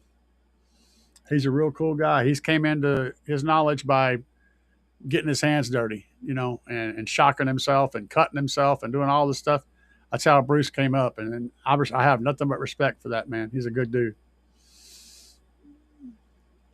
W still hating on airports, I see.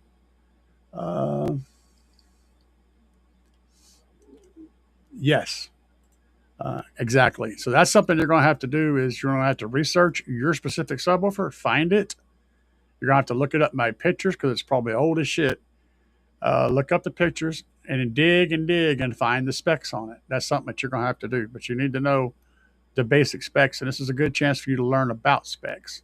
This is information that's going to carry you the rest of your car audio or audio career. So you need to put that information in your head. This is stuff that you need to build the scaffolding to put everything else on. Okay. So subwoofer specs are a thing that's going to become really important for the rest of the time you're messing with speakers. And that's on you. I do have some information on that. There's some videos. In fact, if you Google shit, you're very likely to come up with my videos because that's what I come up with when I Google anything. At the point where I go to looking for information and I find myself, that's when the problem starts happening because I put out so much information that now when I look for more information, all I find is me. And the AI finds me. It's hilarious. It is what it is, though, I guess. Deal. Who prefab? You're just a hater, man. He's a hater today, Dubby.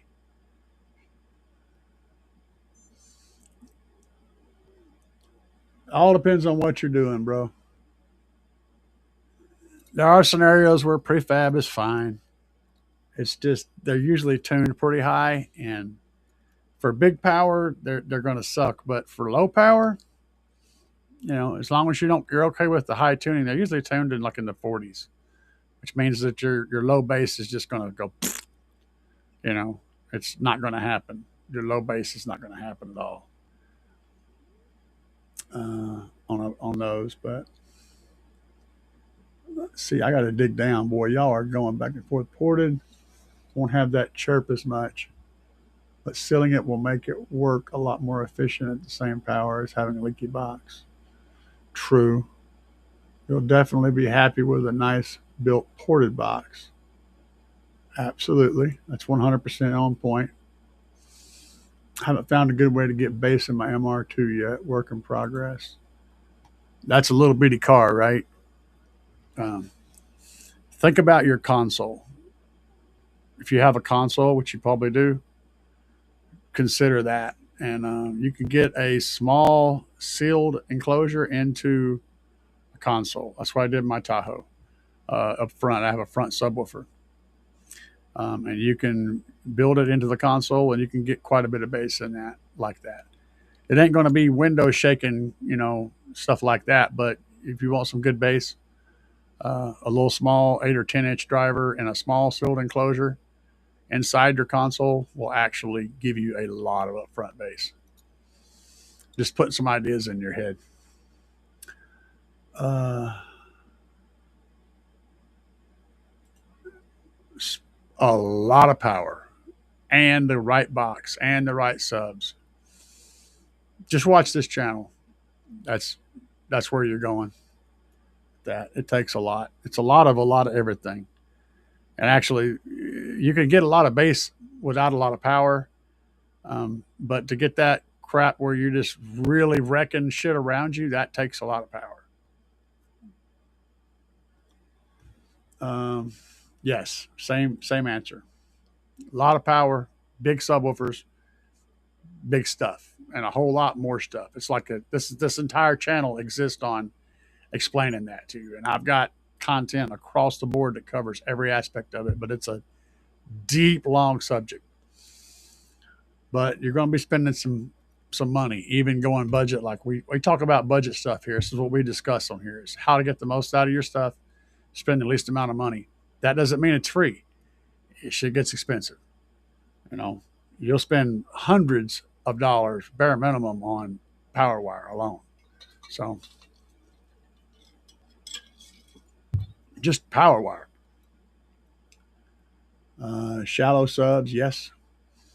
If you don't mind spending the money, look at the TW5 from JL Audio.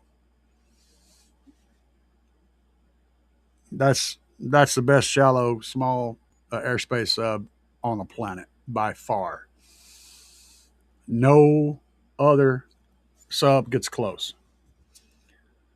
The TW3 gets close, but it's also the same sub, just a little bit less power handling. You can put those in a chamber that the sub barely fits into, and they're going to play lows and nice.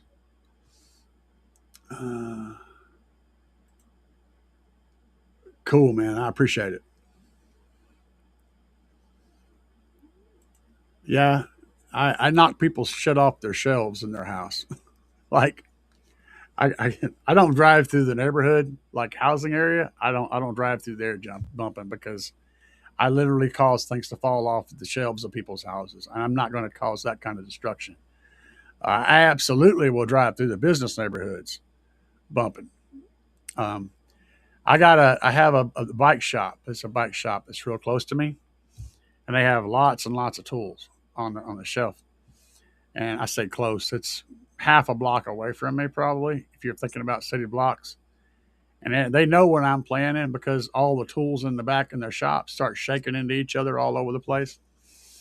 And it's inside of a concrete block building. So, yeah. I can definitely rattle your knickknacks off your freaking shelf for sure.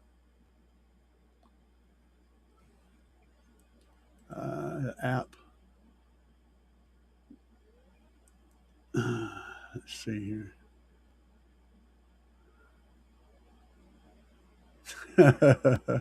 Hell yeah, bro. Yeah, Basebox Pro is a great place to start. It's free and it works fine. I've used it. I still use it today to help me design stuff. It works great as long as you understand that there are some limitations, but like you can't do port velocity calculation. You kind of have to know how big your port should be to keep from having it chuff, But it does pretty much everything really well. Let's see here. No, I don't like MDF. It works as long as you keep it dry. As long as it's not in a place where it's ever going to get any moisture on it, sure. But it's also heavy, and the dust is really bad for you. So if you wear it, you need to cover your face with at least a cheap mask. Okay, if you're cutting it, get one of those like the doctors or whatever, the little blue paper ones with the little rubber band that goes. At least put that on your face, because the dust it's got glue in it, and that glue gets in your lungs. It's not good for you. Having said that, I always prefer plywood because plywood's lighter. It doesn't the water doesn't hurt it as quickly or as badly, and it does the job just fine. So MDF will work, but I would not say it's the best. It's probably going to be the least expensive, maybe. It kind of depends. Sometimes you can get nice pine plywood cheaper, which is what I usually use. Um, all right, cool, man. It will be up. This video will be up on my channel, so you can just go watch the live. It'll be listed as a video on my channel. If you're subscribed and everything, you can just look down through there and find it under the live section. They're all there. It'll be up for posterity, as all of my live shows are. W likes MDF, apparently. I don't like stuff that falls apart when it gets wet. MDF is like a sponge. It literally sucks the moisture out of everywhere. But as long as it stays dry, it's fine. It's just heavy.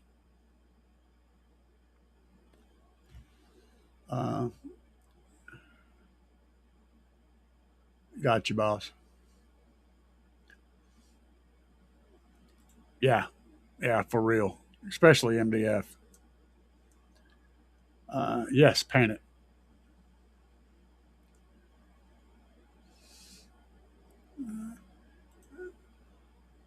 Now, bed liner's good, but you don't want to get it out in the weather. I'm telling you. It don't matter what you cover the MDF with. If you get it out in the weather where the water's getting to it, the humidity's getting to it, it's going to come apart. Doesn't matter what you cover it with. It will get through. I promise you it will. I've seen it so many times. It don't matter how good you coat it, even just where you put the screws through to hold the subwoofers in, you'll get swelling around the screws because the water, moisture gets into where those screws are. It's going to get wet, and it's going to soak up water. But it will work for inside.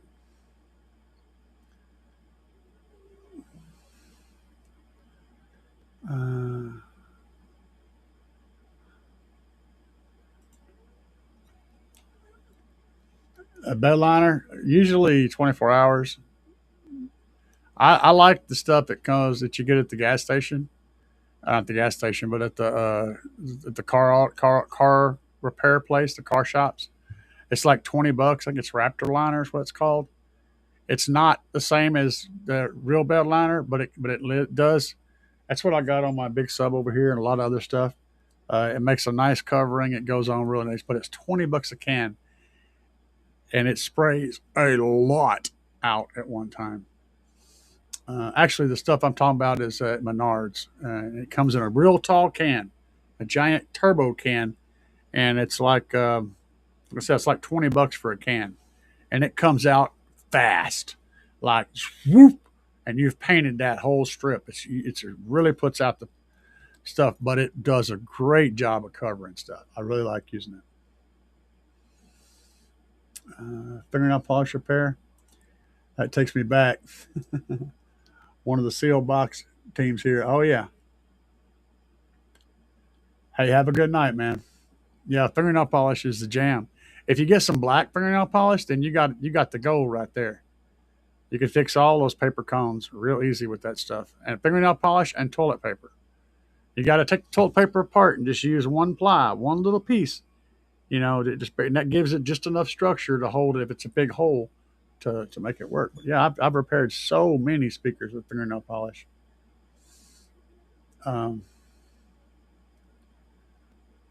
Awesome. Dubby got a scriber. Hell yeah, Dubby.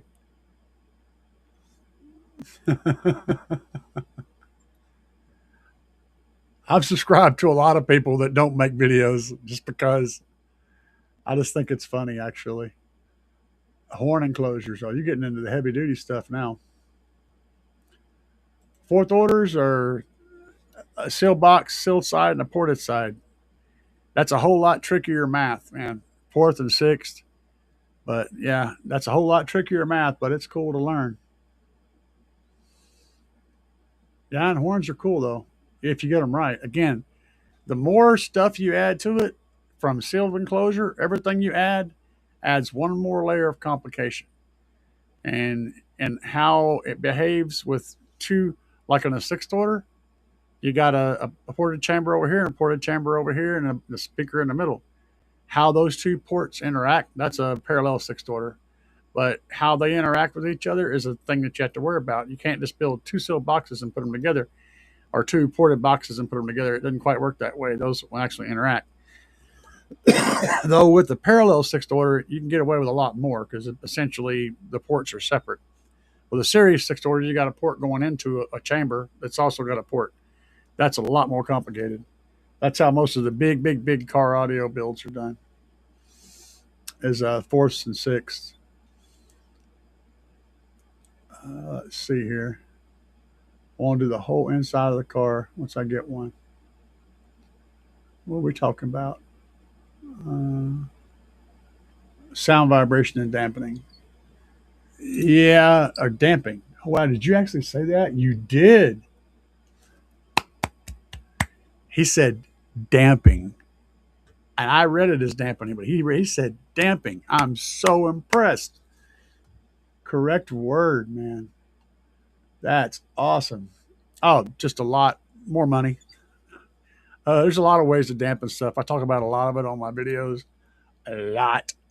It isn't be all end all. The beautiful stuff that you see everyone use, that is not the only thing.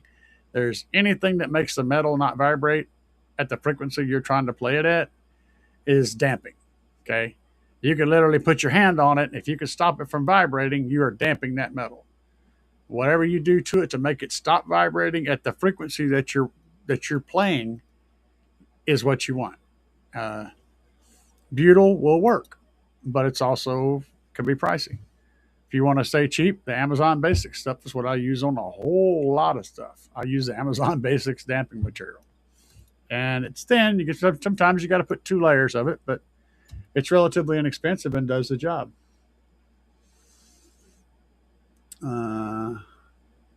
Pinions, okay, we just covered that. Horns have big output. Yes, they do. Wanted the whole inside of the car. You're on the right path for SPL doing that. That's costly though. That's quite a bit of damping. But yeah, there's a whole lot of different things you can use, man. Tons.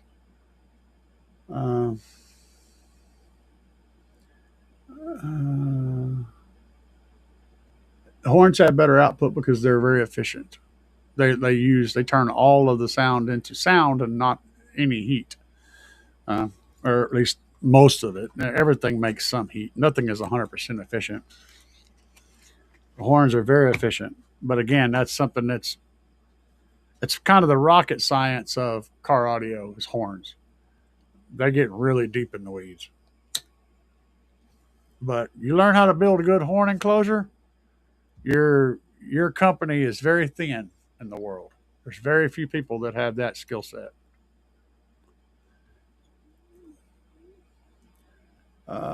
Blocks away from indoors. I love it. Dude, that is the very best thing ever. Most important thing ever is what you just said right there.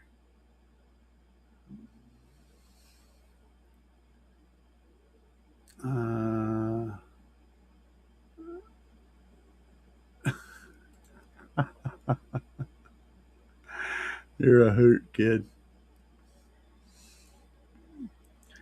Yeah, silicone works good for sealing up boxes, not for holding them together, at least not with any power. For some little experimental cardboard thing that you're using, sure, but nothing big. Actually, though, you can use it to hold some stuff together, but I wouldn't recommend it. I've seen it used to hold port inserts into vehicles. Actually, kind of impressive that it held that, but he did have a couple of screws too.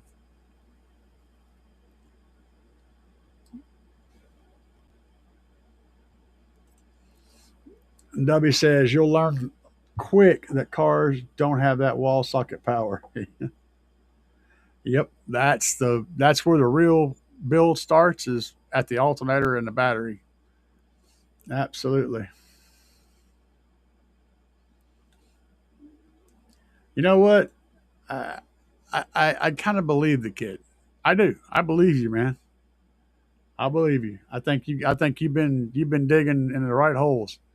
You started out with EXO. You're digging the right holes, man. I believe you. I think you'll be good. Hell, I could hang out with you and talk all day. Let's see here. Aloha. Aloha to you too, man. Uh, I just picked up two Sundown M10 dual voice cool 2s. What amp would I recommend? I have a couple in mind. Just want to know your opinion. What's the power rating on those? I do not have those in my brain. I'd have to look them up. Let me just look them up. Hang on a minute. Unfortunately, I do not have all the car audio stuff in my head. That's a problem.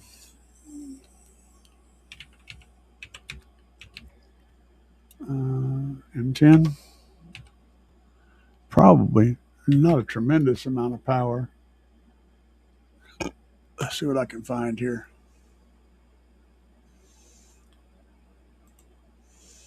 Okay. There's some nasty looking little subs, that's for sure. 2,000 watts, that's probably their peak. Let me find out. I've already got some ideas though. I'm doing the digging. Okay, 2,000 watts RMS. Yeah.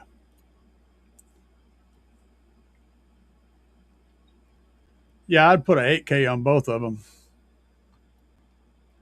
So, show you what I'd recommend. Just a second.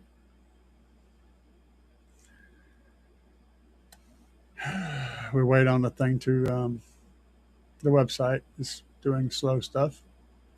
Let's stop that and do it again. Let's go this route. We are slow. The stream is killing my rate. I recommend the Slaps 8K. Slaps Shock 8K. That's what I recommend on those two. That's the same power rating that I'm looking at for my 15s. So I'll show it to you if the thing ever works. Again, I'm bogging my internet with the stream right now, so it's a little bit sketch. There we go. So head over to Slaps Audio, and this guy right here would be my recommendation. You will love this amplifier at $349. It's stupid cheap in the 8,000 watt department. It is a really, really nice, well-built amp, and it will do the job for you, no problem. And the reason, what I'm figuring is your box rise. So you're probably wiring to 1 ohm, I'm guessing. And in that case, let me get back to you, show you. In that case, you're looking at 8,000 watts at 1 ohm. But with your box rise coming up to probably 3 ohms or more, you'll be getting around 4,000 to 5,000 watts out of this amp at that high box rise. And that'll be right on point for where your subs need their power. So I think this will do for you real nicely. If you grab that particular amplifier, use discount code CAE and save money on the purchase. It's always good to save money when you buy stuff. So you're going to save even more money than you would if you, even though it's already an inexpensive, you're going to save even more money on top of that. That's my recommendation.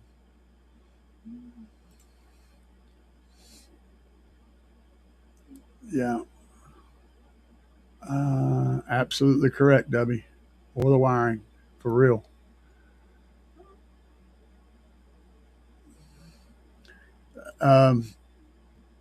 I've lost context on the conversation because there's so much conversation happening.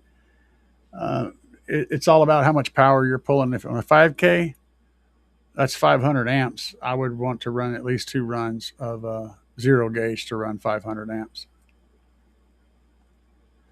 And then I'd probably run, me personally, I'd probably run 300 amp fuses on that run, those two runs of alt gauge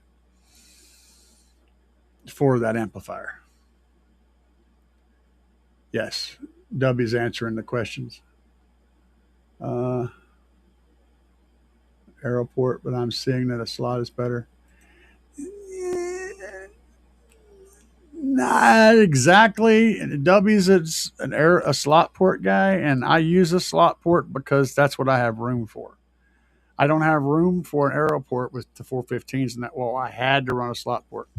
I actually wanted to run Aeroports, but I didn't have the room for one, so I had to run a slot. Slot does get the job done, but an Aeroport is typically going to allow you to run run a smaller area without getting noise. That's what they're for. If you don't run an Aeroport, you have to increase your area a little bit so that you're not getting too high of a port velocity. An Aeroport can allow you to have higher port velocity with less noise, but it's the best port. W's being an idiot, which is fine because we love him anyway. He probably had bad experiences with them, had too small of ports, and they probably made noise, which that's the case for any port. But an Aeroport is ambiguously the best to use if you have the room for it, because it is a round thing. It has to go in your space that you're trying to put lots of round things in. So a slot port tends to be easier to fit in those spaces. So it works. But you do want to create a nice round surface for your air to be able to move in and out of your slot port so that you're not creating turbulence. Turbulence is the enemy when it comes to ports. That's why Aeroports are the best, because they don't create as much turbulence. They have a nice smooth laminar flow of air. But if you make it too small, it will make noise. And of course, if you make a slot port too small, it will also make noise. So, yeah. Depends on your situation. It's situational. I'm fucking with W, y'all. Keep that in mind. I'm stirring shit up with the master of the explode. No one is my base. No one in my class likes this. Hey man, they're all into phones on their games on their phone and stuff. That's cool. You do what you do. Don't ever worry about doing somebody else. It's like girls, man. What do you do to make a girl like you? Be yourself. You don't want a girl that likes you for doing something that's not you, because that's not going to be comfortable. You're never going to be happy. Find a girl that likes you because you're an idiot. That's the best kind. I mean, you find that, dude, and you've got the perfect girl. Let's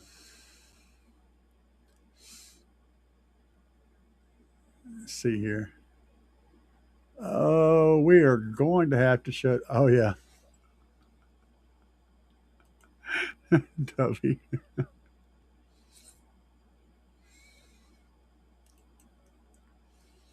Man, you got so much questions. Who else likes clipping? Clipping is bad, but it depends on what you're clipping. If you're clipping your amp, that's bad. If you're clipping your source, it's not the same thing. I mean, yeah. I mean, I was doing this the other day. I explained to my friend, it's like, look, I'll play a clip signal for you on my sub all day long. I just pull up Audacity. I'll show you guys. Hold on a second. Let me do this. Let me do this real quick. I'm going to just do it. I'm going to do it. We're going to do a new window. I'm going to put it over here. Put it over here. Okay. Now let's do this. We're going to do some more stupid stuff with Audacity. How about that? So let's go in here to tracks. We're going to do this a bunch of ways. Let's generate a regular sine wave first. Okay. I'm going to make it in a high enough frequency that you guys will be able to maybe hear it. So we're going to do it at 36 hertz. Okay. There's our frequency. And we should have audio over there. Everything should be good. We play that. That's just 36 hertz straight. Now watch what I do. I'm going to take this and I'm going to highlight it, make sure it's highlighted. I'm going to hit effect. And whoops, I'm going to do it again because I screwed up. Effect, volume and compression, amplify. And we're going to amplify the snot out of it. And look what happens. Let me zoom in here. I want y'all to see this. This is a very extremely clipped signal. Okay, let's play it. Hear the difference in how that sounds? But the subwoofer doesn't care. It'll play that all day long. That's because I'm clipping the signal going into the amp, not clipping the amp. You're not going to generate that problem with clipping the signal. If you look at what an electric guitar frequency sounds like, when it's distorted, it looks just like this. It has that buzzy sound in it. That's where you get that rock and roll sound. It's the same damn signal. It will still work. This is horribly clipped. This is, I mean, as clipped as it gets. All right. But I want to show you something else. Let's try this trick. So I'm going to take this really horribly clipped signal, right? And I'm going to go in here to effect, and I'm going to do a low pass filter. Or excuse me, I'm going to do a high pass filter. Let's go into effect, and I'm going to do a high pass filter. And yeah, 90 hertz is fine. We'll apply that.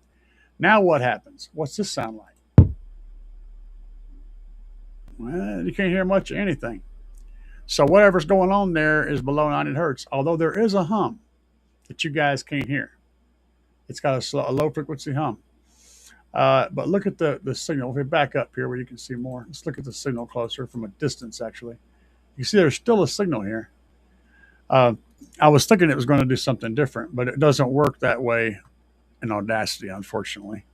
It didn't do what I expected it to do in Audacity. What I was doing was I was going to try to filter out the low frequency and keep the clip sound, but it didn't work in Audacity. It would work in a different way, though.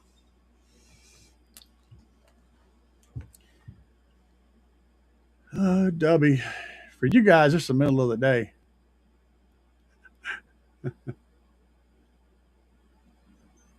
Traders, Miz, yes, Dubby's giving good advice. Awesome advice. Jeez, I got to catch up to you. Do you recommend a horn sub over a ported slot? Yeah, if you can build one. Do you recommend, what is the trick in the game? I don't know. Infinite baffle. Oh yeah, we're getting into the cool stuff. You can put a sub on a piece of plywood, put it in your window. Got an infinite baffle. That's crazy shit, but you don't want to let the rain get to it, obviously. What did I say that was very important? I put it up. The fact that you like to build stuff with your hands and learn to build with your hands and do it. Make mistakes. Dig into it. That's the important thing. That's more important than anything else in this whole conversation. Let's see here. Burn the midnight oil. I am burning the 1:23 in the morning oil. But you know, this is what we do. I told you guys, if you ask questions, I'll stay on. Everybody needs 8K. I'm actually running 2 of those. So, yeah, about that. I need 16K. And by the way, guys, you know the thing you've always heard where if you double the power, you gain 3 dB? What I did in my shit, it exactly stacked up that way. Doubling my power from 8K to 16K gained me right at 3 dB. Actually, it was about 4, but I also changed out subs and I worked on my port. So, you know, but yeah, that makes that difference. It pretty much held true for me anyway. Well, that kid in your class probably carries an iPhone.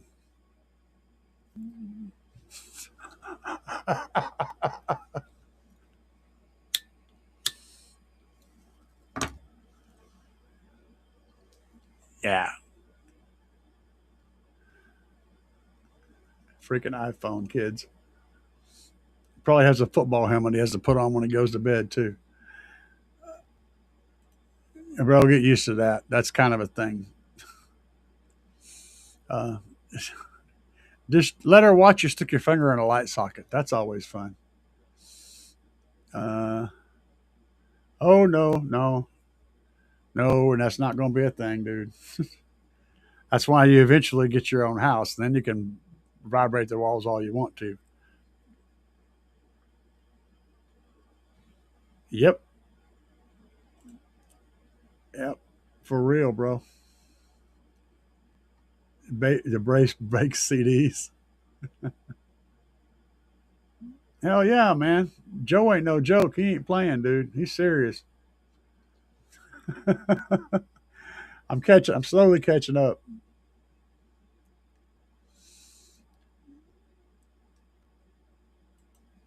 That's the truth right there.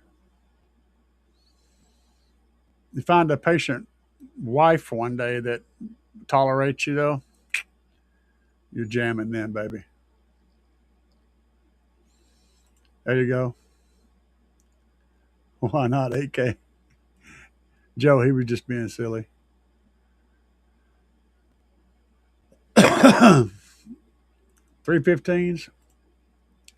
Three is a number. Odd numbers of subs are something we don't really do a lot of because it screws with your ohm load. You know, you typically want to have 1 ohm, and when you do three, the best you're going to get is like 1.33 ohms. So you're not going to be able to get as much power, and it's just kind of weird. Most of us base heads stick to even numbers of subs, just so you know. That's kind of a thing. Let's see here.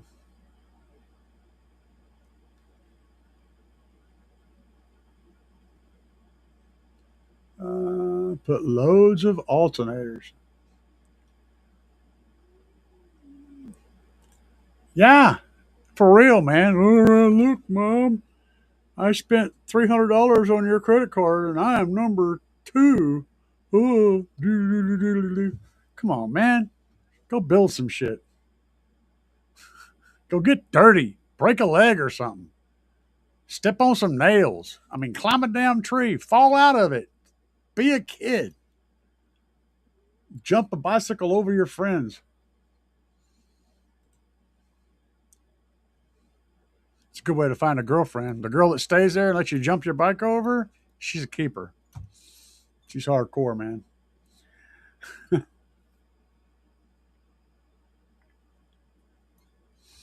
Wow. Okay.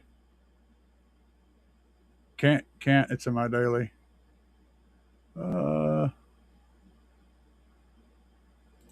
Yep, you can do that too. You've been really paying attention. This kid's been reading up. He's learning. He's absorbing.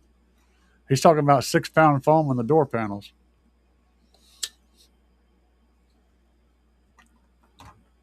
Little bro, when you start actually doing that stuff, you find out that it's a lot harder than it is on video.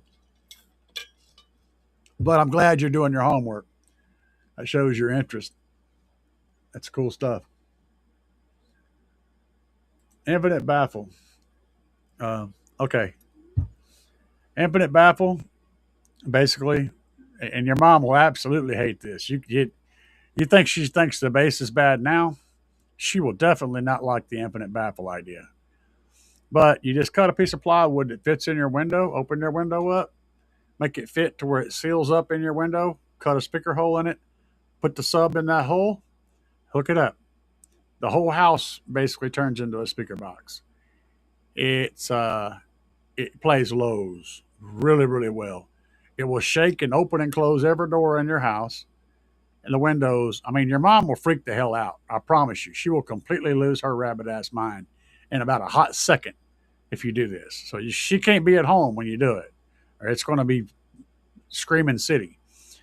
But yes, that's a really cool thing.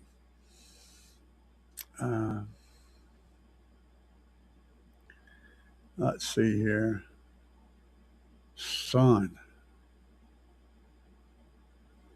What will power about 10,000 watts RMS for a battery? The Trunk Thunder Lithium 10K, any of them will do that, no problem. But whether or not they're available, because he's having a hard time keeping this stuff in stock. Um, I can tell you that if you really want to power that much, you're going to spend upwards of $800 to $1,000 for the battery. Okay, understand that. No matter how you do it, you're going to be in that ballpark, unless you're going with some CMAX packs. But CMAX is sketch, and I'm not a big fan of CMAX. There is a CMAX bank out there right now on Jag 35 that's like $300. It's 120 amp hours. It looks like a pretty cool pack. You can get it. You pay a little extra more for the Heltec balancer, and it looks like a good battery, but it is CMAX, and so I don't really recommend it for anybody because it's dangerous. That stuff is not stable. Um, I hate recommending CMAX to anybody because of that. So, the Trunk Thunder Lithium would be my choice right off the bat. Um, or Big Jeff Lithium, the Big Jeff batteries, but you're probably going to need like 3 of them to run that much power. I personally rate those for like 3,000, 3,500 watts each. They're rated for 6,000 watts each, but I rate them for about half of that, a little more than half of that, what they actually will do. 3 of them would handle 10,000 watts though. And the discount code CAE will knock some money off of it. We already saw that. I showed you guys earlier.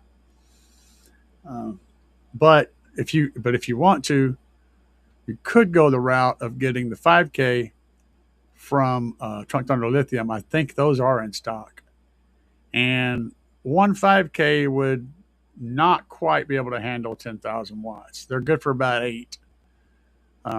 So you still need to buy 2 of them. Might be a better price though. Yeah, it probably would be cheaper to do that than to buy 3 Big Jeff batteries. So if you can get 2 of the 5Ks or 1 of the 10Ks, that would be solid.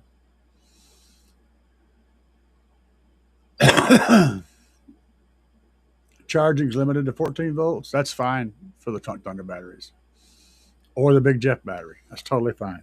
As long as you're charging over like 13.3 or 13.4, you're fine.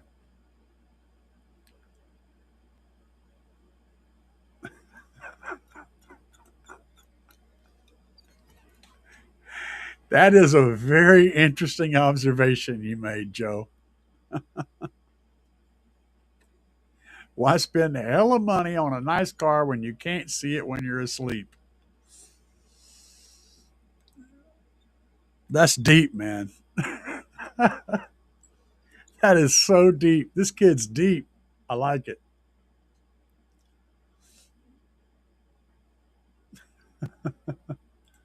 Well, you see them when you're on your bed, but not when you're asleep. See, what you don't know is by the time you get to where you can drive, you're going to be in your car all the damn time. All the time.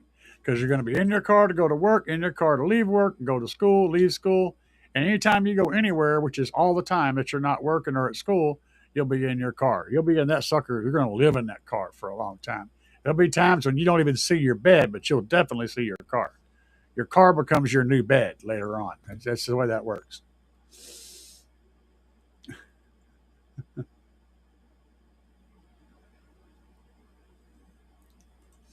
Uh, that can work. In fact, some companies have done it. If it's done right, it can work. Having the port further away from your subs tends to give you better low end response, but having the port fire right with your sub tends to give you a better group response.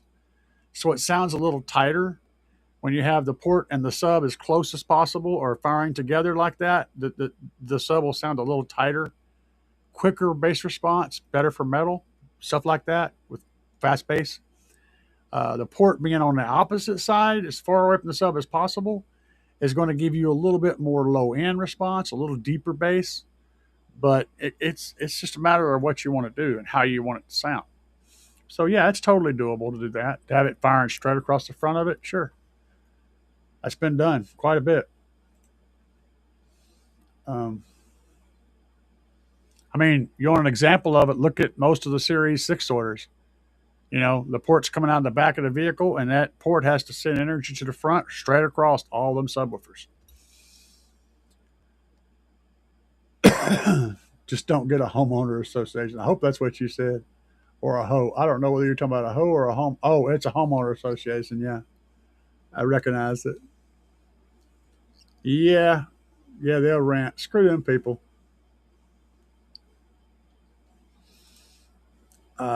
Subsided amps and boxes.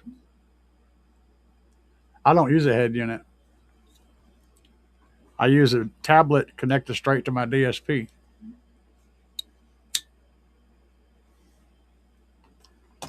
But if you want a good head unit, I usually push everybody towards the Kenwood Exelon. Any of that line. I like all of the Kenwood Exelon line. They're great stereos. That's what I would go straight first. If you want a basic big old screen or whatever, you know, normal standard issue screen stereo, I go that direction. And there's a lot of good stuff out there. I just have a preference to their software, their construction, everything about them. They're solid. They do a good job. And I'm very specific when I say the Kenwood Exelons, not just the Kenwoods, but the Exelons. The Exelon has a lot better components in it. They'll handle all the nasty things. Or you can do what I do and just run a tablet and Bluetooth it to your DSP, and you don't have to have a stereo at all.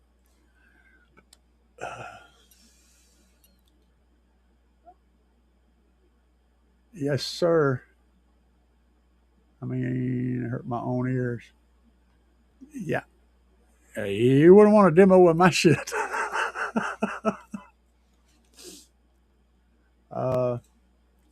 Lev 60 cells. Yeah, that's the ones I was talking about. I ain't a fan. We got more tacos, baby.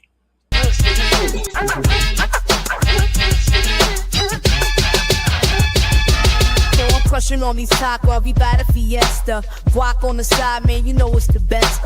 Lettuce and salsa, stack it high, make it pop. Crunch in my mouth, can't stop, won't drop. Scissor in, flavors cold and so sweet. After one taco, I'm in for a repeat. Bite after bite, got me dancing in my seat. Hitting up the taqueria, can't face defeat. Taco love in every single bite. Feeling good, every feast all night. Y'all are cracking me up. I love it. Thank you very much, man. Tacos, courtesy of Emmett Bishop 4783. Thank you. Head units, isn't that important? That's not correct. You're wrong. Head units are important. Your source is important. It doesn't necessarily got to be a head unit, but your source is very important. If you're sending a dirty signal out to your amplifiers and your subs, no matter what kind of awesome equipment you have or what kind of build you have, if you're sending it garbage, you're going to amplify garbage. Head unit or your source is very important. Extremely important. In fact, it's probably the most important thing in the whole car audio system is the source of the music, because everything else depends on that. Number two is the electrical, being able to keep up with all that stuff that you're going to do. Then the box.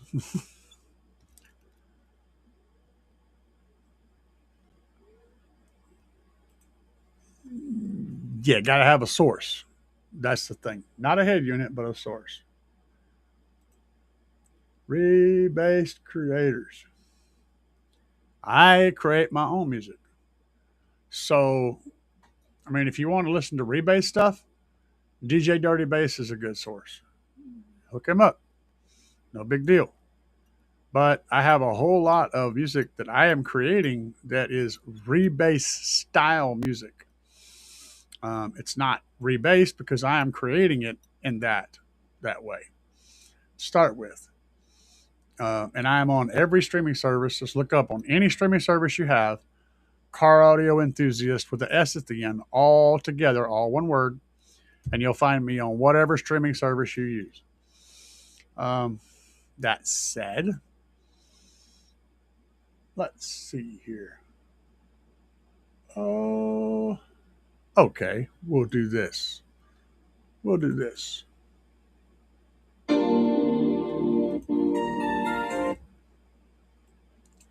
There we go. We'll do this. We're going to do it this way. Boom. Boom. Here's one of my tracks.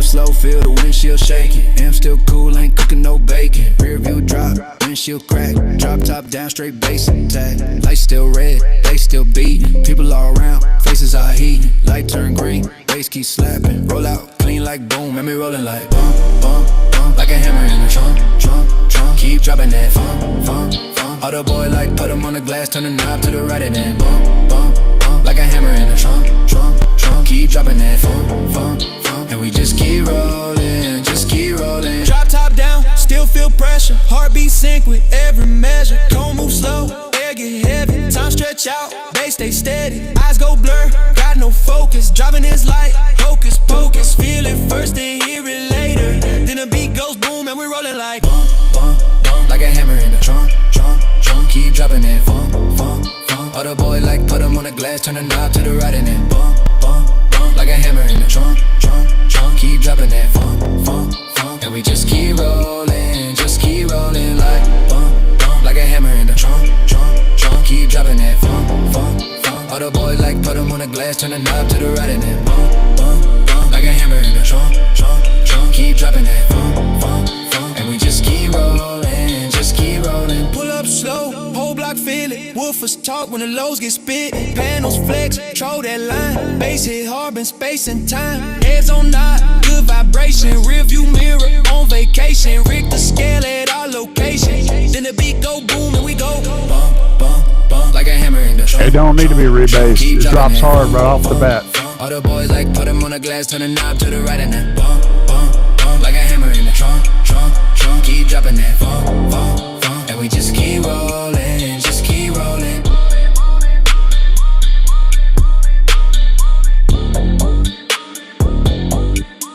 Keep rolling.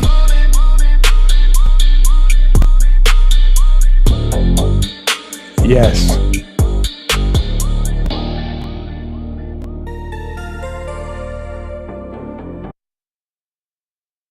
All of my tracks start out as AI music, yes.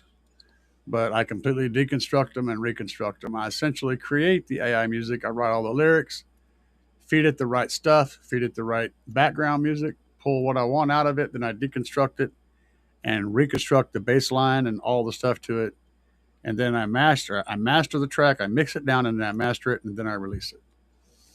So there's a lot that goes into it. Basically, I'm replacing the band with an AI band, but then I have to do all the stuff before the band plays and after the band plays to release it. It's not just releasing the straight AI track because they suck. You got to do a lot of work on them to get them right. So finally, we're down to the end. You guys have finally caught up, or I'm finally caught up. Whew, that was long.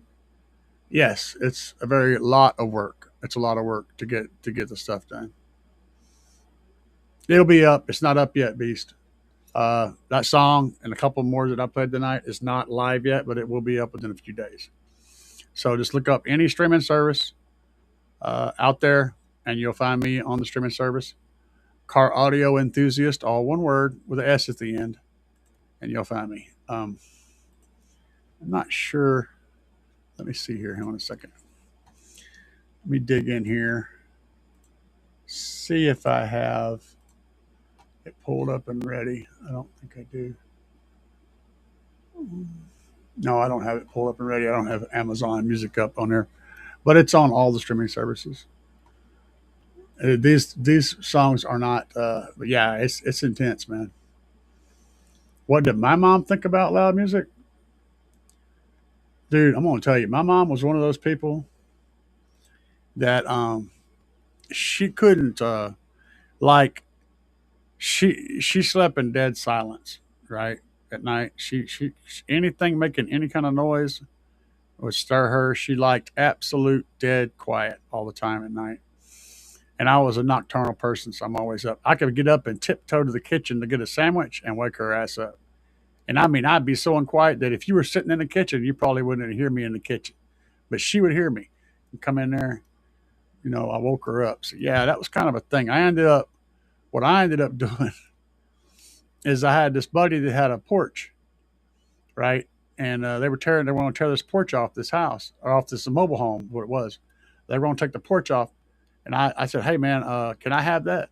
Really? Yeah, a whole porch, right? So I got another friend that had a truck, and I got him reloaded all the stuff in there. I took it to the house. I rebuilt the porch, and I built an extra wall on it, and I made myself an outside room outside the house. Now, I still couldn't get loud in there, but at least I could, you know, mess around without waking her up. So I built a house behind our house. That's what I did. I mean, I can see you totally doing that because you got that kind of brain, but, you know, that's it, man. DD Audio, again, I'm not a brand person. They make some fine stuff, though, for mid-ranges. Sure. I'm not going to dump on them. If I was just going to recommend broadly a brand for mid-ranges, I'd look at JBL. I like JBL's high-end, you know, their tweeter mid combos and their tweeter woofer combos. I like them. They're good. They're good stuff. But yeah, it is what it is. Build your own house, man. That's how you do it. But for tonight, guys, I need to go eat because I'm getting all dizzy, and I've been dizzy for a while, which means I ain't ate nothing today, which I haven't eaten nothing today. And my body's like, you know what? You need to eat something, or I'm going to knock you the fuck out. So I'm going to get something to eat. And for now, we're going to get the duck out of here. You guys have a nice night. Peace.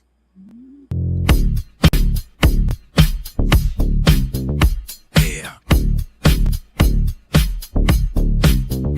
Yeah.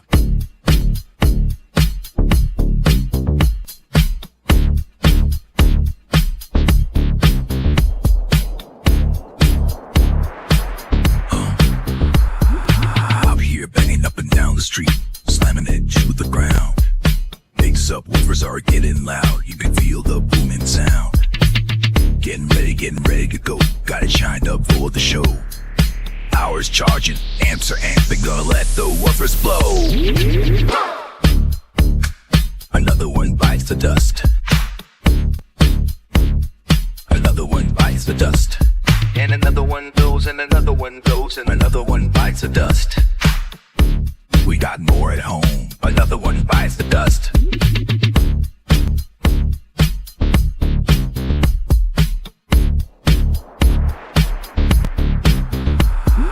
Fires are glowing and the amps smoking. Subs are cherry red. Let me keep jamming, gotta keep the bass slamming. Gonna go hard till they're dead. Full power, gotta let it go. 20 hertz in the floating air. Sparks are flying, voice cords are frying, and the smoke is in the air. Another one bites the dust. Another one bites the dust. And another one goes, and another one goes, and another one bites the dust. Hey, we got more at home. Another one bites the dust.